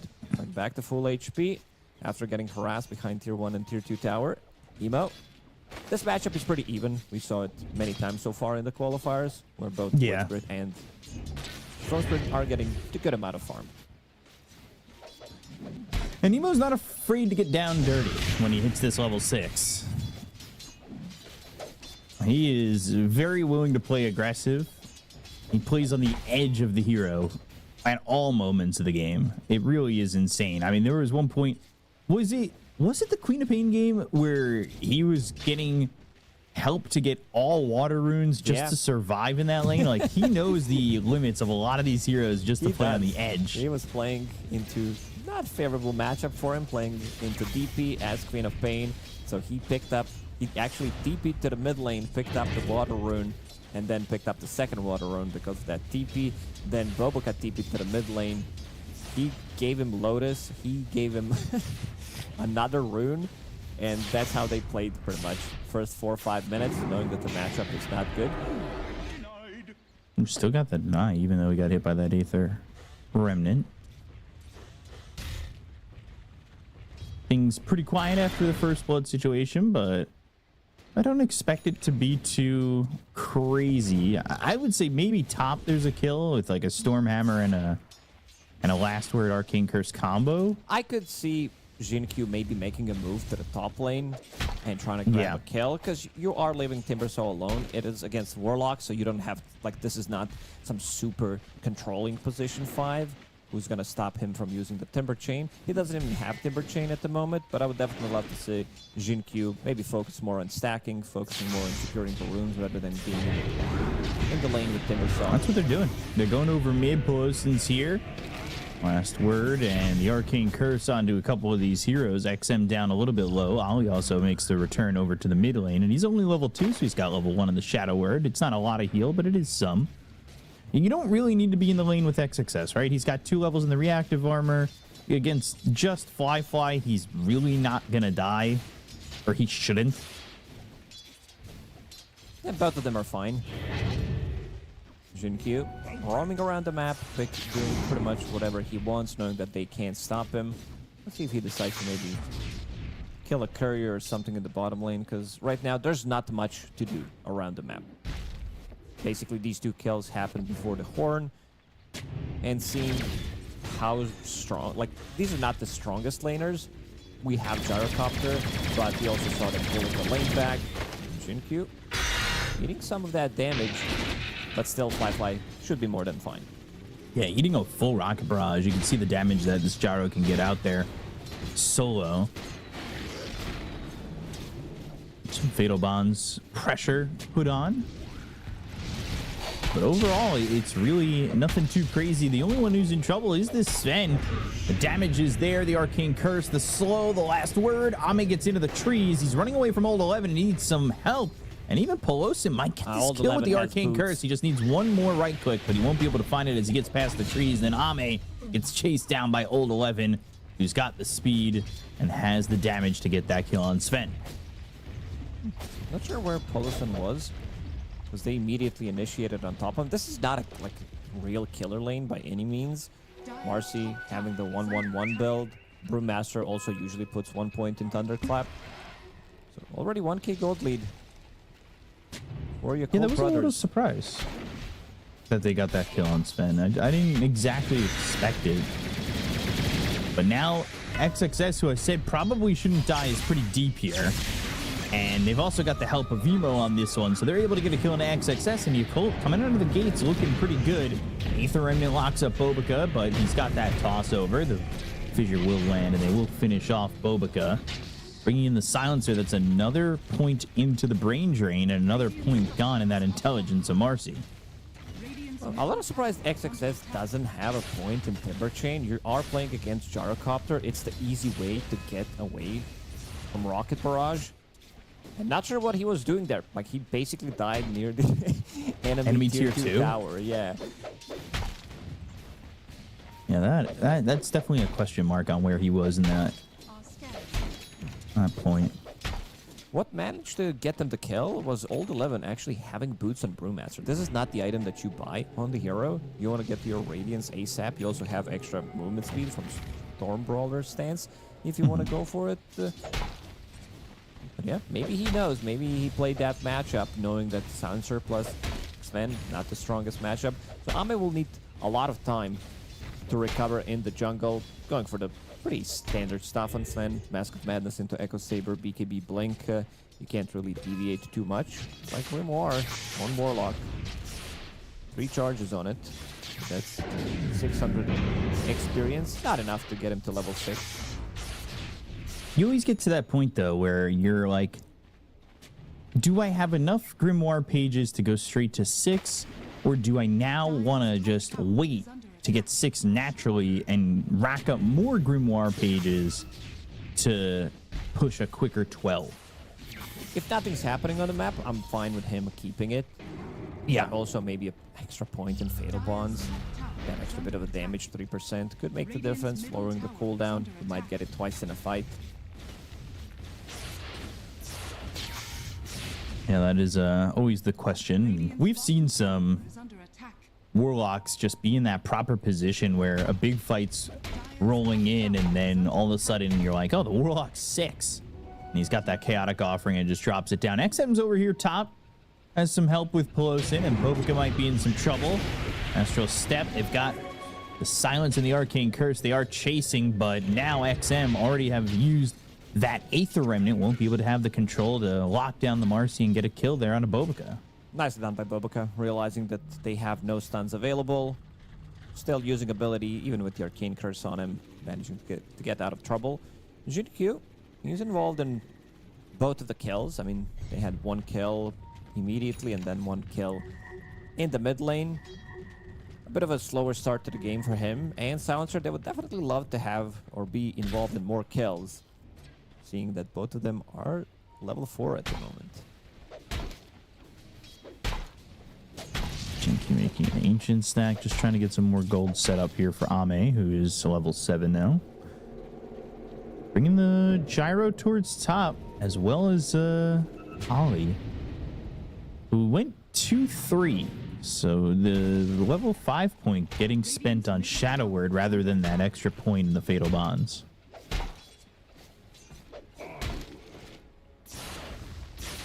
Immediately they go back towards bottom. Fly comes top, sees there's nothing, back to bottom. Ollie can be chip level best 6. for Old 11. Just a farming tool. 20 damage to creeps. Mystical enchantment, wants to get some extra mana regeneration. Both teams stacking a lot. I want to see who's going to be clearing those stacks. Jinq is still level 4, 10 minutes into the game. Would definitely love his Sven to maybe go there and try to clean it up. He's pinging it out. XXS. We saw also some of the stacks, at least some of the early ancient stacks belonging to the Timbersaw were played from the mid or from the off lane. And XXS is gonna solo smoke and kill those ancients, so doesn't want to take the damage. Nothing like a smoke, stand there, AFK with Chakram taking of the ancients. Yeah, this is what budge players do. Yeah, it's similar to the Radiance build or the Necroclip build. Is it the Necrophos that is stuck on the hill, or Necrophos Two different builds. Two different builds. I'm bailing. Very much two different builds. XM back top. But again, once you use this Aether Remnant, that's all the lockdown you have. So committing for this isn't exactly easy. And now that you've shown, it's given the opportunity for Emo to come over. And, you know, he's got a little bit left on this shield rune, and there's not really anything that Extreme can do in that top lane with the lack of lockdown available to them. They're giving them a lot of free time. Gyrocopter is free farming, so is Storm Spirit, and so is Brewmaster. He's very close to getting his Radiance, and if Brewmaster's off to a good start, they didn't kill him a single time. We saw that Brewmaster can scale, playing into a bit more difficult matchup, into instant lockdown from Earthshaker, into cleave from Sven. But we'll see how he's gonna manage to do so. Extreme Gaming also able to stabilize the game with 1k gold lead for your Cold Brothers, so we'll see if it's gonna be enough. I think they are playing for a bit of a later timing. They want to get those items up, Aghanim Scepter and Void Spirit, seeing that the game didn't develop as they wanted it to. So waiting for Sven to get his items, get to his Echo Saber, get to his BKB Blink Dagger. This is gonna be the big timing. And if they can keep it at 1k, 2k, this lineup from Extreme Gaming still plays out better compared to the lineup on your Cold Brothers. Definitely does. It just makes me a little bit nervous. I've never really seen giving Emo free farm like this work out too well. They're going to go bottom, though, to look for Fly. Chaotic Offering gets used, and the last word in the Arcane Curse on a Fly is not going to be enough just yet. But Emo, all lightning in the Vortex. Global Silence gets committed, so there's nothing to stop this TP out from the Timbersaw of XXS. But they want more. They want to find anything on the map. Fissure and a totem, but Jinq dead to rights, and Old 11 gets credit for that kill. And he's almost got that Radiance. He's at 3,000 gold. Just needs a couple hundred more, and he'll pick up that Sacred Relic, finishing off the Radiance. And they save Fly. I think the plan was for them to get level 6 on Silencer, steal some of that XP from Gyrocopter, but the creep didn't die immediately. Creep died afterwards, and then they needed the global to bail Timbersaw so he can TP out of the trouble. And Earthshaker was still not level 6. Earthshaker struggling for levels, not level 6, 14 minutes into the game. Meanwhile, the Black Grimoire was consumed.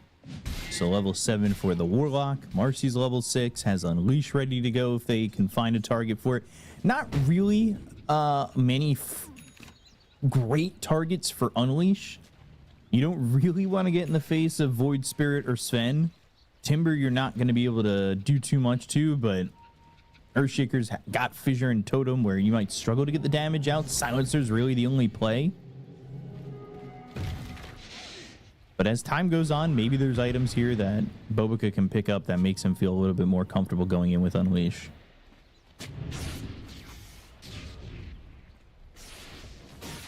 A bit worrisome, I would say, overall. Very slow game. This Jump might in. be one of the slower ones we've Fly, seen. fly. Very dead. Throws down that call down and that homing missile, but there really isn't much. I mean, they play this pretty well. They know that Timbersaw can get in there and do a good chunk of damage with the double chakram. And XM, he is well on his way to having this Ags. He's got the courier going out. Should be able to pick up that point booster and finish it off. Look at where Emo's playing, knowing that he's playing against good amount of control from Void Spirit, Global Silence, Earthshaker. He's got to be careful now, though. The Axe is finished from XM, so he can jump in there, and they've got Silences ready to go. They're going to need a little bit of lockdown, but they've got the Fissure. They hit the Aether Remnant, and with the Chakrams and the Whirling Death, they'll get him, and they'll pay for him being that far forward. And that is the Axe that he just picked up. XM TP'd to the Tier 1 tower from the other Tier 1 tower, so it really wasn't that far to get to the secret shop quickly enough to have that Axe to go for that kill. Once you get Aghanim Scepter on Void Spirit, it does allow you to go for more aggressive plays. Before that, you don't really have much. You basically have components of your Aghanim Scepter, so your impact is not as big. But you gotta get the really good timing. He's the second most farmed hero on the map. The biggest one is Old 11, who continues to just farm up. He's been farming the stacks in the triangle as well, about to crack level 12. Still yet to see Primal Split. Ags finished on Fly. Yeah, we haven't really seen a Primal Split yet. We haven't seen a big team fight from Yakult just yet. Emo bowling all the way forward, but I guess hoping to get a 16-minute rune. And it is an amplify damage that will be bottled up by Emo. Now he'll commit. He'll want to go for Pelosin. Doesn't have that global silence, so it's an easy kill there out of the silencer. And they're going to look to get the tier 1 tower over mid. They'll commit to that and get it as well. XXS stays bottom the entire time. This might be Roche. Not rotating. From Yakult Brothers. We have amplified damage. Half duration left. Bobica will pop that ulti. Doesn't seem like Extreme Gaming is going to do anything about it. The first Aegis probably belongs to Emo. Second one, if they are going to get their hands on it, they will decide whether they want to siege the high ground. So it might be Fly, or if they think Fly is not going to be... Oh, interesting. Actually, Fly picks it up. So does this hint you in on maybe the Yakult wanting to 5-man for the rest of the time? They've got this Ags they want to go? It does say that Fly wants to get more involved. He is... Like, there's not that much of a difference in the middle of the pack between all the cores. They're pretty much all sitting at the same amount of farm, less than 800 difference. So he wants to be more active. Might be because he's playing a Sven matchup where if he gets jumped, he's gonna get to delete it. One Fissure, one stun from Sven, who is getting more and more farmed. He is definitely catching up. If Amit doesn't die in the next few minutes, definitely his net worth is gonna skyrocket. Bringing everybody over. They do have Global Silence ready to go, but this is going to be an Aegis. Ami not here. He is still farming, so they're going to have to do it without him. And it looks like they should be able to get this Aegis, but I say that, they jump in. Bobica jumps over, and now they've got the Echo Slam, and that ends up being Bobica dead instead. They wanted to go for Fly. They baited a reaction and get the kill onto Bobica. And I really like that Jinkyu didn't opt to go for Blink Dagger as his first item. Instead, he bought the Shard, which does give him to play slightly off the distance. And it's also much cheaper option, 750, less gold. And they definitely felt like they need something to fight right now. Also, Fly, he needs to be careful. Ame disassembled his Echo Saber, has BKB. So he can come to the top lane as well. TP in, level 15 Sven. Does have that 10 talent, Vanquisher bonus damage, which brings it up to 30%. So whoever is stunned, Sven will deal 30% bonus damage. They find Jinkyu. Fissure, though, comes through, and then they've got Sam making you jump forward. Chaotic Offering comes in. He's using the people, but Ame is behind with God Strength going after Aoi. They get the kill into Jinkyu, but the Aegis already used. Pelosin on the run from Emo. That's going to be 3 heroes dead on the side of Extreme as they got XM. Emo again just doing work and finding just open space to make the damage count.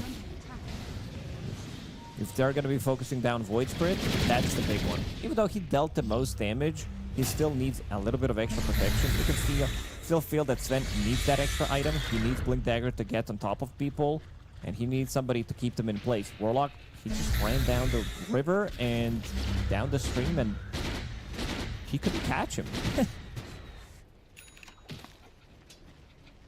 was a little bit of a surprise. I mean, Ame committed there and didn't really find anything. He'll still need some time. He's got the Echo Saber built again. He's going into the Blink Dagger, then Daedalus. Emo now silence up. And the global silence committed. Dissimulate. Chakram off the mark. Emo's going to have Ball Lightning and a TP now. They use that global silence, and the tip coming out from Emo just feels like he knows he's feeling this game at the moment. He's gonna focus him. He's gonna focus him in the next fight. That's what happened previous time. When he died, when he got globaled, immediately jumping him, taking him out of the fight.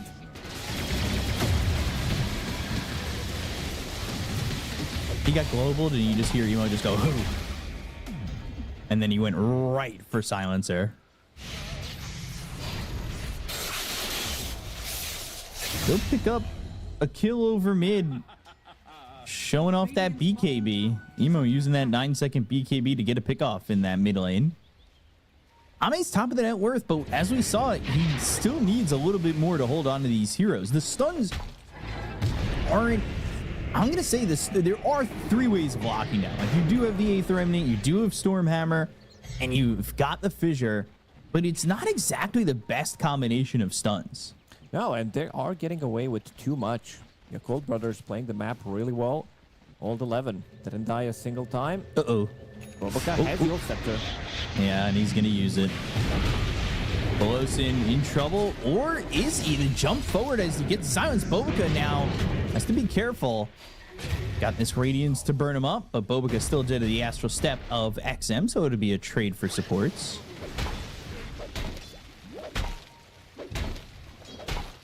Got Brewmaster going for this Manta style, almost finished for Old 11. A great way of dealing with silences. Cheap way, makes you super tanky. You are also a hero. You're also a universal hero. You do benefit a lot from it. They need 2 big items. They need both Blink Daggers, one on Earthshaker, one on Sven to be able to play the game. Manta style probably also going to be completed in the next end.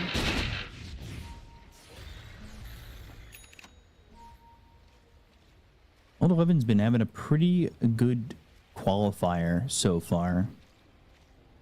Yeah, he had some really nice moves, but he also had a couple of those Old 11. Yeah, the coin flip moves. Yeah.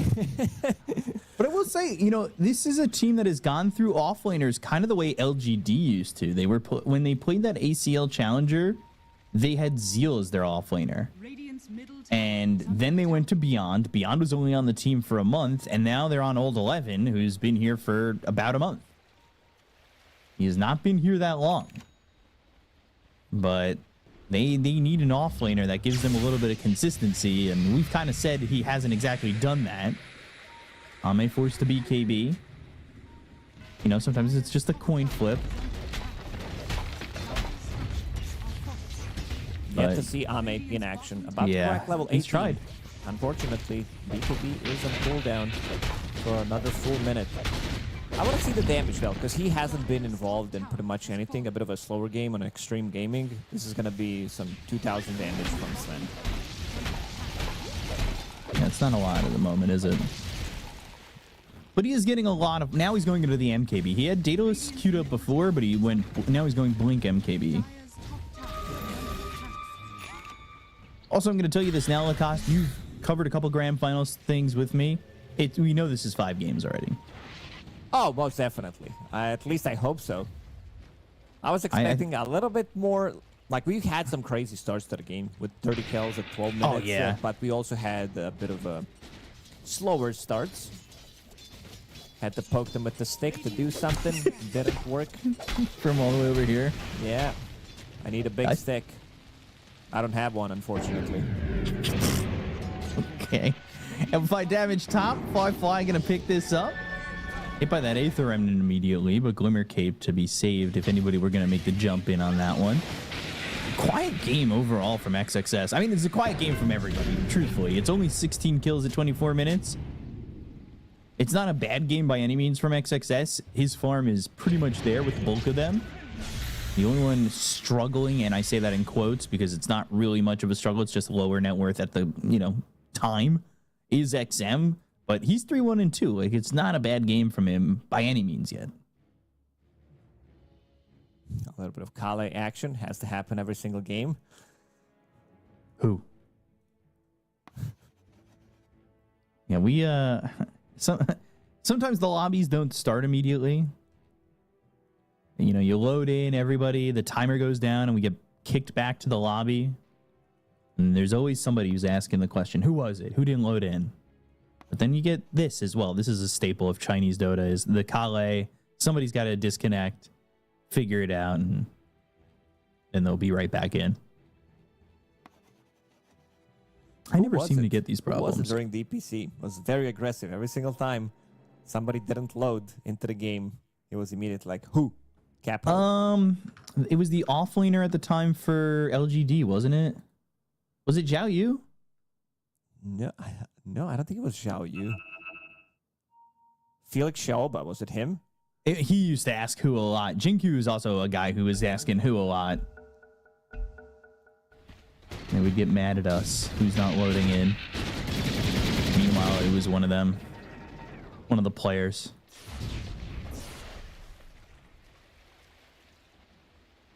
Hold 11. EKBAC is on the docket. He's got this Manta style finished. And I'll try to help him stay alive, purge that silence, be able to get the primal split off. Gyro, he went upgraded Poor Man's Shield. So he went Dormant Curio, and now he's got the Poor Man's Shield post Curio. The Unleashed Poor Man's Shield. I like having this item back in here. More damage block. It's all about that survivability. Going into Butterfly. Emo is in. EKB, Emo's in, looking for Jinkyu, and they're going to get the kill into Bo because they go to the global silence. And Emo now in some trouble. Resonant Pulse, silence, there it is again. Aether Remnant, God Strength, Ame looking for it. Essence Ring, Ball Lightning in the TP attempt. But the Fissure gets the kill. Jinkyu well placed with that Fissure to finish off Emo. And now it feels like this lineup is back. They were keeping up with the network, but all these silences, playing into global silence, and Ame, you can feel him now dealing the damage. About to crack level 20. Will have even more protection for his team, even more armor.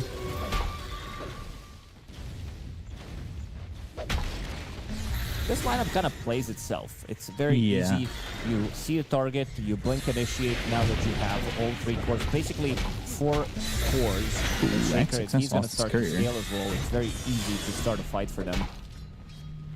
Old 11 killed that courier of XXS the second before it was going to get there. Ooh, Timber Chain stopped with the jump forward, and that was Bobica also bringing in Old 11. And he could, but he's also got Chaotic Offering in his face to stop that TP. Pelosin also did a fly. XXS, he's in some trouble. Chakram's doing some decent damage, but just not good enough. And Ali gets the kill on XXS. Not only that, they stopped him from getting his Aghanim Scepter by killing off that courier. It had the other 2 components on it. So it makes him that much easier to kill. And committing that Chaotic Offering to getting that stop on the TP gets them a second. Not bad. Roshan. Bobica is sitting inside a Roshan pit to see when it's going to respawn, and it should be respawning in the next couple of seconds. This is gonna really tick off Fly, by the way. He left the Ooh. pit, but Ollie's coming back into the pit. So they know Roshan is up. Timbersaw's going to be also ready to take the fight. I don't think this time they will let them have it. They need to take a full 5-on-5. Ame finished off his MKB, seeing that there is a butterfly. He flying finished to it before gyrocopter. Fly got his own butterfly. Now he's got He the knew. butterfly, but but he had only the Demon Edge built because he didn't want to show that he was making that MKB. And now you get this butterfly, which you're gonna think is this great timing for Gyro, but there's already the MKB on Sven. They hear the roar. He could chop shop it and get Yes, Satanic. this is always the bait XM. potential, He's right? in. Falling in Stormhammer, the Emo cleave! got stunned. Oh, Ame! With the God Strength, the cleave damage, Fly and Emo already dead! Bobica falls to XM, and that just works out perfectly.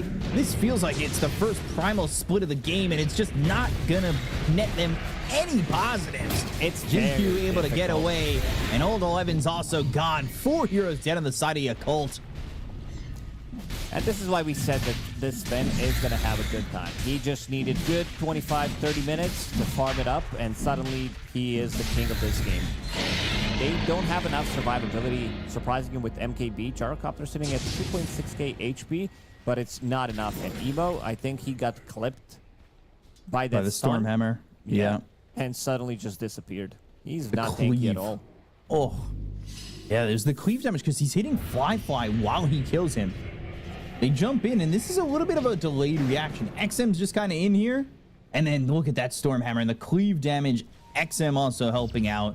Had that Resonant Pulse and the Dissimilate, but damn, that damage from Sven. And this is what? The first primal split of the game that just doesn't do anything for them? I think we said it multiple times. Playing Brewmaster into Sven is just not fun. At least he has ability to cancel it early, but still you're get out and you're gonna die. So playing into Radiance, playing into Drunken Brawler, Storm Brawler, plus Butterfly makes it this MKB getting them so much value out of it. Jinkyu. Ball lightning all the way through the Vortex combination, and they will get a kill here on a Jinkyu, getting them some gold. Decent gold for Emo for that kill. He wants a Hex, and I think this is a pretty big item for them to get if they can surprise Ame with it. Radiant's bottom tower. But they have to get to that point of getting this Hex, and we've seen a lot of Storm Spirits as well. They've gone for the Ags a little bit later on in the game. Yeah, especially with Gyrocopter. There was a game yesterday where they almost managed to pull it back with some nice vortexes into overwhelming damage from Gyrocopter, Flak Cannon. There was also a Divine Rapier in that game. But Extreme Gaming, they need one good fight, and suddenly this game kind of opened up immediately. Emo does have a gem. Wants to remove some of that vision, go for more like pick-off mode, where that's why he's building into Hex as well, where they want to initiate onto target and kill it. Have something. There's still gonna be Global Silence, Fisher potentially coming out. XM having quite the game, 5-1-5.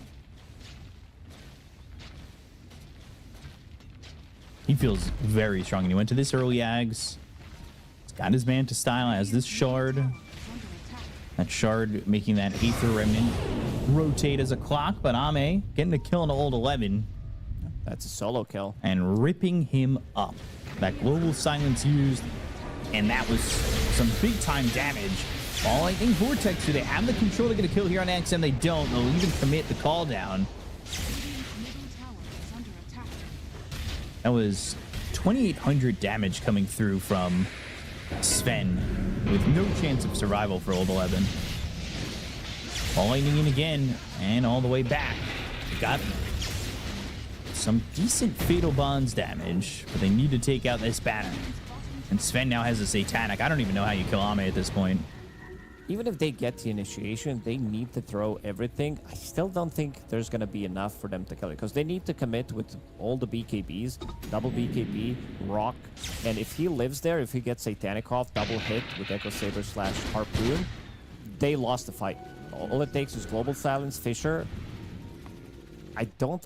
This is a very, very difficult game. That's why we said at the start that this lineup from Extreme Gaming definitely favorable. It's just they're going to need a little bit more time to come online, especially with the start that they did have, because both supports, they were level 4, 13 Pretty or late. 14 minutes into the game.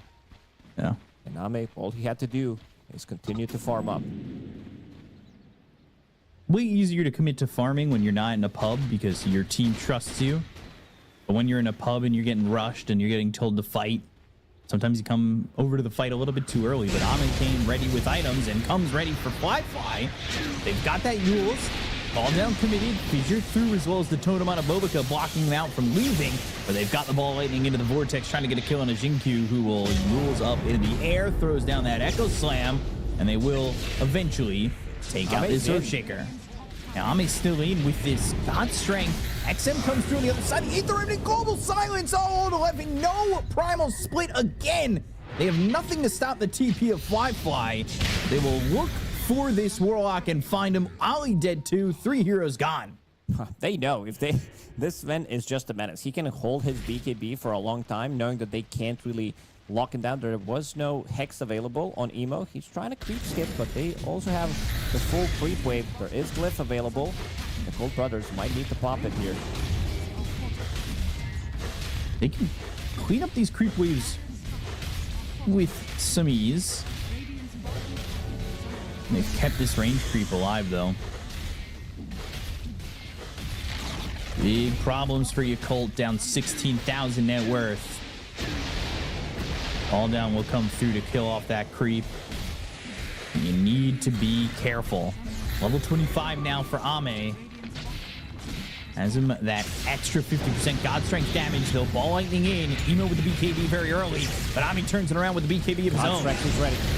They'll go with the God Strength. They've got the damage. They'll look over at Fly. He needs to get out of here. He's going to be jumped with Bobica out, but Fly still dies to Pelosin. And with no Gyrocopter, this is looking like game 1 is done and dusted. As they will look for Old 11, who will finally get that Primal Split off. Look But at the the Brolix, fissure, they're the almost dead. damage. Oh, God. Old 11 ripped apart. Forced to go all the way back into the base, but there's the jump forward from Bobica. They'll buy back on this Warlock. Fatal Bond's placed down, and the Chakrams just missing their mark, but this is the side of Extreme Gaming. Very, very confident to dive in that deep. They know. Sven also just hit level 25, so everything is pretty much aligning perfectly for them. BKB coming off cooldown. 3 seconds left on God Strength, so they continue to go. Now 30 seconds on BKB, 30 seconds on God Strength. Jinkyu also has Echo Slam available.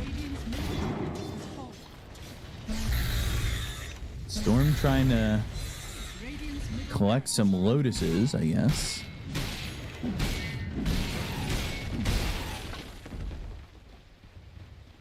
Ame's pretty much 6 slotted now. Yeah. Could get Shard, could get Eggs if he wants. Radiant's top That tower miss is chance, under attack. Butterfly, Evasion, Radiance, doing absolutely nothing. He does have 80% chance from Monkey King Bar, and he also has 20% chance on Serapid Shiv. Radiant's top tower has fallen. Not 100%, but it's almost up there. Gyro did disassemble the Butterfly and now has the Satanic. There's 3 options that he can go for. He can get Butterfly out of it, and it seems like he wants to get the Disperser. Usually we do see Swift Blink. Maybe he would pick it up if his Storm Spirit had Aghanim Scepter, and if he had maybe another item, another damage item, so he can go in and try to deal that damage, but it's very difficult against Sven. He pops the Warcry, and suddenly, like, usually Brewmaster, or if you have any kind of a Dispel, it's really nice against Warcry before he gets the Shard, and right now he doesn't have it, but Brewmaster pretty much dies. He doesn't even get the chance to react to what's happening in the fight if Sven is focusing him down. You saw even the Brewlings, though. He gets the Primal Split off and they're just dead immediately. Doesn't really 11. do anything. 1, Speaking 2, of which, 3, dead. no chance. He bought back. He bought out. Black King Bar, 9 seconds, doesn't get it off. This fight is 4v5 for a good 60 seconds, which means that they are going to be getting megas.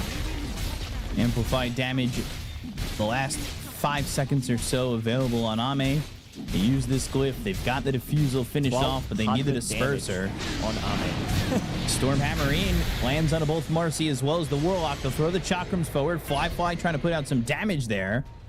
There isn't much for them to do, though. They do hold off Mega Creeps for the moment, though.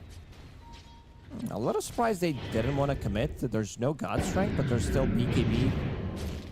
I don't think he should die, but they can also take it slowly. Roshan may be alive, and Roshan's going to be respawning in a minute. What happened to Roshan's clock? Why can't, ever since we added all these new things, all the new information, clock just stopped working. This is literally 1 minute, and it says it might respawn. We were always smarter than professional athletes in one regard. They're trying to get We XM. knew when Roshan's going to respawn. XM. Can they kill him? Fissure to simulate. Emo going to stick with it. Emo even going to commit to this. They also have BKB, global silence. And BKB is going to wear out. They aren't going to get the kill on XM. But XXS has that Ags. Jinku with the blink as well as the Fissure. Oh, man, Emo. He'll end up dead. They're going to focus their attention on a Fly who's able to pop his own BKB, but can he get his life back here? Satanic on cooldown for 10 more seconds. He needs to run away from Ame, who's got the God Strength. The Fissure lands on 2 of these heroes. Ali surviving for the moment. Doesn't have that Chaotic Offering already used earlier in the fight. And they are just ripping through these heroes. 2 already gone on the side of Yakult. They've got Fly with the Satanic again, but XM is here. And it does not matter. Fly can't do anything. They'll call GG and Extreme take game 1 in this BO5 Grand Final. They made it look so easy. Especially because they wanted to take it slowly after losing the laning stage. The one who did really good was XM. We haven't seen, I would say, much out of Timbersaw as well, seeing that the both supports were under-leveled. Ame, he died once, he died twice in the lane, and suddenly he just goes back to jungle. I think they needed to make stuff happen, but again, who's Storm Spirit playing with? 2 supports are really not good at playing with Storm Spirit. Brewmaster also, the first split that we've seen was pretty much, like 30 minutes into the game, which is not what you want to see happening. Bit of a slower game, which definitely benefited Extreme Gaming.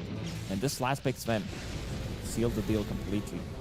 Oof, the damage in that fight. And you can see Bobica trying to do everything he can with the jump there to bring out Fly, but they still just had already done too much damage. It didn't really matter.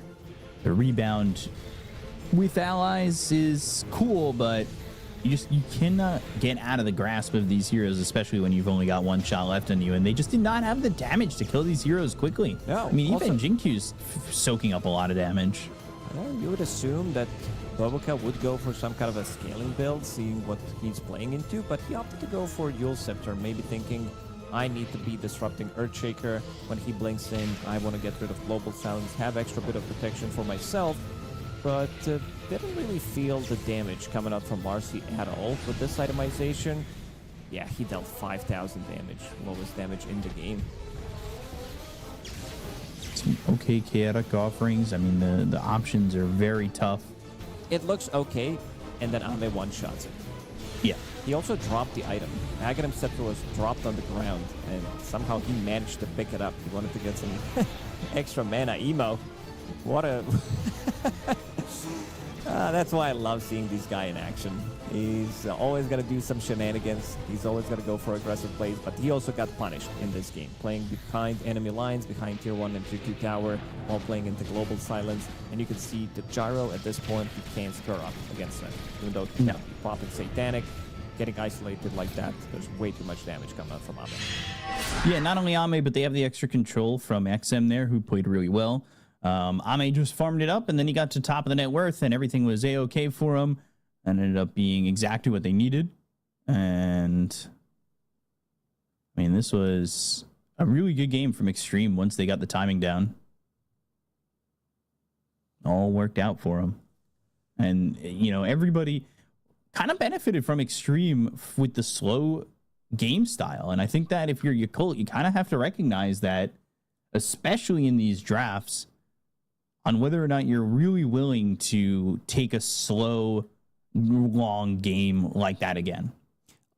A lot of the times it's fine if your lineup is going to outscale them, but this lineup really isn't. I mean, you have basically 3 cores. You have Silencer, who can get into refresher later on. Shaker starts to scale.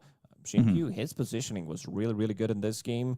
Really loved the itemization, picking up Shard as his first item, then going back for Blink, then picking up Glimmer Cape and Dual Scepter. So a lot of protection of his own, and he could keep the distance, but also not afraid. If you saw that fight in the bottom where he gets initiated on, he chooses Echo Slam, deals extra bit of damage, clears the whole creep wave, and buying a little bit more time for the rest of the team to come in and clean them up. Yeah. So that is the end of game number 1. That goes the way of Extreme Gaming. They're 2 games away from booking their ticket to the International, and we'll see what else is yet to come as we'll take a quick break and be back with game number 2 in just a moment. Stay tuned. We'll be right back. The human body was built to move. Not trapped at a desk in one singular posture for 12 hours a day.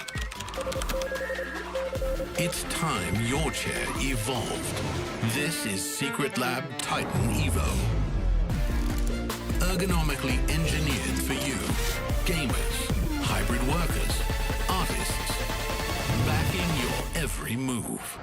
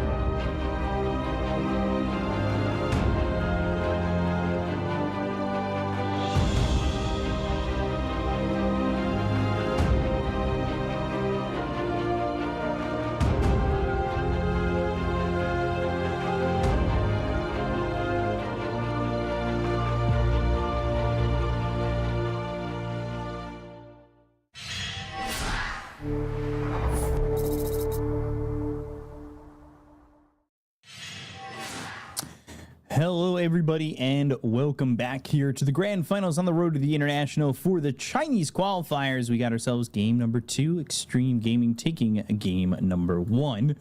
And Yakult, they got to find another way here because game number 1, just the pace of play from them didn't work out. Yeah, yesterday when they played, they had a very strong lineup with Magnus, Enigma, Lina, Tiny, and Shadow Shaman. I know that meta definitely develops between these two teams, so you want to be banning out some of the heroes. I don't think they are going to give them Magnus a single time, even if this goes to game 5. Bowica plays it too well. And some of the other heroes as well, they play really well. Something that they played a lot during Dream League Season 25 is Keeper of the Light. This is the hero that they really excelled playing at from position 4. Bowica does a lot of shenanigans with the hero. Whether they can't play the matchup, he's going to be buying boots. They might be also or dragging the creep wave, going into what we call the sanking camps, which kind of started in the previous patch, where you...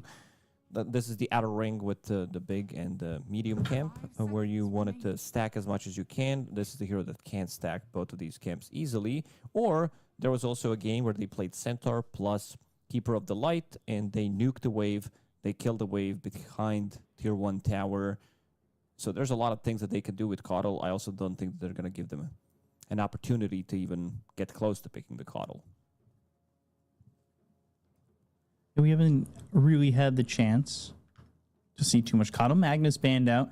They do ban out that Storm on Yakult, by the way. That Storm, even when it gets countered, feels very strong. I know last game was probably the worst example of it, but it has been such a strong hero that even picked first, it feels like it is doing well. Yeah, they have to. Extreme Gaming did open up how many? 1, 2, 3 times so far. Yakult Brothers, they have the opportunity to potentially pick Ancient Apparition here against Dead Prophet or Doom. I think one of those two heroes could work out amazingly, but instead they go with TB, which is also a good way to deal with Dead Prophet. You have insanely high armor, so you don't care too much about Exorcism. You're building into Manta style. All those illusions are taking the damage, so a lot of that damage is spread around. Let's see how Extreme Gaming decides to defend this Dead Prophet with, whether this is going to be, because Lina's already out, so they have an opportunity to put this to put this Dead Prophet to the mid lane if they want to, or they could run this from the off lane.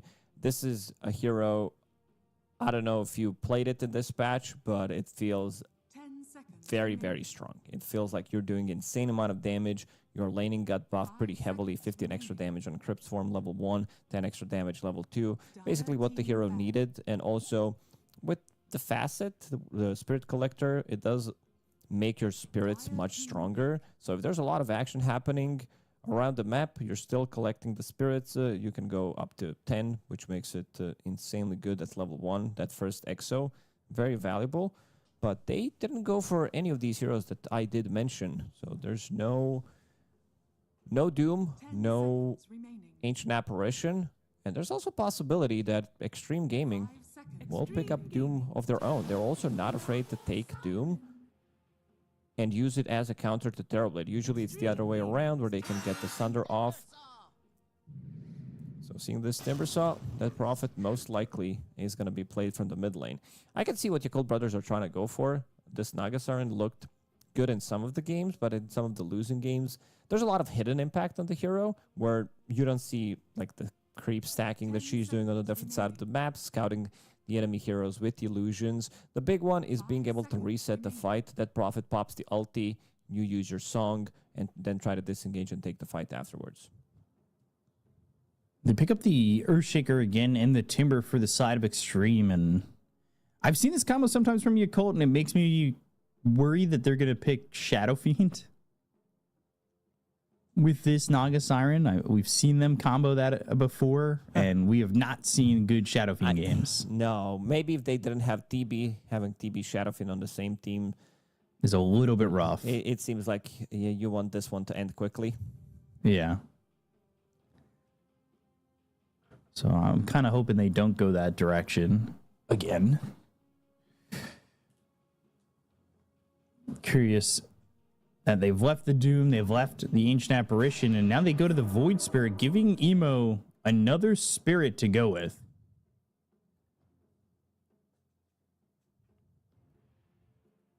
What do they want is the double pick? Damage. Where is, like, who's dealing the damage? Nagasaran, not that much. Void Spirit, also his damage is not the greatest. 5 seconds remaining. Also, he needs a hero that he can play with. So maybe they want to keep this Terrorblade as a flex, put it into the off lane. But this DB doesn't seem like he's going to be having a good time, no matter which lane he's going to be playing. Yesterday, when Shanxi played offlane TB, it looked pretty horrible. He also didn't have that good of a matchup. But you're playing into Earthshaker, a lot of stuns, into explosive damage from Timbersaw, into Dead Prophet. So it does seem like this is going to be offlane TB, or unless they want to run position for Terrorblade on Baboka.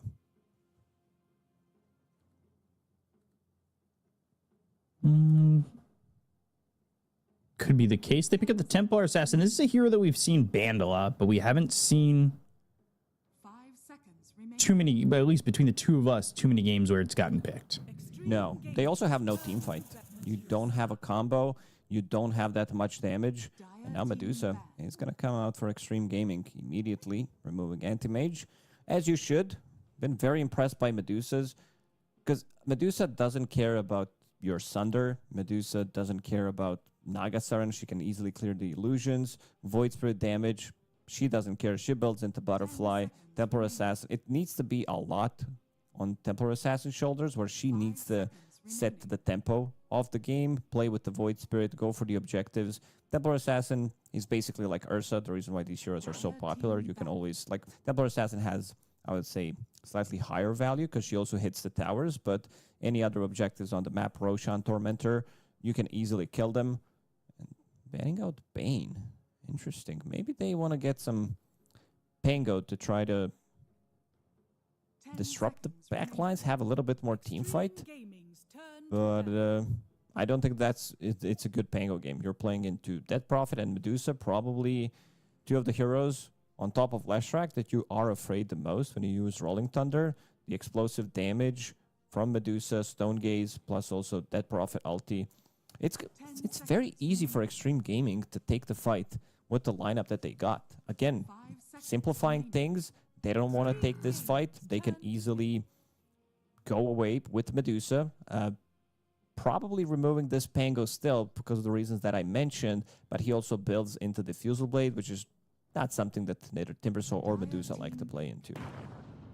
Elder Titan coming through for the last pick for Extreme Gaming. Gives him a little bit more control with the sleep that's available to him, and both these teams really lacking good lockdown. Again, it's Fissure, Totem, sort of. I Gorgon's Grasp, the sleep. But for the side of Yakult, it's an Aether Remnant and Net. They have no team fight. These heroes are also very single target oriented heroes. Maybe they can pull something off with Nagasaran, but again, you can't pick hero like Tidehunter, I would say. There's Timbersaw, there's Dead Prophet. I think Yakult brothers are in a lot of trouble this game again. Zhao 8 cooking some really strong drafts, strong lanes. This is one of the best lineups to disengage the fight with if you don't like where you're taking the fight. Fissure, ET Sleep, Medusa ulti. Maybe you can throw in Nagasaran to have like this best lineup ever that has been assembled. Choose your hero. And there's that Doom that you were hoping for. I was hoping for them to pick this Doom earlier. Now, after seeing everything that they got, it doesn't feel as good. Let's say, again, like you need to have good catch for Doom to get the value. Right. Traps from TA, Void Spirit jumping in. It is okay-ish, but it's nothing too crazy. And if they are the ones initiating the fight, if Dead Prophet already has EXO running, I think they just wanted to have some kind of a lockdown, some ability that Timbersaw and Dead Prophet are going to be afraid of. But Medusa also is a hero that doesn't care about your Doom at all. And another lineup that just feels better for Extreme. Even with Definitely time. does. Like, even if this is another one of those slow games, I just think that Extreme will find the benefits of it. And like, yes, TA is a great farmer and can output a lot of damage, but your lineup's very single target pickoff oriented. It's not, like you said, there's not a lot of team fight here. I think maybe they've got enough for a pickoff and that's it. Yeah, you can work with Song. Maybe that sets up something for you, but I also it's not really that good. I also don't like Nagasaran as a support when she doesn't have any kind of combo. Just give her something. Doesn't necessarily need to be Enigma. It doesn't need to be Disruptor, but give her something, some kind of a setup that it's going to be good. We've seen other things that work out well, like Shadow Fiend as well, which they made work in the game a couple of days ago. But this Nagasaran, just for the sake of having Nagasaran in the team without anything to combo it with, like even, I don't know, drop down a Tombstone, whatever, just have something. I said 65-35 for the previous game for Extreme Gaming. Gonna be sticking with those numbers, and this one might be even higher. I think 70-30. Maybe even. I think Yakult Brothers are having some of the issues playing against Extreme Gaming. They are getting outdrafted, so they need to outplay them. But again, with the lineup like this, it needs to be a lot of tempo. It needs to be Bobica doing some crazy shit, maybe going for, we've seen 9 class going for Armlet type of a build where he wants to solo kill the guy. XXS is going to be, or at least that Prophet, are going to be these heroes that can be killed from 100 to 0 if he's going to be going for that. But not an easy task for him to ask, because who's going to be setting things up? Emo needs to go in. He needs to soak up a lot of that attention.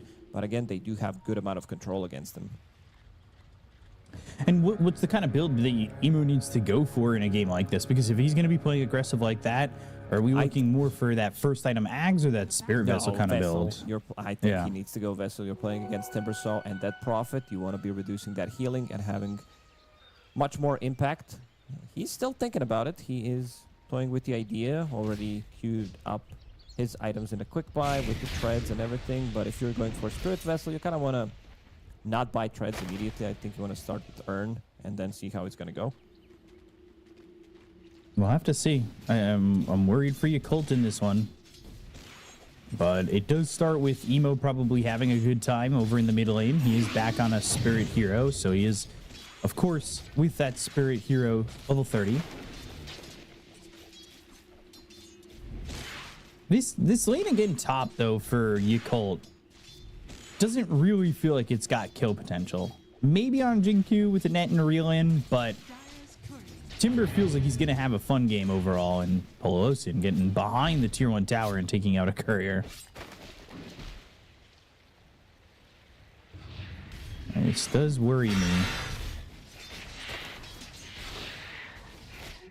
But how can Fly do on this TA? Great farming hero, but do you have the lockdown and the damage that'll make a difference in a game like this?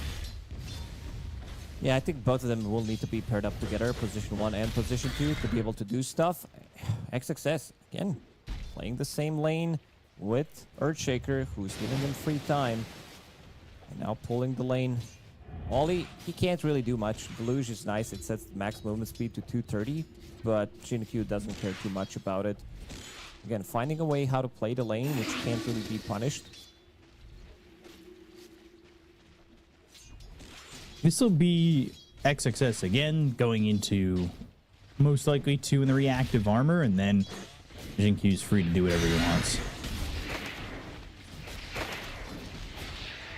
Like, you could see Fly, yeah, he tickles XXS, but overall, like, it really isn't something that discourages him in the lane. Trying to pull the lane to the stack camp on the side, but XXS also draws the aggro of the creeps, pulls it next to the tower, where he's going to be having tower regeneration as well, have more protection. These are experienced athletes. They know these matchups really well, and they're doing the same thing in the bottom lane. Bobica pulling the lane back between tier 1 and tier 2 tower. He wants some of the solo XP for himself. They don't want to play against ET. 2 melee matchups into ET could be a bit more difficult. How good are these matchups going to feel for him? Wi-Fi's getting some decent CS over in this lane, so it's not the worst thing in the world, but yeah, bottom lane's not going to be fun going up against the Medusa Elder Titan combo. Right now, Bobica, he's by the tier 2 tower and has left Old 11 to kind of just get some solo experience and farm in front of the face of Polo Sinaname. Gotta be careful. Elder Titan will run at you and make your life a little bit more miserable when that spirit comes in and gives that extra damage. Extreme Gaming also doing much better in the lanes.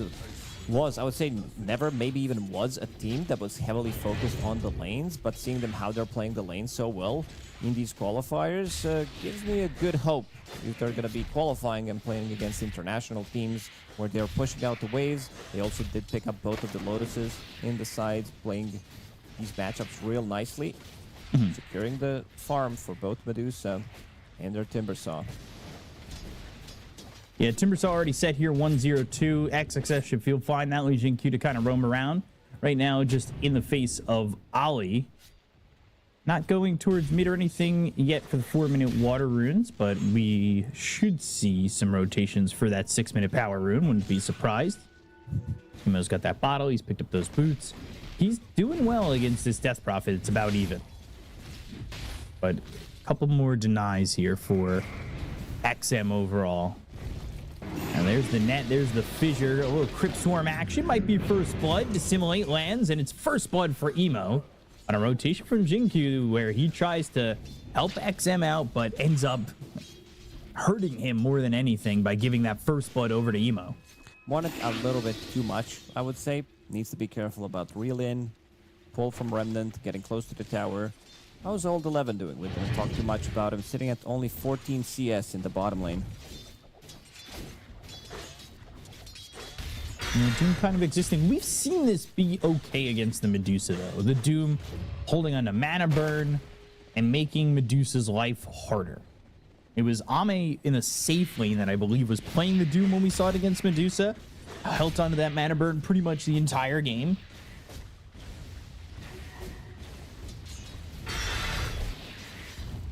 Let's see if that ends up being the case. 5-5. There was potentially a fissure to lock him under the tower, but not thrown over, and won't end up being in any dangerous positions thus far.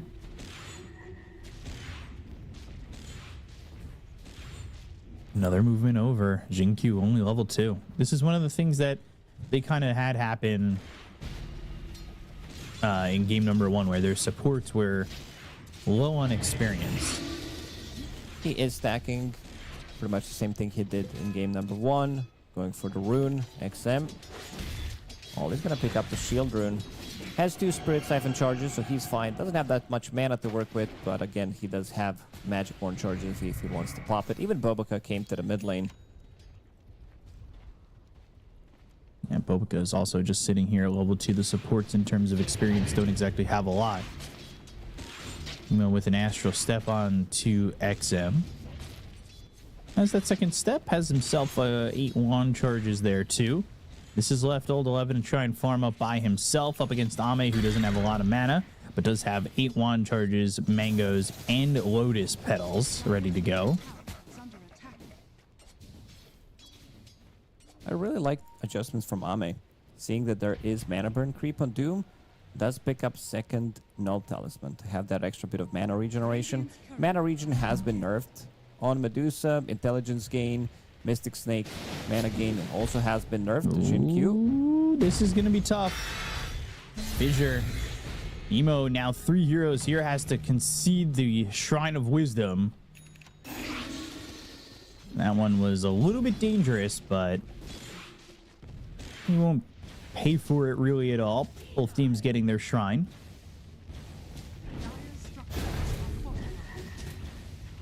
Another one picked up by Bobica, who is halfway to level 4. Old 11 diving bottom, burning his mana constantly. Yeah, Ame, you know, he is ready with the mangoes and the wand charges, but he's only got 2 wand charges now and 2 mangoes. A little bit nervous that available if he pops... on Poloson. Yeah, so they do have a lot of mana for him, but if he pops those mangoes, he might just end up getting mana burden again. Doom is used, and They Pop feed him those a mangoes. bunch of mangoes. It's a feast for this Medusa. A way to stop the Doom from being effective. I mean, What a he ate both counterplay. mangoes. Pelosin gave him both mangoes. That was... And also, you can use items while you're doomed, which this is why matchup against Medusa isn't really that great. So she uses Yeah. magic wand, she gets mana back, doesn't get the HP back, but it's still more than fine. XM, first exorcism. Over in the top lane. Tower is under attack.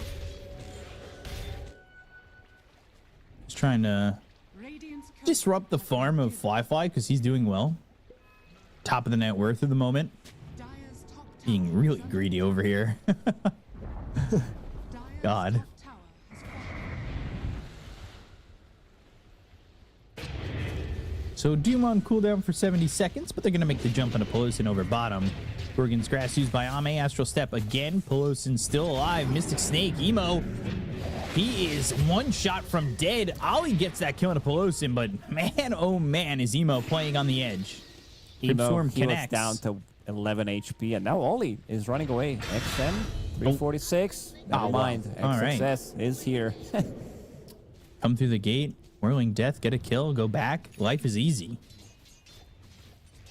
Thanks for the kill participation, XXS. What is Bobica got queued up? All right. Just Gloves of Haste. Wondering... Yeah, he's got treads. You were thinking about Hand of Midas, huh? No. I'm wondering if, like, Bobica does something real out there. Wondering what out there item he would go for. He is in trouble, though. And by out there, I mean he's dead out there. Emo's going for Midas. He's got those Gloves of Haste picked up, but he wants the Midas, so he thinks this game's going to be slow, which has been the case. I mean, between these two teams. Hey, This is guys. funny. All right, In and bye, out. guys. Use Soul Ring and look at the smile on his face. It's a smile of a guy who's been in the pro scene since he was 15. He's still XXS, a real really staple young. of the Chinese scene. Yeah, he's like 24 or something like that. He's been here forever. Ame, bottom lane, in trouble. This time, Doom again. Where's your mangoes? Oh, he gets a couple, but it's not going to matter this time around. Fly's got the extra damage. Pelosin, he'll be chased. Meanwhile, XM got the kill onto Emo. That's a double kill for Fly, and now they even look for XXS, but Old 11 doesn't have a lot of health to really dive in deep on this. While all this was happening, they did manage to get the kill on Emo in the mid lane, getting some valuable XP for Earthshaker. We saw Xinkyu not having that much XP in the previous game at the early start. He's about to crack level 6 right now. They will take another tower without committing with Exorcism, and he does have 6 Spirit Collector already. Radiant's bottom tower Is that a good number? I'm never really sure with this this facet. yeah. Like, what's a really good Spirit Collector number? You just want to be active on the map, Okay. get some Sure. kills. Those ghosts, they become much stronger, and then you can go for a push. It also looks funny when you trap them inside. Ame again. He's got 4 wand charges, and that's it. Lost all of his mana. Ahmed doesn't have that much farm. He's actually the lowest net worth core in this game. Fly having a blast of a game.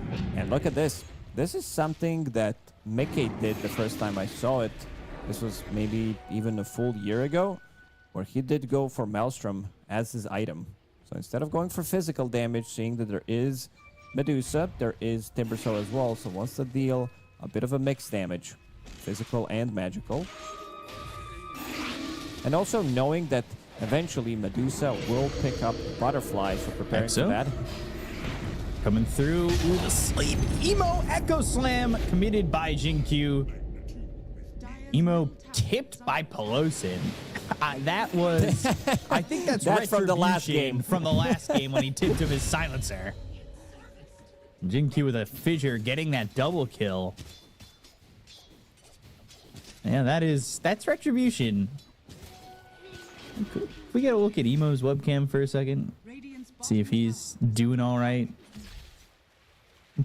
I'm kind of... We're not in Kinda question mark curious. territory yet. They need to lose this game, and then he's gonna be ready. He's still kind of smiling. No hard. I think when you call yourself the god of the mid lane, and you've got the personality that Emo does, I think you know tips are gonna come back your way. Oh, for sure. This is a big kill. Good fissure on a 3, but they've got the net. They have the reel in. This should be an easy kill, and it will be. Although I'm getting credit for that one. They want more.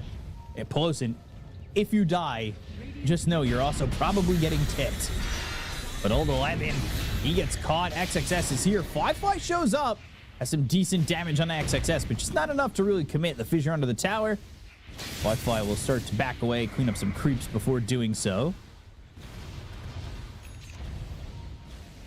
Renovatos for XM. He was thinking what he needs to buy, thinking about getting the Aghanim Scepter straight away, but this is also your setup for the Silence. Silence projectile speed has been increased by 200 in the previous patch, which makes it actually a viable spell. I think we might also, considering how strong Death Prophet is right now, maybe we don't need to do anything to her, but I would also love this Silence to be something else, like we did with Drow Ranger Silence, where it's actually a gust now, so it pushes people away. I would love to see some kind of an improvement to this Silence as well, so it's not just a flat Silence. I don't know if you played Artifact, but there's a guy called Rex that had absolutely nothing. Drow Ranger had 4 mana Silence that did AoE to the neighbors, to the adjacent units, and his Silence costs 5 mana, and it's only on 1 unit. Yeah, you're still one of like 7 people who still play that Shut game. up. I'm trying to teach you magic over the green room, and you're just like, you want to play some Artifact? I'm like, I don't know about I like that. card games. I always did. Yeah. Fly, Meanwhile, fly. by the way, all right, fly. All right, fly. I said it first. Fly. I'd get caught here. Hiding with Meld. He's hiding with Meld. By the way, there was a there was an Echo Stomp missed on Emo. Tipped Pelosin back right away. This is nobody what here. Maelstrom gets you. You get to sit in the Meld and do absolutely There nothing. we go. Eventually, he is going to run away. We'll place a trap near the Twin Gate to make sure he's going to be seeing those rotations. I was sitting in that Meld like he was charging up a Spirit Bomb. I mean, a couple episodes trying to get some extra power, but now he's out of the Meld. He's happy. Level 13. Ame only currently level 11. Ame was thinking what he needs to buy, and he's like, oh, enemy carry. He's going for Maelstrom. That must be a really good item. I will copy what he's doing because I am far behind and I need to catch up. He's almost 3,000 gold behind him at the moment. He saw the Maelstrom and for sure definitely decided that he will not be going for the Butterfly this game. Instead, this is going to be Maelstrom / Mjolnir into Aghanim Scepter. Aghanim Scepter is basically your old level 25 talent, which does apply secondary attacks from the split shot, and it also increases the arrow count, so extra targets 5. Makes it insane amount of damage that you deal. It's also good because you proc through refraction. Like Maelstrom proc takes off 2 charges with the attack.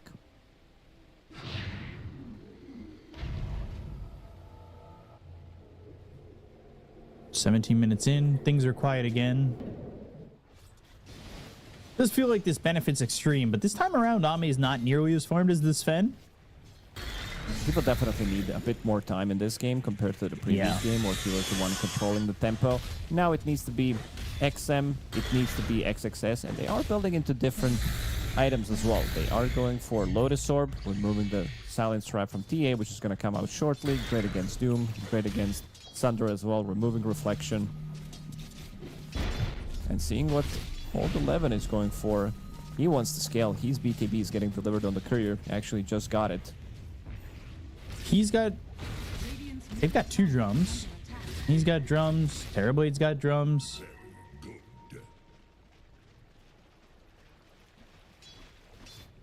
We call that in the hippie crowd who watch fish. It is a drum circle. So, you know, it's fun times together.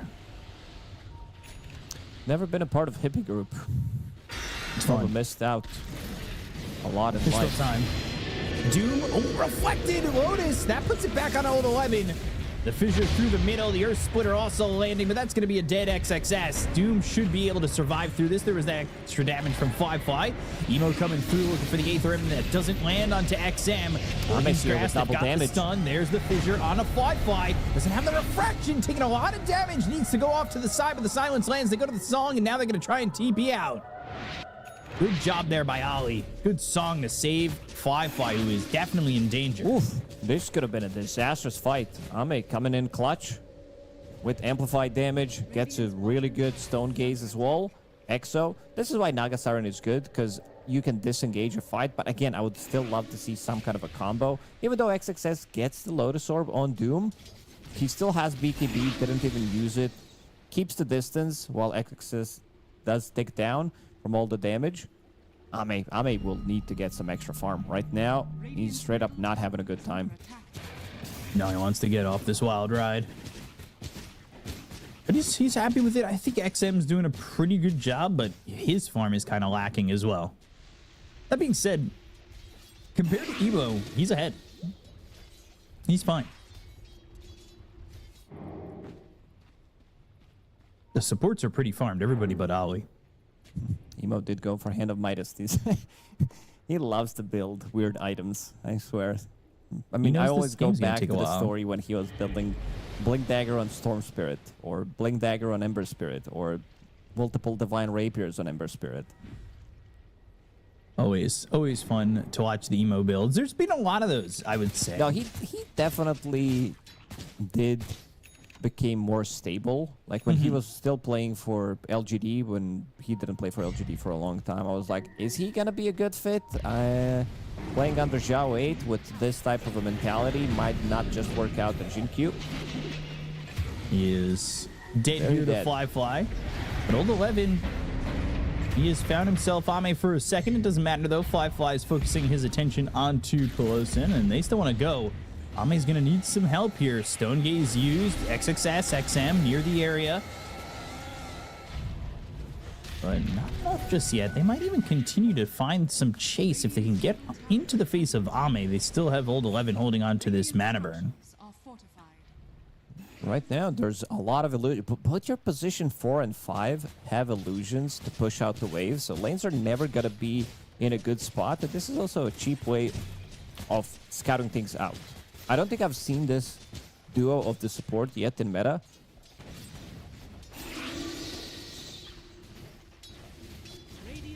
Roshan being taken. They have the scan. They have the one of the greatest heroes in stopping it in Elder Titan.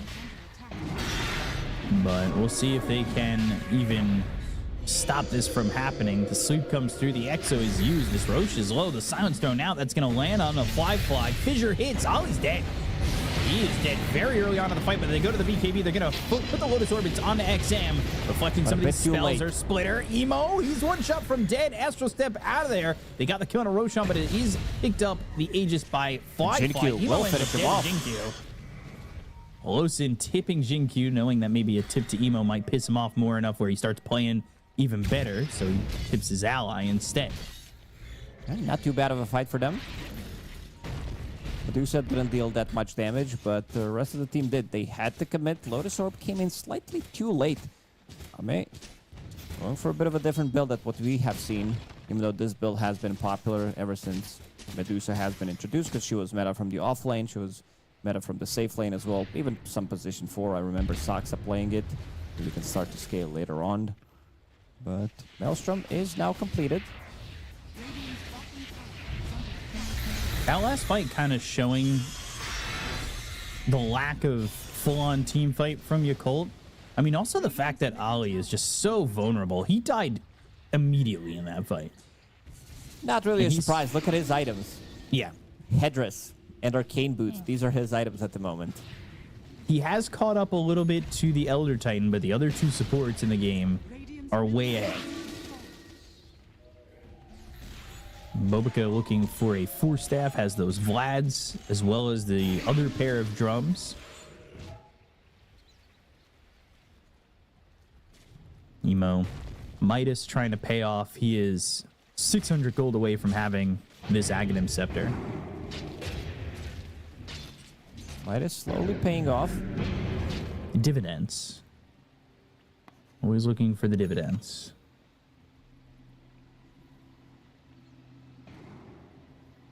Shard being built for Templar Assassin. You want to have that extra upgrade on these traps. Get that silence. That could really make things much better. BKB forced out of old 11.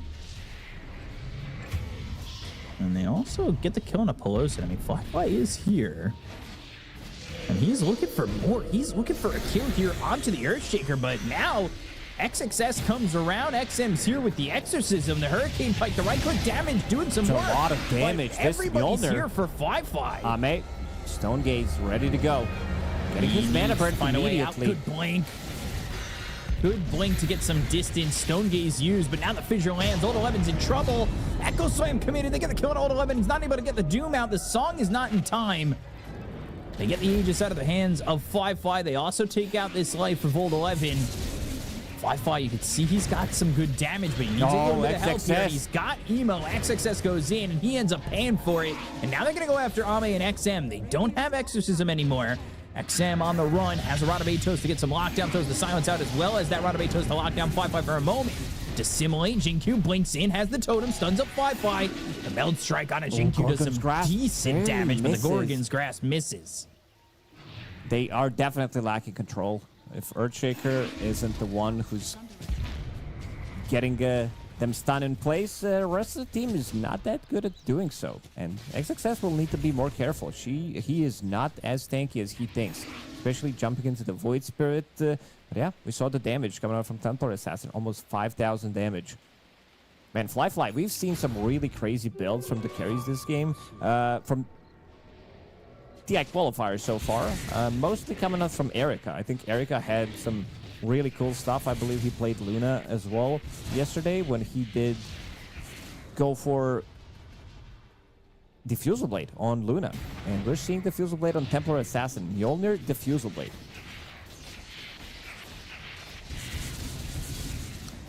Yeah, the Diffusal will be nice. By the way, I'm replaying the game in my head so far. Have we seen a Sunder? I don't think so. I was just curious. Boboka, I don't think he has been in most of these fights anyway. He's He was top when that fight Yeah, was he was- happening. Bottom. he's kind of chilling on a different side of the map. This is what 9 class does as well on Terrorblade. He's on a different side. There was a really fun moment during the Dream League where he was sitting on the other side of the map, camping for a good 45 seconds, trying to get the Sunder off. I mean, there's always something with this guy whenever he plays TB. I remember one of the games, one of the previous tournaments, where he jumps in, blinks in to try to get the Sunder, and the other hero had Iron Shell on it, so he just dies. Drums used, and they will find Pelosin. Fly, wicked sick. Fly is solo carrying this game. He's playing an amazing Dota right now. I really love when we are seeing different item builds, still showing that Dota doesn't necessarily need to be must buy this item, especially on certain heroes that it's kind of set to buy the items. But seeing this Mjolnir and Emo, Rod of Atos silence, and then they've got the fissure follow-up stun. I mean, this is just... It shows how quickly invulnerable this Void Spirit is. Who has this Ags in 1800 gold. The Midas is paying off a little bit, but you're going to need survivability on this Void Spirit. Stone Gaze committed. Ame really low, but the fissure follow-up. Ame's still alive. Can anybody cut him off at the pass? It doesn't look like it. He's going to be able to back all the way up, and now they've got the sleep. It's on a 2. Jinkyu coming in. They've got the damage to get Fly, and that's a big kill. The look over as the BKB was used by Old 11 and a TP out, but a kill on the Emo and a kill on a Fly is massive for Extreme Gaming. having Earthshaker and ET on the same team, this usually doesn't happen, but both of the supports and look for Boboka. He's farming. He's the next core. He wants to get that nullifier. it's a good one, but not sure about all the value that they're gonna be getting from it. There's not too many things to remove in this game. Timbersaw didn't go for Aghanim Scepter. You know, you can remove Pavis and you can remove Enchant Totem. But this is pretty much it, at least for now.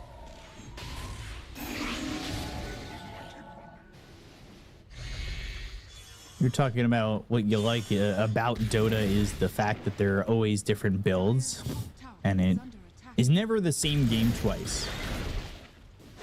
Millions upon billions of games. Well, my friend who has 4,000 games on Sniper would disagree. He has a set build. Sometimes he has to change it for the meta, and then he's ready to go. For the next 6 months, he doesn't have to think about what he's buying on the hero. I was more talking about the pro scene. But, You never know. This guy could go pro. Are they in the chat? Are they listening? Can they actually go pro? Give him the hard news right now. He definitely can. But, Okay. You never know what can happen. Everybody else stops playing Dota, then he's the only guy left. 1v1 sniper mid against some guy. He That's wins me the going tournament. pro. TI 2029. I mean, it might be too early. TI 2030. 2040 or Five. something. Yeah. Okay. Also, why does Ame have GD Poland bag? Health restoration lost 30%. This item has been buffed. I'm just thinking what he wants to remove from the enemy. And also Vampiric against Doom, which is not the greatest. Sure, if he doesn't get Doom, getting some of the life steal is, again, not the greatest. Neither is spell life steal. Interesting. Ame is onto something. We'll see if he's cooking. If he's cooking with oil or not. Or cooking with gas. Bro, seems like it's going to be a longer spawn. About a minute and a half. Aether Remnant connects. Fissure. Now they're out of Atos. Fly in a very precarious position once again. They're going to have a little 11 jump forward. He'll throw the Doom. It's going to be on a Jinkyu. That should be a kill at least onto the Earthshaker. That means no Echo Slam. BKB committed from XXS. XM. Spirit Siphon's breaking off. But Fly backed away for a moment. Let's see if they can continue forward and look for Ame. They need that mana to be depleted from Ame. They need the help from Old 11. He's got himself that mana burn still. But they don't exactly want to fight completely into Exorcism, and they push this side of Extreme back by getting that kill on the Jinkyu. He's dead for 30. All of that just to get a kill on Jinkyu. Everybody. Doom was used. I mean, that's their a big positive. abilities. Ame still Mana has burn Stone again. Gaze, but not much mana to work with. Yeah, just constantly getting mana burned here by Old 11. They're going to get the tier 2 tower, at least try to. They should be able to get it with the way that Extreme are positioning themselves. They're not exactly looking for the fight without Jinkyu, who's got Echo Slam and will be ready to jump in with that Blink Dagger when he's alive. But they take the tier 2 tower, they back away from this area of the map, and Extreme really don't get much of anything. 6k gold lead for them. Roshan. Let's see how he's doing. He's about to respawn. Are you sure? Under 20 seconds. Yeah, I'm pretty sure. Fly. Going into Butterfly as his next item, it seems. And Ame also thinking about getting Butterfly after finishing off Scotty. Okay. Wants to get as many effects as possible with the Aghanim Scepter. So having AoE Scotty, Mjolnir as well on split shot, it does feel nice. Did Bobica... Oh, Bobica didn't commit to the No, nullifier. I mean, there's nothing. We said that there's nothing to nullify. They're not building Yeah. into Yule's Scepter. There's one Glimmer Cape now, Solar Crest. That's about it. I thought he might build a diffusal or something. I don't know. Just to have the extra. But he wants Yasha right now. See if he Wants to commits. He's got scale. 4,000 I gold. think he should start to scale. Drums, Vlad's, giving your allies good amount of attack speed, good amount of damage, some extra lifesteal. Well, 4,000 showing his gold. heroes are bottom. Yeah, I think he needs to start to scale. try to be another core. Maybe later build into Scotty as well. Great against Timber, great against Dead Prophet, because others are not going to be buying into Scotty.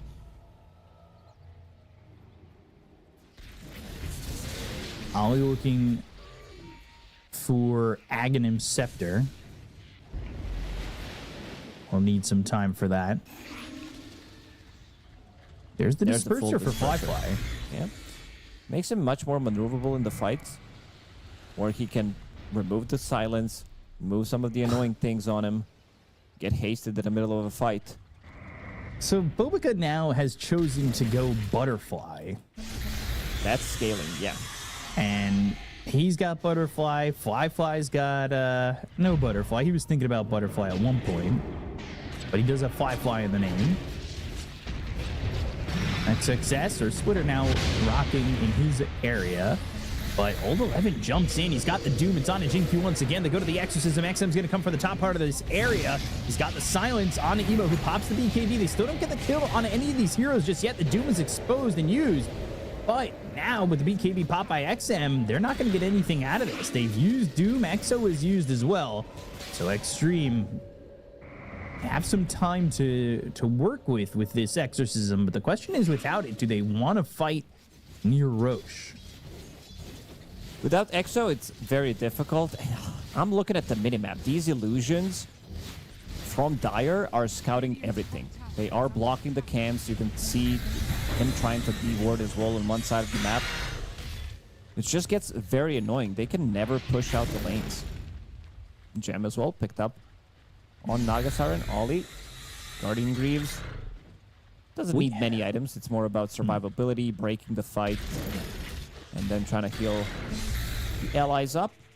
We talked about Terribly not wanting the Nullifier because it wasn't really going to be that great of an item for him, but we see that now Emo is the one building it.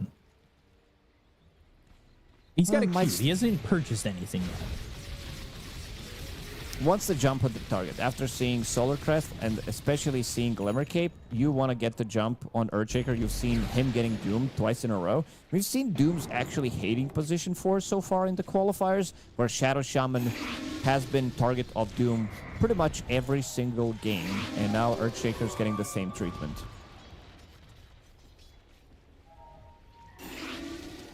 Roche now settled in the top pit. Is Ame, Scotty, Mjolnir going back to Butterfly, level 22? Scotty? What is Scotty? Is that? That's how I say it. Do you? I never noticed. Yeah, you know, you've made fun of me for this millions of times. I don't think I did. Scotty. Scotty. That's how I say it. Why you no buy? Why you no buy? Scotty. Splitter. It's going to be off the mark. Does sound like an item from Star Wars. Looking at the Doom, Sanjin Yasha, BKB, Drums, Veil, full Shiva's Guard. Shiva's Guard is the big one. Reducing the healing. They already have Doom. Health Restoration now. From both Dead Prophet, Timbersaw. Dire's middle tower is under attack. Butterfly completed on Baboka. Giant Small. Did Timbersaw commit? Yeah, he did. Gleipnir is ready, so bigger AoE. And Let's Van have and Whisper of Roderick the Dread. for XM. Still needs. Let's see if he gets the Zune. Because you want to have that extra AoE. Chakrams are going to be massive. There's 2 more Mad Stones. Chakram's flying through. Fly taking some decent damage, but now Emo jumps in with the BKB. They're looking for Jinq. They're going to throw the Doom, but it's going to be reflected again. This is another 4-position Doom onto Jinq, but it doesn't exactly kill him immediately. They go to the song. He is dead walking back. But Last stick of Doom actually killed him. Has buyback available. might use it if they dive in too deep. They're still looking over at XXS. Whirling Death does a lot of damage on Old 11. Fly standing his ground up against Ame. Old 11 does have that mana burn, so constantly using it onto the Medusa. You're just looking for the opportunity that maybe they feel comfortable to go for It's a Roche, lot of but flow. I would say 140 move speed with Scotty. Fly They need to be careful on this Templar Assassin. They've got Gem, but it's on XM, who's actually not even near the fight. Look what Bowick is doing while all this is happening. He's pushing the bottom lane, knowing that if they move 5 heroes to the mid lane, he's going to take their barracks. He has Vlad's Butterfly on TV. Closing is dead. Yeah, he's dead. No Elder Train. That's actually pretty big. If they could get the kill here on XXS, that would set them up potentially for Roche. But now Fly, no refraction. He finally gets it off again. Ame's going to stand his ground. He's going to get the kill on a Templar Assassin. And Old 11. One more hit. He's alive. Blink Dagger. At least for the moment, has the blink, gets away. The aura actually keeping him alive. Guardian Greaves Bobica aura, metamorphosis giving him extra bottom. armor and regeneration. Bobica pushing the bottom lane. As we said, somebody needs to address this. XXS, he's going to be the one. He's going to try. He's saved the tier 3 for now. They're trying to go into Roche. They've still got this exorcism going. But is anybody going to be willing to make the move to jump in onto this? They do not have Song, and Emo's not by the pit. So Roche is going to be claimed here by Extreme Gaming. Ame will pick it up. Ame also getting closer to his level 25. Extra 40 intelligence is a lot, but so is Mana Burn. Mana Burn on Doom, this ability does scale.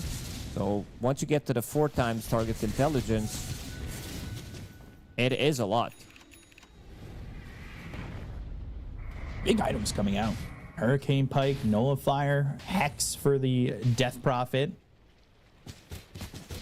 Can we see the damage, please? I want to see damage dealt by Boboka in the fight. Because I feel like this is right now sitting at some 6,000-7,000 maybe max. Doesn't feel like he's been doing anything. All right, 7,000. That was not too far away. Doom used. Leitner, though, comes through. They're looking to get this kill onto XXS. It looks pretty dead, but the Echo Slam committed. They try Song. This is to follow up with more to leave. It looks like it's to try and escape, and they'll get the kill on XXS and then back away. Yeah, this Outworld staff almost saving him. It's a very good item. It's one of my favorite items. Kind of sad we removed Ogre's Seal Totem. That item was OP. This was the counter to Nullifier. And now you have this. It's not as good as Ogre's Seal Totem, but still gets the job done. I miss Ogre Seal Totem. Too good of an item, though.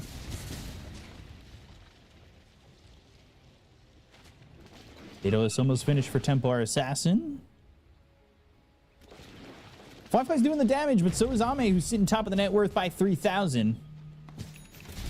He can stand his ground and really make your cult suffer if given the openings, and we saw that in the triangle a little while ago.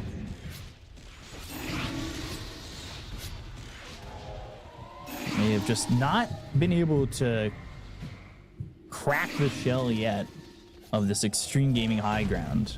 They've been controlling the game for the first 40 minutes, but you are definitely feeling the impact of Ame and Farm. Finally, this Medusa feels ready. Is level 25 right now, sitting at 2.6k mana pool at the moment. But illusions are causing a lot of trouble. Throughout this whole game, they can't push. They can't go. I don't remember last time we've seen them go across the river. No, they really haven't been able to do so. Bobica is just putting the pressure on these illusions. Really a pain in the butt. He's going into the Scotty next. Yeah, I really love that choice. He is scaling. He has got 20,000 net worth on this Terrorblade. With 7,000 damage. Eventually, I guess you need to start dealing the damage. Use all that farm that you're getting. It's not that he's stealing away farm from his team, because he's farming on the other side of the map where nobody else wants to farm. Success will be fine. A little fake hype there.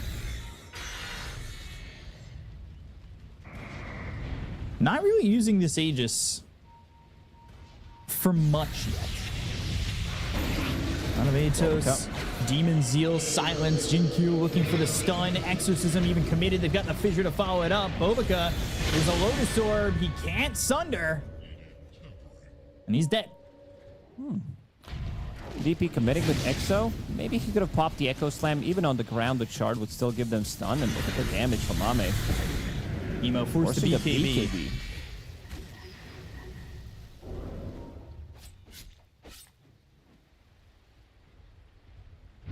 This is Boboka has been shut down. That's what's important. And now for 50 seconds. Naga Siren's gonna be doing the same thing as Boboka. So is Fly. Forcing out the glyph immediately. Naga Siren Illusions in the mid lane, trying to cut the creep wave as well.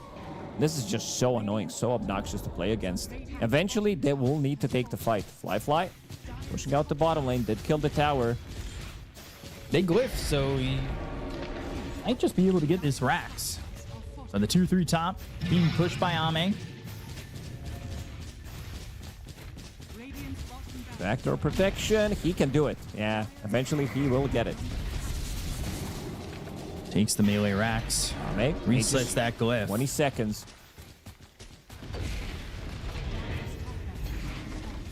Still, top set of racks. I mean, nobody is going for it. Terrorblade's finally back alive, and they've got the top set of racks for free. They have barely crossed the river, but now they've got this Aegis, and they were able to put the confidence in to go and get themselves a Rax for free.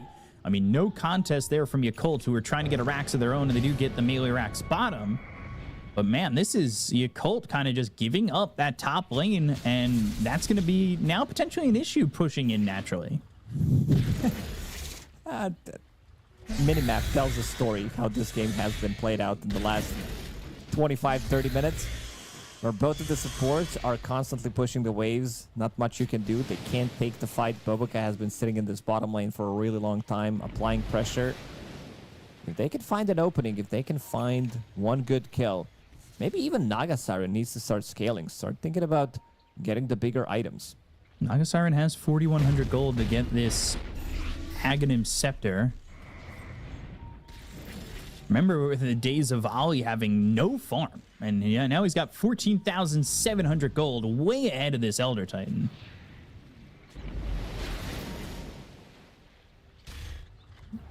Decide to pick up the Ags if he wants.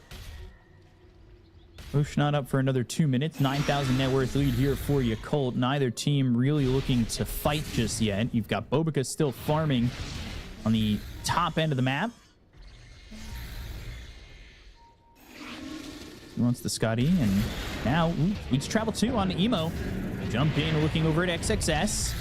But now they have found Old 11 who jumped in. Fly is going to try and help with some of this damage. The Ear Splitter's going to fly a little bit short of this Doom, but Emo jumps forward. They've got the Silence with the Resonant Pulse and the Dissimulate to get the distance away. It's hard to catch these heroes. They are quite elusive, and the whole time this is allowing the Boboka Illusions to push up in top. Boboka taking the enemy outpost on the other side, and we'll start to push the tier 2 tower. This is not the most fun game to play for Boboka, but this is the type of a game that he needs to play. He might be actually one of the few guys that actually enjoys doing this. Smile on his face the entire time. Tier 2 tower top is going to be in trouble, while at the same time they get the kill into Jinku. So now XM commits with that Exorcism. Boboka going for the high ground. Double catapult wave. How long are you going to feel comfortable to just take this fight? If it's a long, drawn-out fight, and now you've lost the Elder Titan, they might be able to make you pay and get themselves a center axe in the top lane if they hold them off their base, but they are able to get back, and they also use this glyph. But now Fly, he's right by this Rax, so he's going to be able to take the range Rax, at least. The top tier 3's in some trouble. They are pushing these lanes and really starting to try to overwhelm Extreme Gaming, who don't have their supports for another 30 seconds. Fly, protected by the Aether Remnant, or at least anybody coming in close, he's protected by that Aether Remnant. They can. This is one of the few times where you can see a team pushing 2 lanes at the same time without getting punished. No look for Ame. Lotus Sword, BKB, buyback committed from Pelosin. Boboka He uses that song. He's got to get the Rax in the top lane. Using that song, controlling them, gets himself the range Rax. There is nobody able to stop Boboka, and he is able to TP out. So these buildings just, I mean, they're not fighting in this crazy amount, but I mean, it's working. The buildings are dying. They're in their heads. It's impossible to deal with it. Look at the damage numbers. 17 damage dealt by Naga Siren, 0 by ET, and 10,000-11,000 by Templar Assassin and Boboka. Really glad that he decided to pick up the scaling items, has Vlads, has drums, and then after that he's like, well, let's see, Force Staff, Hurricane Pike, Butterfly, and now Eye of Scotty. Pretty much 6 slotted. He can still get rid of some of these items, some of these smaller ones, which he just did. And we'll be going for Shadow Blade. It'd be even more annoying. They will have to go for Hail Mary type of a play. XM with Exorcism, Ame, go for the high ground. Maybe even start thinking about going Divine Rapier. It's not the best. The creep wave. They're in on They're in on XXS. They doomed him. He's dead. They're going to try and get the tier 3 over mid, but at the same time, they're looking to push in the backdoor protection here. So now Extreme Gaming, they're thinking about going into the tier 4s. They're like, hey, we've got backdoor. You're going to try and base race. We'll TP you back. And now tier 4 is going to drop. XM, Ame doing the damage, trying to finish off this game, or at least put the side of the Yakult in such a bad protection. way. They're going to buy back on XXS. As Bobica, he is in on the towers again.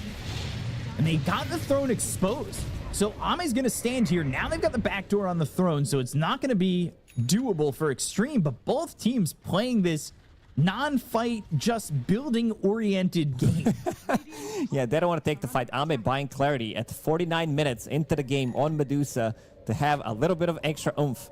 And thinking about bots too, but I also think he might, because if he buys bots too, he can be in the base, deal with this rat that Bobica has been for the last 30 minutes, and then TP to a fight if they're pushing. But I could also see him maybe get another damage item, get a Divine Rapier. Refresher as well, picked up on Doom. Scotty on Emo. On Terrorblade. They are forward, they are across the river, but still, Bobica lurks. I've seen a lot of rats in the trains of New York City in the tunnels areas and throughout the entire city, but Bobica, he's he the is biggest a big one. rat. Yeah, he's the master splinter. And the 4 Ninja Turtles in the base, turtling, trying to defend. Michelangelo, Donatello. The other 2, Leonardo. I don't know the other ones. I don't know the last one, but 17,000 net worth lead, but Raphael, yeah. 17,000 net worth lead, but the throne's exposed. Now they're going to find Ame. They get the Doom. It's not going to be reflected this time, but the Echo Slam comes in from JQ. The damage with the Earth Splitter. All to 11 and Emo taken out, but Bobica's in on the base. How long are you willing to go for this? He will look for your tier 4s. Old 11, He's got he one. doesn't have buy. Old 11, bought refresher. He does not have buy, but Jinkyu's back. Bobica's still trying for this base, and now... Wait a second. They do see him. Jinkyu has gem. I was going to say, there's no way this Shadow Blade works, surely. They got the kill on Ali. They also took out the Nagasar. Is going to be forced to buy back. Bobica will eventually die. Can he get a Sunder? Can he get a Sunder finally in the game? Lotus Orb. Oh my God. Bobica can never use this Sunder. Meanwhile, Firefly has to run away from XM. It is time to try to go and finish the game. There's the Divine Rapier. Instead of going for bots too, he did buy it. And he's sitting on 4,000 gold. They should have a pretty good read that Doom doesn't have buyback. He just bought bots too. He bought Refresher Orb, and they're ready to go. They're ready to close it out. They don't have a glyph. I don't really know how you stop this. Fly is just going to die. Has buyback, but by the time you get back into the face of Ame, I think you just lose your throne, and you will. GG called. Extreme Gaming down 17,000 net worth. They just lost the game on Yakult and Extreme. They steal away game 2. They exterminated the rats in this game. This is... I don't know why it makes me happy, because this is a bit of a dishonest way to play Dota from the side of Yakult brothers. Bobica did one hell of a job. Him and Ollie were pushing out the waves constantly, not allowing them to get close. But at one point, they just got enough. They did find a very good opening. This Echo Slam with Earth Splitter is what kind of won them the game. But Ame, I think he was also directing the team, saying that they need to go out of the base, because eventually, if they keep being stuck in the base, they will eventually lose the game. Yeah, it ended up being such a tough battle, and the side of Yakult, I mean, they try to make these decisions to hold on to the game and push out, but yeah, you said it, that Earth Splitter combo really ended the game and made it just the shock, because I thought Yakult, with the way that they were pushing, I mean, Bobica was never really in these team fights. He never was able to get a Sunder off. But I thought he was going to get it done, and eventually Extreme steal it, and they're up 2-0 over the side of Yakult. This is it. They get to Doom, but this is on Medusa, and immediately Jinkyu, he knew. Look at the damage. Heroes just evaporated. And Old 11, this is the second time where he doesn't have buyback available. Fly, he had a great game, but they were unable to close it out. And we've seen two different item builds from both of the carries. Going for this Disperser on both of them, going for Mjolnir on both of them. And then Fly eventually started to have issues after Scotty has been picked up on Ame. These Mjolnir procs with Aghanim Scepter, it is way too much. And damage dealt by Boboka, considering how farmed he was. Wait, what is his net worth? 25,000, and he dealt 11,000 damage only. But he did deal 17,000 damage to building. Same damage as Ame. Ame is going to be the standout player. No really surprise considering how well he managed to make a comeback in this game. He got shut down completely. This Doom with mana burn creep was very, very annoying for him. There were also a couple of nice plays at the start of the game. Him getting 2 mangoes, him getting doomed. Then they feed him 2 mangoes as well. Poloson did one hell of a job. This is the first time I've seen Nagasar and TB as a support duo. This is supposed to be, I would say, punishable in the laning stage because these two are not the strongest laners.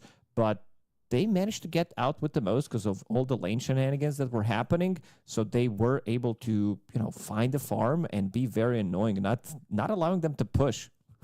Yeah, not at all. And Extreme Gaming, they steal that second game. They're up 2-0. We're going to take a quick break before we get to Game 3, potentially the last game of this grand final. We'll see you guys in a moment. Stay tuned. The human body was built to move. Not trapped at a desk in one singular posture for 12 hours a day. It's time your chair evolved. This is Secret Lab Titan Evo. Ergonomically engineered for you. Gamers, hybrid workers, artists. Backing your every move.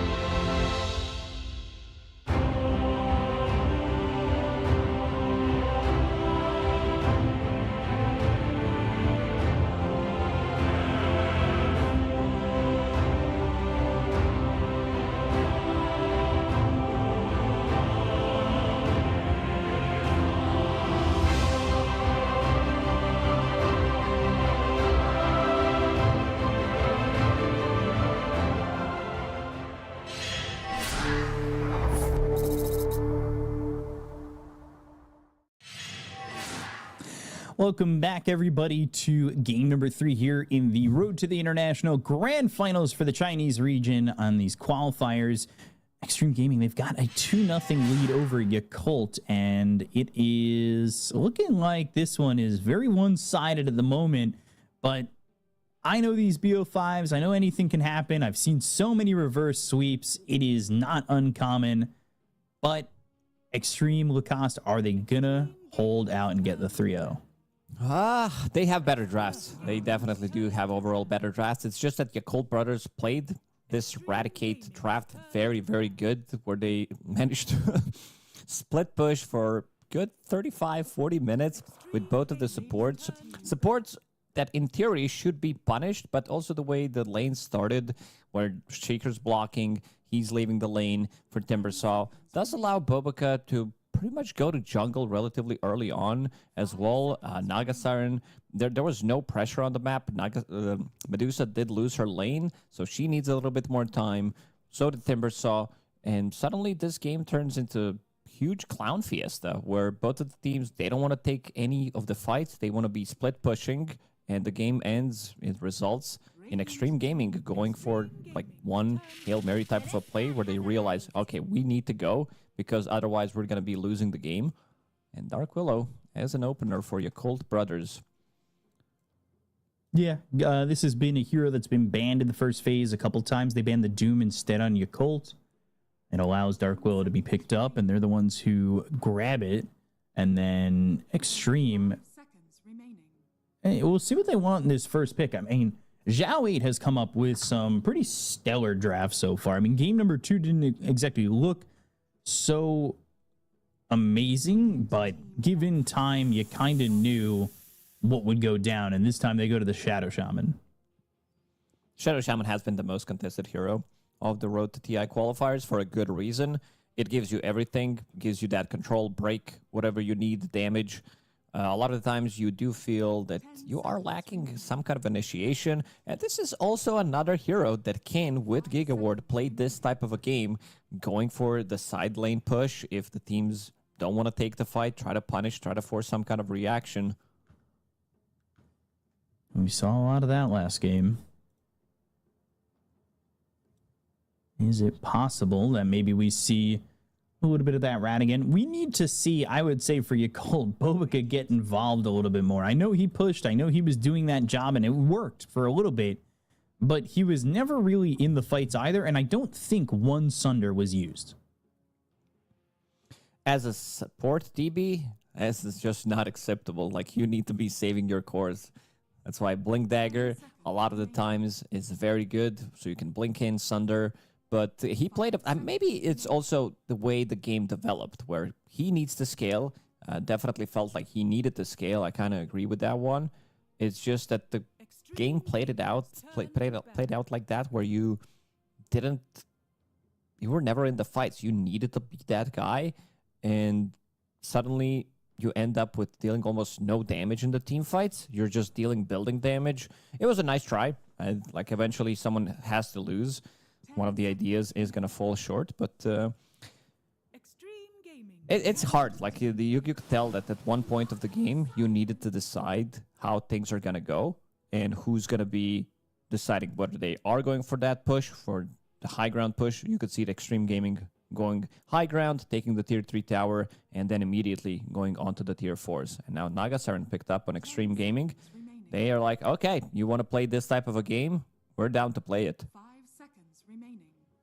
Saw what the Naga Siren could do with farm the last game, but there is definitely that point in the game previously as well where it felt like Naga Siren really wasn't doing much. For the longest time, Naga Siren really didn't have a lot of farm until Ollie kind of joined in on the whole let me split push thing.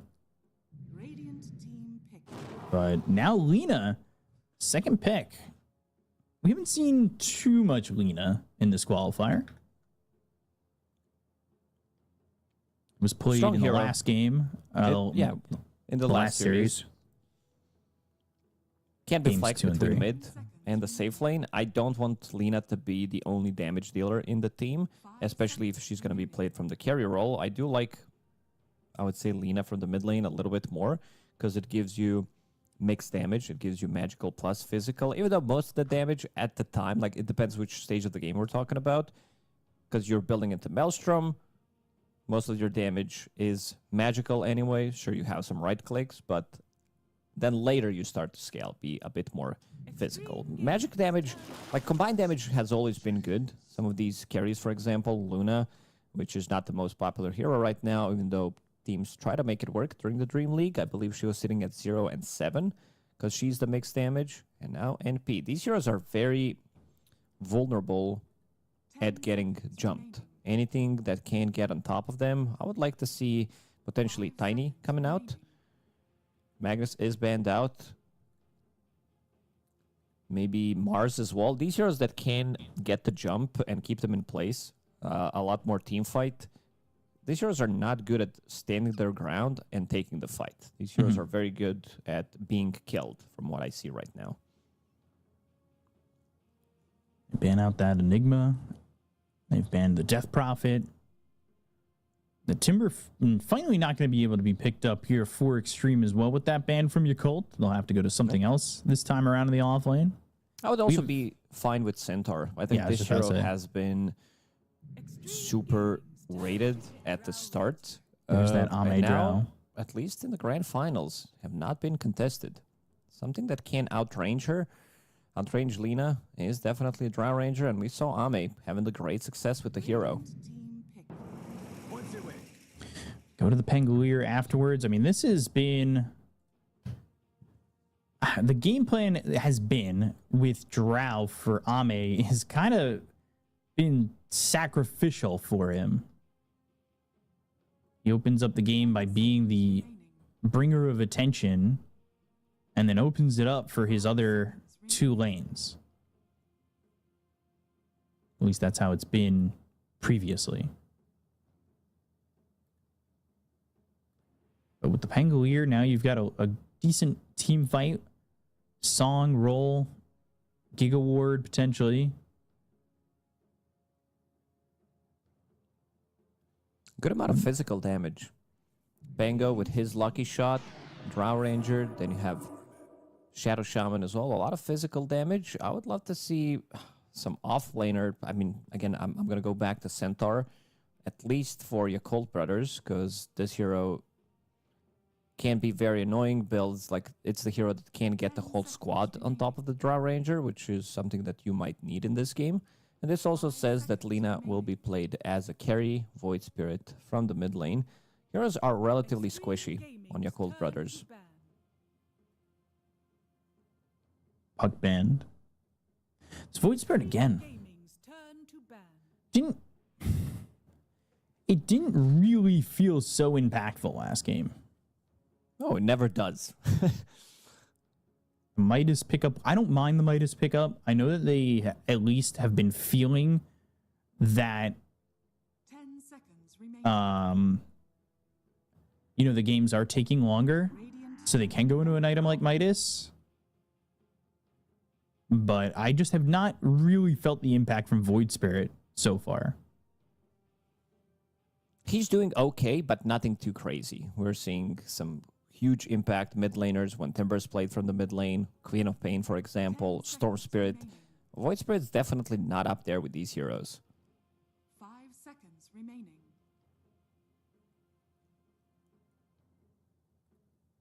What's this final ban going to be? Darkseer band. They do need an offlaner. Do you like Centaur here for you, Colt? I'm a bit biased. I'm going to say I like Centaur pretty much in every single draft. This hero has insanely strong lane, insanely good at farming.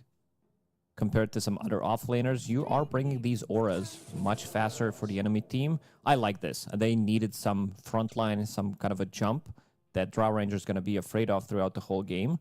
And that's going to be Axe. Supports, they also don't build into Yule Scepter. This is not their item by any means.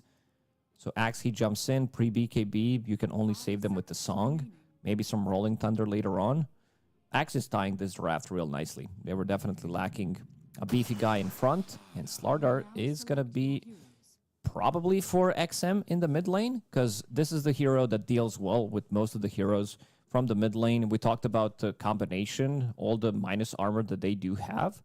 This is going to feel really nice. If this game goes to like 40, 50 minutes, this type of a draft is going to be, the Drow Ranger is going to be killing heroes in 2 seconds. Yeah, I mean, with the Corrosive Haze, this feels like a lineup destined to pop all these heroes very quickly on the Occult.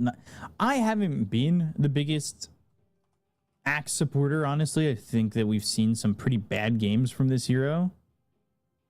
But I definitely get the point of this hero for this game, and it just worries me that it's not going to be able to accomplish what it really wants to do in the big game. We'll have to see how good of a game, how good of a lane he's going to be having.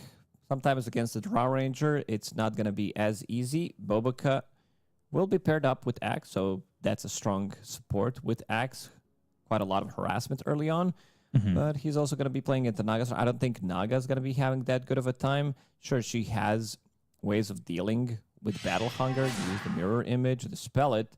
But Battle Hunger is on relatively short cooldown, 50 mana, so you don't mind using that. I think they are going to be okay-ish. There might be some lane shenanigans where they're going to be pulling the lane so that Axe can get a little bit more out of the lane, because Drow Rangers just keeps constantly harassing you without committing too much. Mana is not really a problem for her. She also builds into Falcon Blade as his first item without aggroing the creep, so that's real nice. I'm just, again, a little worried for their damage output. Void Spirit, 2 supports. Nature's Prophet doesn't deal as much damage. Dark Willow, she needs to be on top of people. Lena's definitely fine. I said that you need to have somebody else to deal the damage. Axe is definitely that guy. They kind of needed an extra body in front. Same thing happened for Extreme Gaming. They also wanted to have somebody else to soak up the damage. So for the Drow Ranger to have 2 guys in front of her and 2 guys that synergize real nicely with the minus armor. We'll see if we get to these points in the game as they smoke up, looking for the bounties mid. We saw the last game there was a pre-bounty fight, rare so far in the region. Wait. Something, look at the Lord of the Rings, Old 11, the Sauron himself. Is itemization. Interesting. Interesting Axe itemization, for sure. This is real. This is... Extra 6... The battle begins. Go on. It's too much. He's buying another one. He has another one queued up. He's trying to bling out. I'm taking the screenshot of this and posting on my Reddit. Twitter, on Reddit as well. Back in the days, Benjamin, thing was that Axe was buying double Vanguard at one point of a time. There it is. Ring The of fourth Protection. one. Yeah, you might want to wait and taking that screenshot until he's got the 4th one. Thumb ring, pinky ring. Ring for the middle finger, ring for the pointer finger. Not a wedding ring. He's not in the game. Married to the game in the lane. We'll see what they can do. But how much damage is Old 11 going to take? Is he going to feel comfortable here with all 4 rings of protection? It's too much. Like, he just brought the 4th ring, and that 4th ring gave him 3 extra %. He was sitting at 36 or 37, and now he's sitting at 40. So diminishing returns. 3% doesn't sound like a lot. Mid lane XM against Emo on the Slardar Void Spirit matchup. How does this go? How does this matchup Slardar really look? definitely does well in this one. Emo will need to be careful. I think there's also a good chance that XM gets the kill in this matchup. Emo is a guy who loves to overextend, and he might get punished by Slardar. Yeah, we've seen Emo a couple times. He did it in the last game, especially a little bit of overextension that came out from him on this Void Spirit. My real question is, are we going to see him again go for, say, the Midas? Is he going to think that this game is going to take long? Because we've talked about all 3 games have been a situation of there will eventually be a point in which Extreme hit their power timing later in the game. And they've done it in games 1 and 2. TP to the mid lane. Ollie. XM. He Has a is one bottle. shot and still alive. Oh. Oh no. That could have been big for Emo. And Ollie came over and it just doesn't work out for Emo to get that kill. And maybe he can land an Aether Remnant and they can get the damage, but it still just does not look plausible now. Also leaving Lina alone in the bottom lane, which is going to give free farm to Pangolier. Not what you want to have. This is a bit of a better like matchup for Pango in the side lane because he's playing into relatively weak position 5.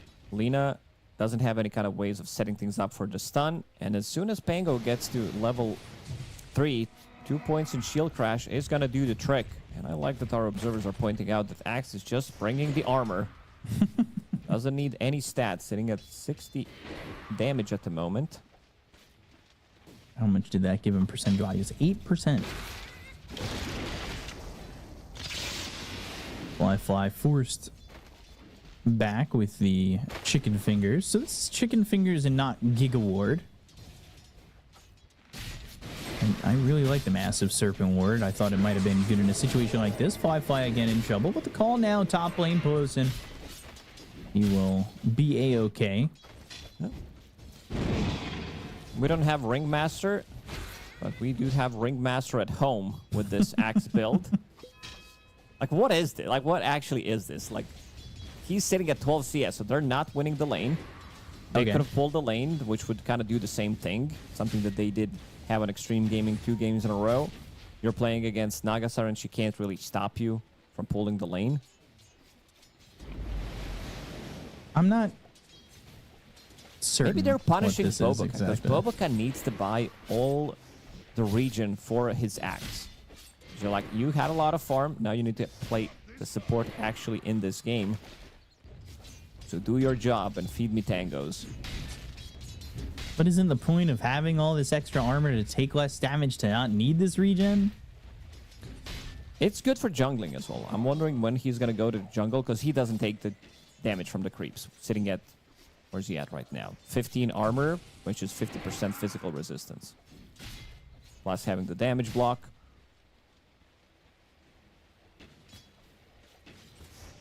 We'll see how it goes for Old 11. I'm confident something will work out here with all this armor. Shadow Realm Strike on Ame, not doing too much. Sarner's gonna have this level 6 as well, and then he'll just be minusing that armor. The Corrosive Haze level 1 armor reduction to 10 will be quite noticeable. We did say that this lineup is all about physical damage. Drow Ranger, piercing through the base armor. Then you have Slaughter with Corrosive Haze. Pango with Lucky Shot, level 10 talent. So that's minus 11, minus 13 armor, actually. He's prepping. I'm just wondering what the... Like, you have no stats. You have no mana whatsoever, but eventually you're gonna need to get rid of those items. Yeah, it's not... They're just slot fillers at the moment. I guess you could make a buckler with one of them. But he's going Blade Mail. Look over it. Emo in trouble. Corrosive Haze was on him, but now XM, he's the one who's on the run. It's in this water, though. They've got the shackle. It's on to Emo. Pelosi moving forward. Blood Grenade. Ether Shock on a 3. Some decent damage. Ollie hit with the chicken fingers. XM's coming and back. they've got this Aether Remnant, but XM, he's got Corrosive Rune. Haze and good Bramble Maze. Locks Double him up. But Bramble. there's the net. And the Slytherin Crush, the damage there. XM gets the kill on the Emo. Now looking over at Bobica. Do they have the damage? But the double Slytherin Crush. Uh-oh. XM a little bit afraid He's of coming reaching up. through under the tower, but they'll Give him get the triple. Bobica, they'll get Ollie, and everybody gets a kill. XM gets first blood, Pelosin gets second, Jinkyu gets third, everybody fed and no longer famished. He was kind of lucky to find that rune in the bottom lane, had a healing salve, so he regened up more, moving down the river and had that extra movement speed. Level 1 in sprint is more than enough, and already 3-0 for Extreme Gaming. All eyes on Axe. Yeah, what can he get done? Because he's going Blade Mail first. Going Blade Mail first, and what does he have flying out first for the Blade Mail? Of course, Chainmail. Yeah. He's cosplaying Clockwork with the Chainmail. Yeah, that's Ring what I was meal. thinking. 11, even with all that armor, still down Oh, pretty low. Breaking some ankles. Nice juke. Ring around the rosy with all those rings. About to crack level 6. We'll bring a healing cell. There's some good stacks in the triangle. He needs to make sure he takes those. They just spotted them with the illusions from Polosin. They know. They saw that observer ward being placed down.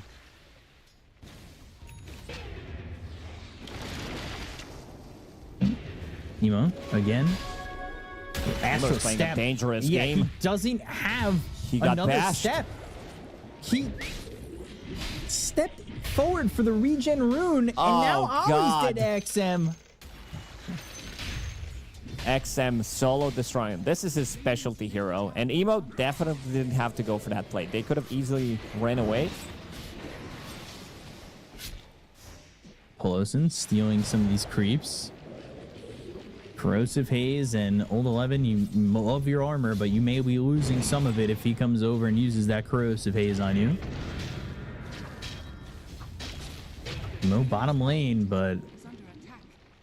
this is feeling grim for your cult. That's Who's success. going to be the playmaker? It needs Sprout to it be up. Emo, who already died twice. Yeah, dissimilate, but they just don't have the damage. I mean, the shield Vanguard's crash too did him tanky. well, and yeah, he's too tanky for them. They've got the Shadow Shaman coming through. He's got Shackles ready if need be. Sprout again, but they're going to ping out Ollie. They'll get the chicken fingers, which means they will conceal up this Nature's Prophet. And XM's even down here. He is searching.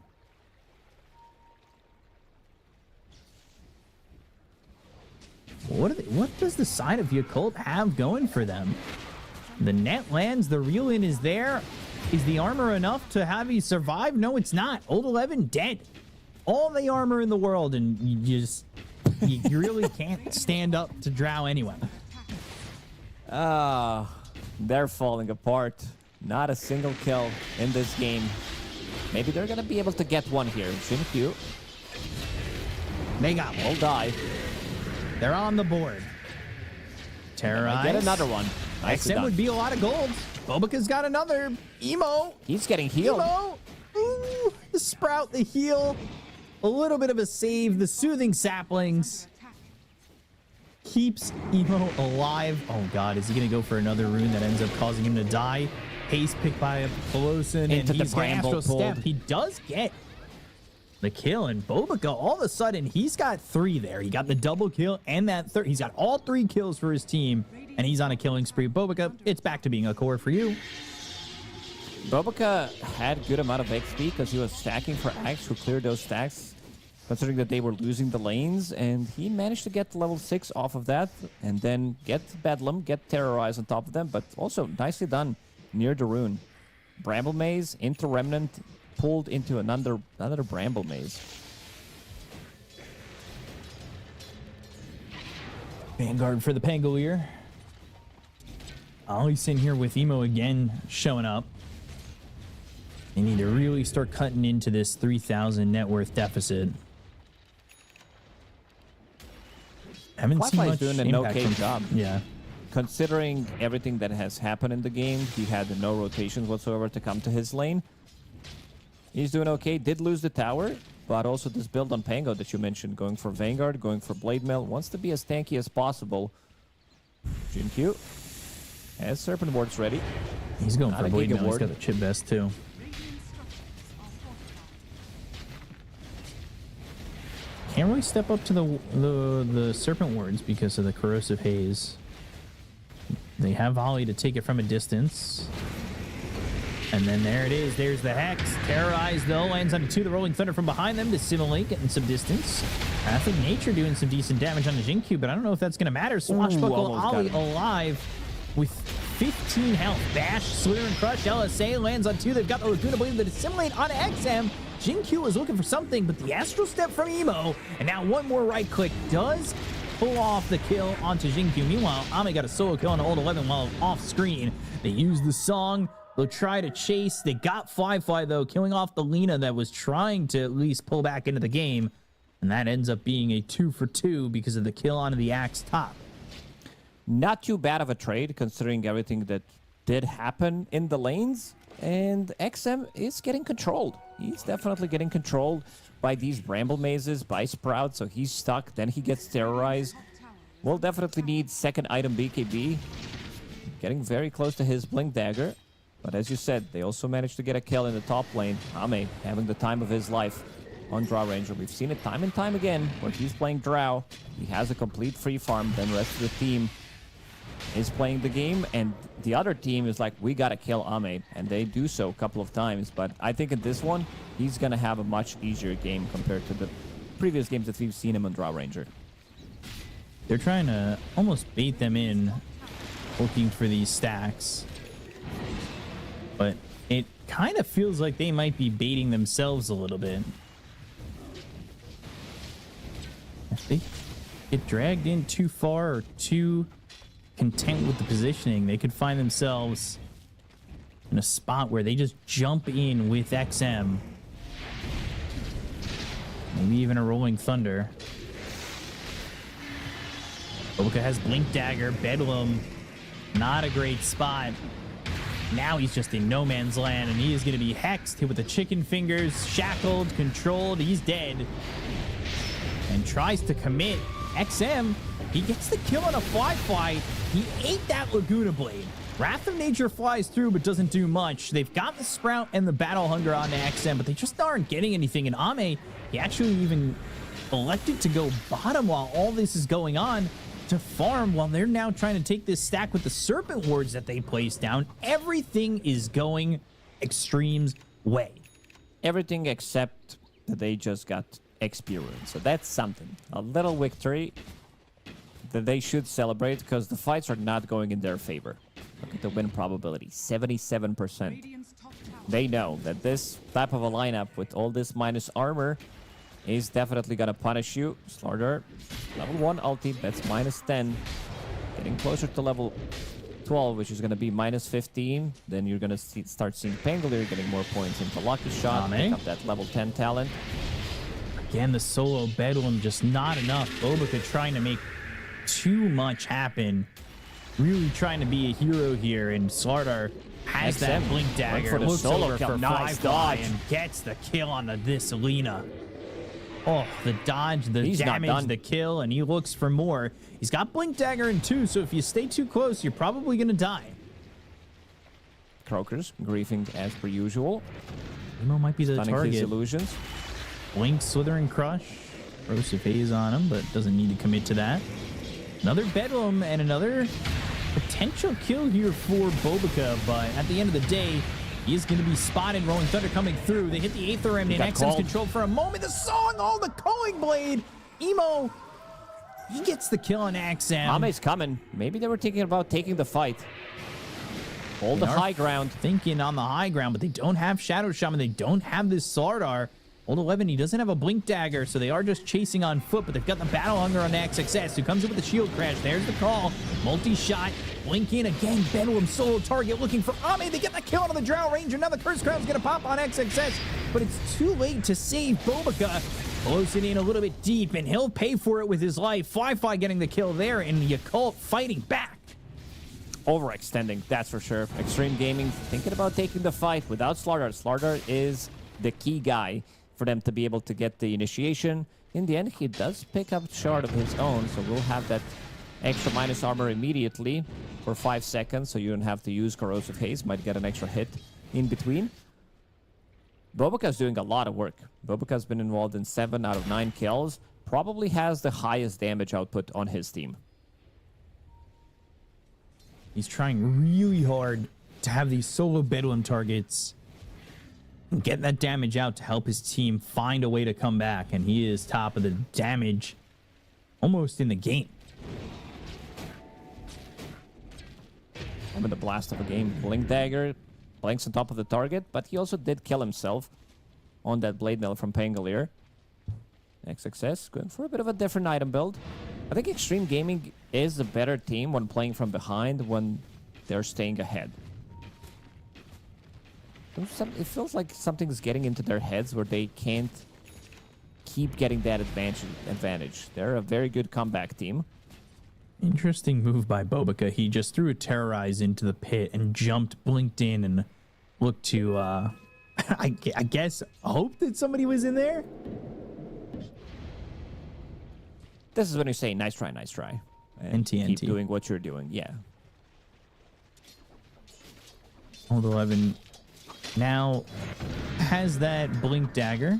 Hold on, let me take a look. He's, thought he got rid of a ring for a second. But he has only 3 rings now. All he really needs is 1 ring to rule them all anyway. Ollie gonna die in a Jin-Q there. Down in the bottom lane with the Serpent Wards under the tier 2 tower. Radiant's bottom tower is under attack. Radiant structures are Anybody gonna defend on this? The Glyph. XM, blink, call short. Radiant's bottom tower is under attack. Just a bit short of getting that call on XM. Not the easiest target to kill anyway. He had a bit of that shield rune left still, sitting at 2000 HP. What a difficult one to get. And they need to start thinking about getting some objectives on the map. Going for Tormentor, going for Roche. Basically, you can solo Roche. By solo, I mean Slaughter and Shadow Shaman. You can pair up together and kill the Roshan. Serpent Wars, Corrosive Haze. Yolner almost finished for Fly. But you see the net worth differences on the cores, and they are about a half item ahead on each hero.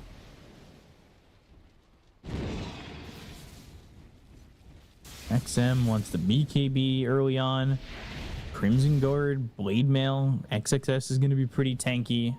And I believe Drow has that full Ags flying out. This is also not just Ags. We saw him rushing the Aghanim Scepter with Falcon Blade, but he does have Dragonlance in between.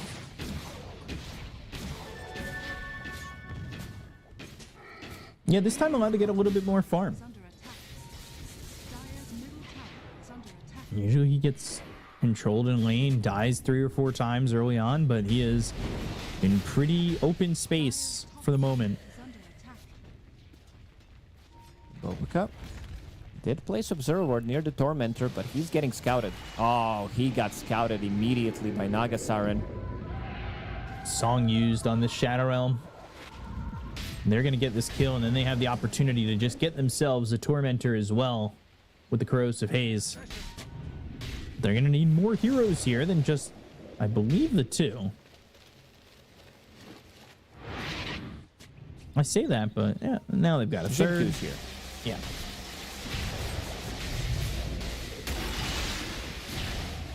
And they've got this. And I love the build on Shaman. Shadow Shaman going for Glimmer Cape as his first item after picking up Arcane Boots. So not going for anything greedy, seeing that they have a mid laner who can initiate. And also, Glimmer Cape can be really, really good against everything that they have. A little bit of protection of their own. Great against Lina. Most of the damage that they do have is magical anyway.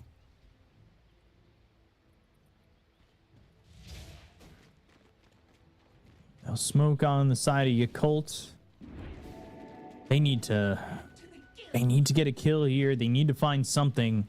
They're down 8,000 net worth. It is really spiraling out of control. XXS is going to break the smoke. The Astral Step going forward, but XXS, he's got the Rolling Thunder, and now that means there's no blink, there's no call, but Ame might still die. They've got the Sprout. They should be able to get the kill with a 3-man Slithering Crush. They still get Ame, but Bobica and Ollie are dead. Emo's going to follow suit. He'll fall 3 done. We've seen this so many times. So many times Ame dies and the rest of the team is ready to clean it up. Every single game he plays Ra Ranger, it's the same thing happening.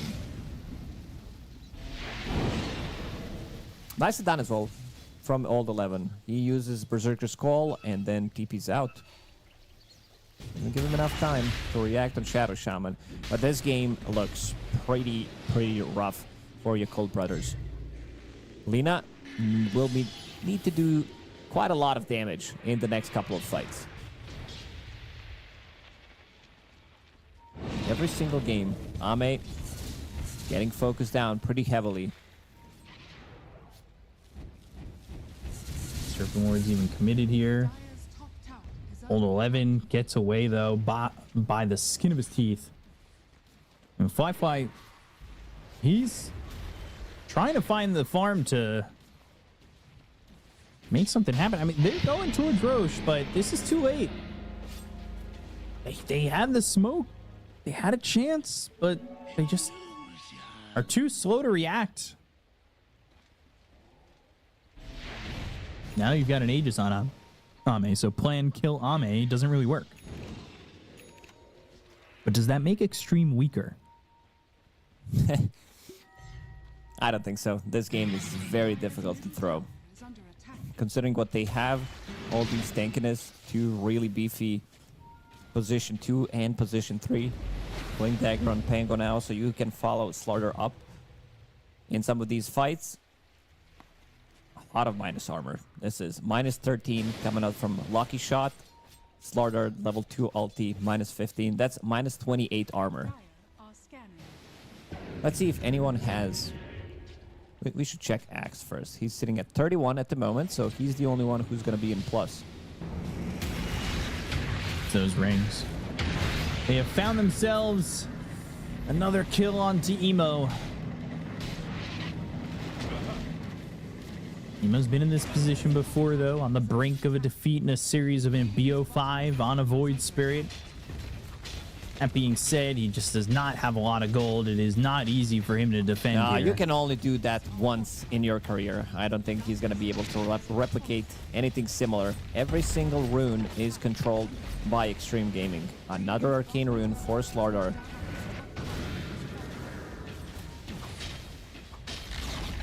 They lost the tier 1 top, but the tier 2 bottom is the trade.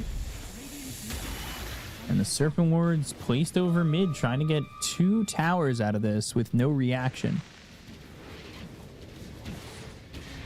They're going to send these heroes over. They have an Observer Ward watching Fly. They know exactly where he is. Oh, XM. Use that Slithering Crush. Now he's going to blink. And now he's got another Crush. And Fly bashed up. Killed, gone, no way to get out of this one. Jinkyu also looking for a potential target in this Nature's Prophet, but won't be able to find him. Fly again dying, now for the 4th time. That's the power of Slaughter. He can pretty much punish anything. Arcane Rune doesn't care too much about his cooldowns. We'll have another BKB in 40 seconds. And getting closer to the Aghanim Scepter. We'll have that status resistance on top of that, fighting inside. Any kind of water will give him again. 40 status assist. Emo. Song. 2 astral steps. And doesn't matter. He's netted up. He is going to dissimulate. Step. He's alive. Pelosin even tipping, thinking that they had killed Emo, but he ends up surviving, not looking like it's going to matter. Old 11 dead. Ollie gone. Ami getting a double kill, and he's on a killing spree. They let Emo live. XXS could have easily killed him, but he did go for the different target. He wanted to kill Dark Willow. And now, with this Aegis, less than 2 minutes on it, they're ready to go for the high ground. Slaughter is super tanky, has Big Lotus, and has BKB. How do you defend against this? Just 2 heroes up. Emo doesn't have a lot of farm. He doesn't have an Ags. He just does Manta style. That's the only item he's got at the moment. They have no damage. It needs to be Axe, Lina ulti, try to kill off the hero, get on top of Dark Willow with Bedlam, and then get a good Terrorize, try to reset the fight. But other than that, these fights are almost impossible to get. Plus, again, you are fighting into Naga Siren, so she can reset when you come in with the Blink Dagger on Axe. And so far, this triple or quadruple Ring of Protection on Axe hasn't been working out. Maybe he knew. Maybe this is the big brain play from Old 11, saying that he's not going to get any Coat of Blood charges, so he will get any extra armor that he can. Yeah, it's been a game from behind for sure. No coat of arms. It's been tough for Axe. He's trying to get a BKB. He's got a long way to go. Not close to it. a recipe away. In this type of a game, you need to get a good fight and then farm for another minute or two while they're dead to be able to get it. Aegis, he's gonna run out, but this is the last tier 2 tower.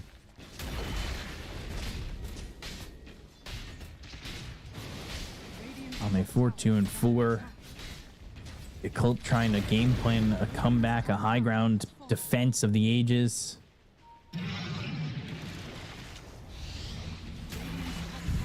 Blink, Slithering Crush. Ollie caught for just a second. Not committing to it, though. Here's the Aegis expiring. Ramble Maze connects onto Ame, but they just don't have anything to follow it up. Newell's Curse Crown, that's still going to go off. The Rolling Thunder was used, and Bobica is going to die here to XXS. They've taken the tier 3 tower. The Rolling Thunder continues, and it hits on a Fly as well as Emo. But XXS, he's here with some help. XM's in. Blink Call, that's going to land from Old 11, but they've got this XM Sword with a BKB, and they just don't have the damage. Wrath of Nature, another Slithering Crush. XM on the run. Big Lotus. And he's back to about full health.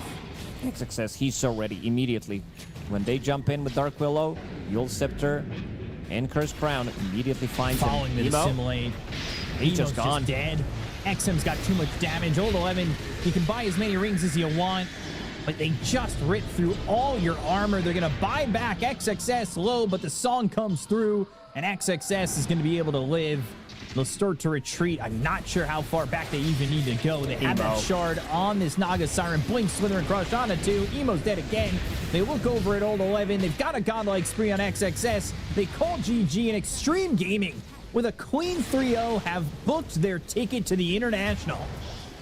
Wow, what a performance in the Grand Finals. They managed to drop only one game so far in the qualifiers. The boys are pretty happy, and so should Zhao 8 be happy about, because his drafting was definitely on point. Throughout the qualifiers, especially today, did manage to outdraft them in all 3 of the games. Second game was a bit of a weird one. It took a really weird turn, but this one, it was not even close from start to finish. XM completely owning on his signature Slardar. Drow Ranger again on Ame. This was just a beautiful to watch. It was, not the most entertaining game in terms of back and forth, but very well executed draft from start to finish. Yeah, this looked really good this time around from Extreme Gaming, not really faltering at all. And they end up looking so clean in this series. I mean, there were, again, 2 games that really did look like Yakult had a way in, especially game number 2. It did look really close, but ultimately they fall short and they lose this in what is a closer 3-0 than the series score is giving credit for. But this game especially was very one-sided for Extreme, and they did such a good job of making sure that they didn't lose their advantage. Yeah, this one was pretty brutal, where they completely dominated XXS. He had a pretty free lane. His Rolling Thunders were definitely on point. And Axe, as the last pick for them, didn't really work out. Not with the build, not with what he wanted to do in the game. The game was way too quick. And also, Shadow Shaman again, being the first pick, having Drow Ranger as well, all that minus armor. We talked about how this lineup is going to scale super well 40 minutes into the game. It never even came down to that, but if it did, let's say Slaughter gets some AC, you have all this minus armor, but you can still see here that the heroes are dying almost immediately. He gets that proc on the marksmanship, immediately Emo just disappears. Yeah, it's another one of those games where Void Spirit just does not feel impactful in any way. No. And you can see here, 7-2-7 for Ame, but the big one, XM. And XXS, I mean, XXS quietly having a 9-0-7 game. Like, he really wasn't the topic of discussion too much, because Ame, of course, is, farming. He's top of the net worth. XM's the one being the playmaker at the moment. He quietly has this 9-0-7 game, and that's something that Extreme have done really well, is these 3 cores really know how to play in tandem with each other. They really do, and a well-deserved victory for them. They made this one look easy pretty much throughout the whole qualifiers. They did drop that one game earlier yesterday when they were playing against Yakult Brothers as well. But other than that, this team definitely deserving to be there. Standout player, definitely going to be XM in this one. Having the blast of a game, solo killing 2 heroes. They were trying to secure the rune. Emo, sometimes a victim of his own playstyle. Yeah, we saw a couple times that Emo just jumped in a little bit too far, and it ended up just being a little bit overzealous for him, and ultimately Extreme, they punished that and they looked good. So Lacoste, any last thoughts after this 3-0 from Extreme? I think this team is going to do better at TI than what we kind of expected. There's also another Chinese team. Always happy to see more Chinese teams at TI, but only one slot this year as well. Yakult Brothers, they had a good run, but unfortunately not good considering that they were able to get shut down completely yesterday in a BO3, today in a BO5. They did not look competitive against Extreme Gaming, and looking forward what they're going to be able to do. You know that China after this is probably going to reshuffle a little bit, especially the teams that didn't qualify for TI, probably waiting for the start of the next season, because China always has good teams to offer, a lot of like combination between, because a lot of these players did play together in a lot of different teams, but seeing some of the Chinese legends as well, Ori, Somnus getting back, and we can check the qualified teams so far. We can see the invited teams: Liquid, Paravision, BetBoom, All Gamers Global, that is Team Tidebound, Gaming Gladiators, Spirit, Falcons, and Tundra, and the qualified teams: Aurora Gaming from Eastern Europe, Heroic from South America, and now China joining their brethren, All Gamers Global, as well, to be able to fight for that Aegis. Yeah, Extreme joining in. They've got the 3-0. They did such a good job. And you talk about the shuffle that might happen afterwards, and it is a lot of players that are potentially either coming out of retirement or going into retirement. Maybe there's their fresh new blood coming into the Chinese scene as well, especially with that giant college tournament that they have, and trying to bring back the older names with this Immortal Cup. But there's a lot to be seen from Extreme going forward. I think this is a good series to give them the confidence. There's a lot of time between now and the actual international that doesn't start till September. So you've got a lot of time to kind of bolster the positives that you've got going on at the moment. Extreme's going to be playing in the next season of PGL Wallachia over at the end of this month. So there's more time for them to practice on the international stage, on the LAN setting. They're also going to be joined by All Gamers Global in that event as well. But Extreme, they did such a good job. They end up going the distance here. They only drop one game. They qualify for the international, and that is going to be it here for the Chinese qualifiers on the road to the international. Thank you guys all for watching. Thank you guys to production and everybody who was involved in making this a special time of the year when we get to see teams go to TI. We're going to send you guys with a farewell, and we'll see you guys for the next one.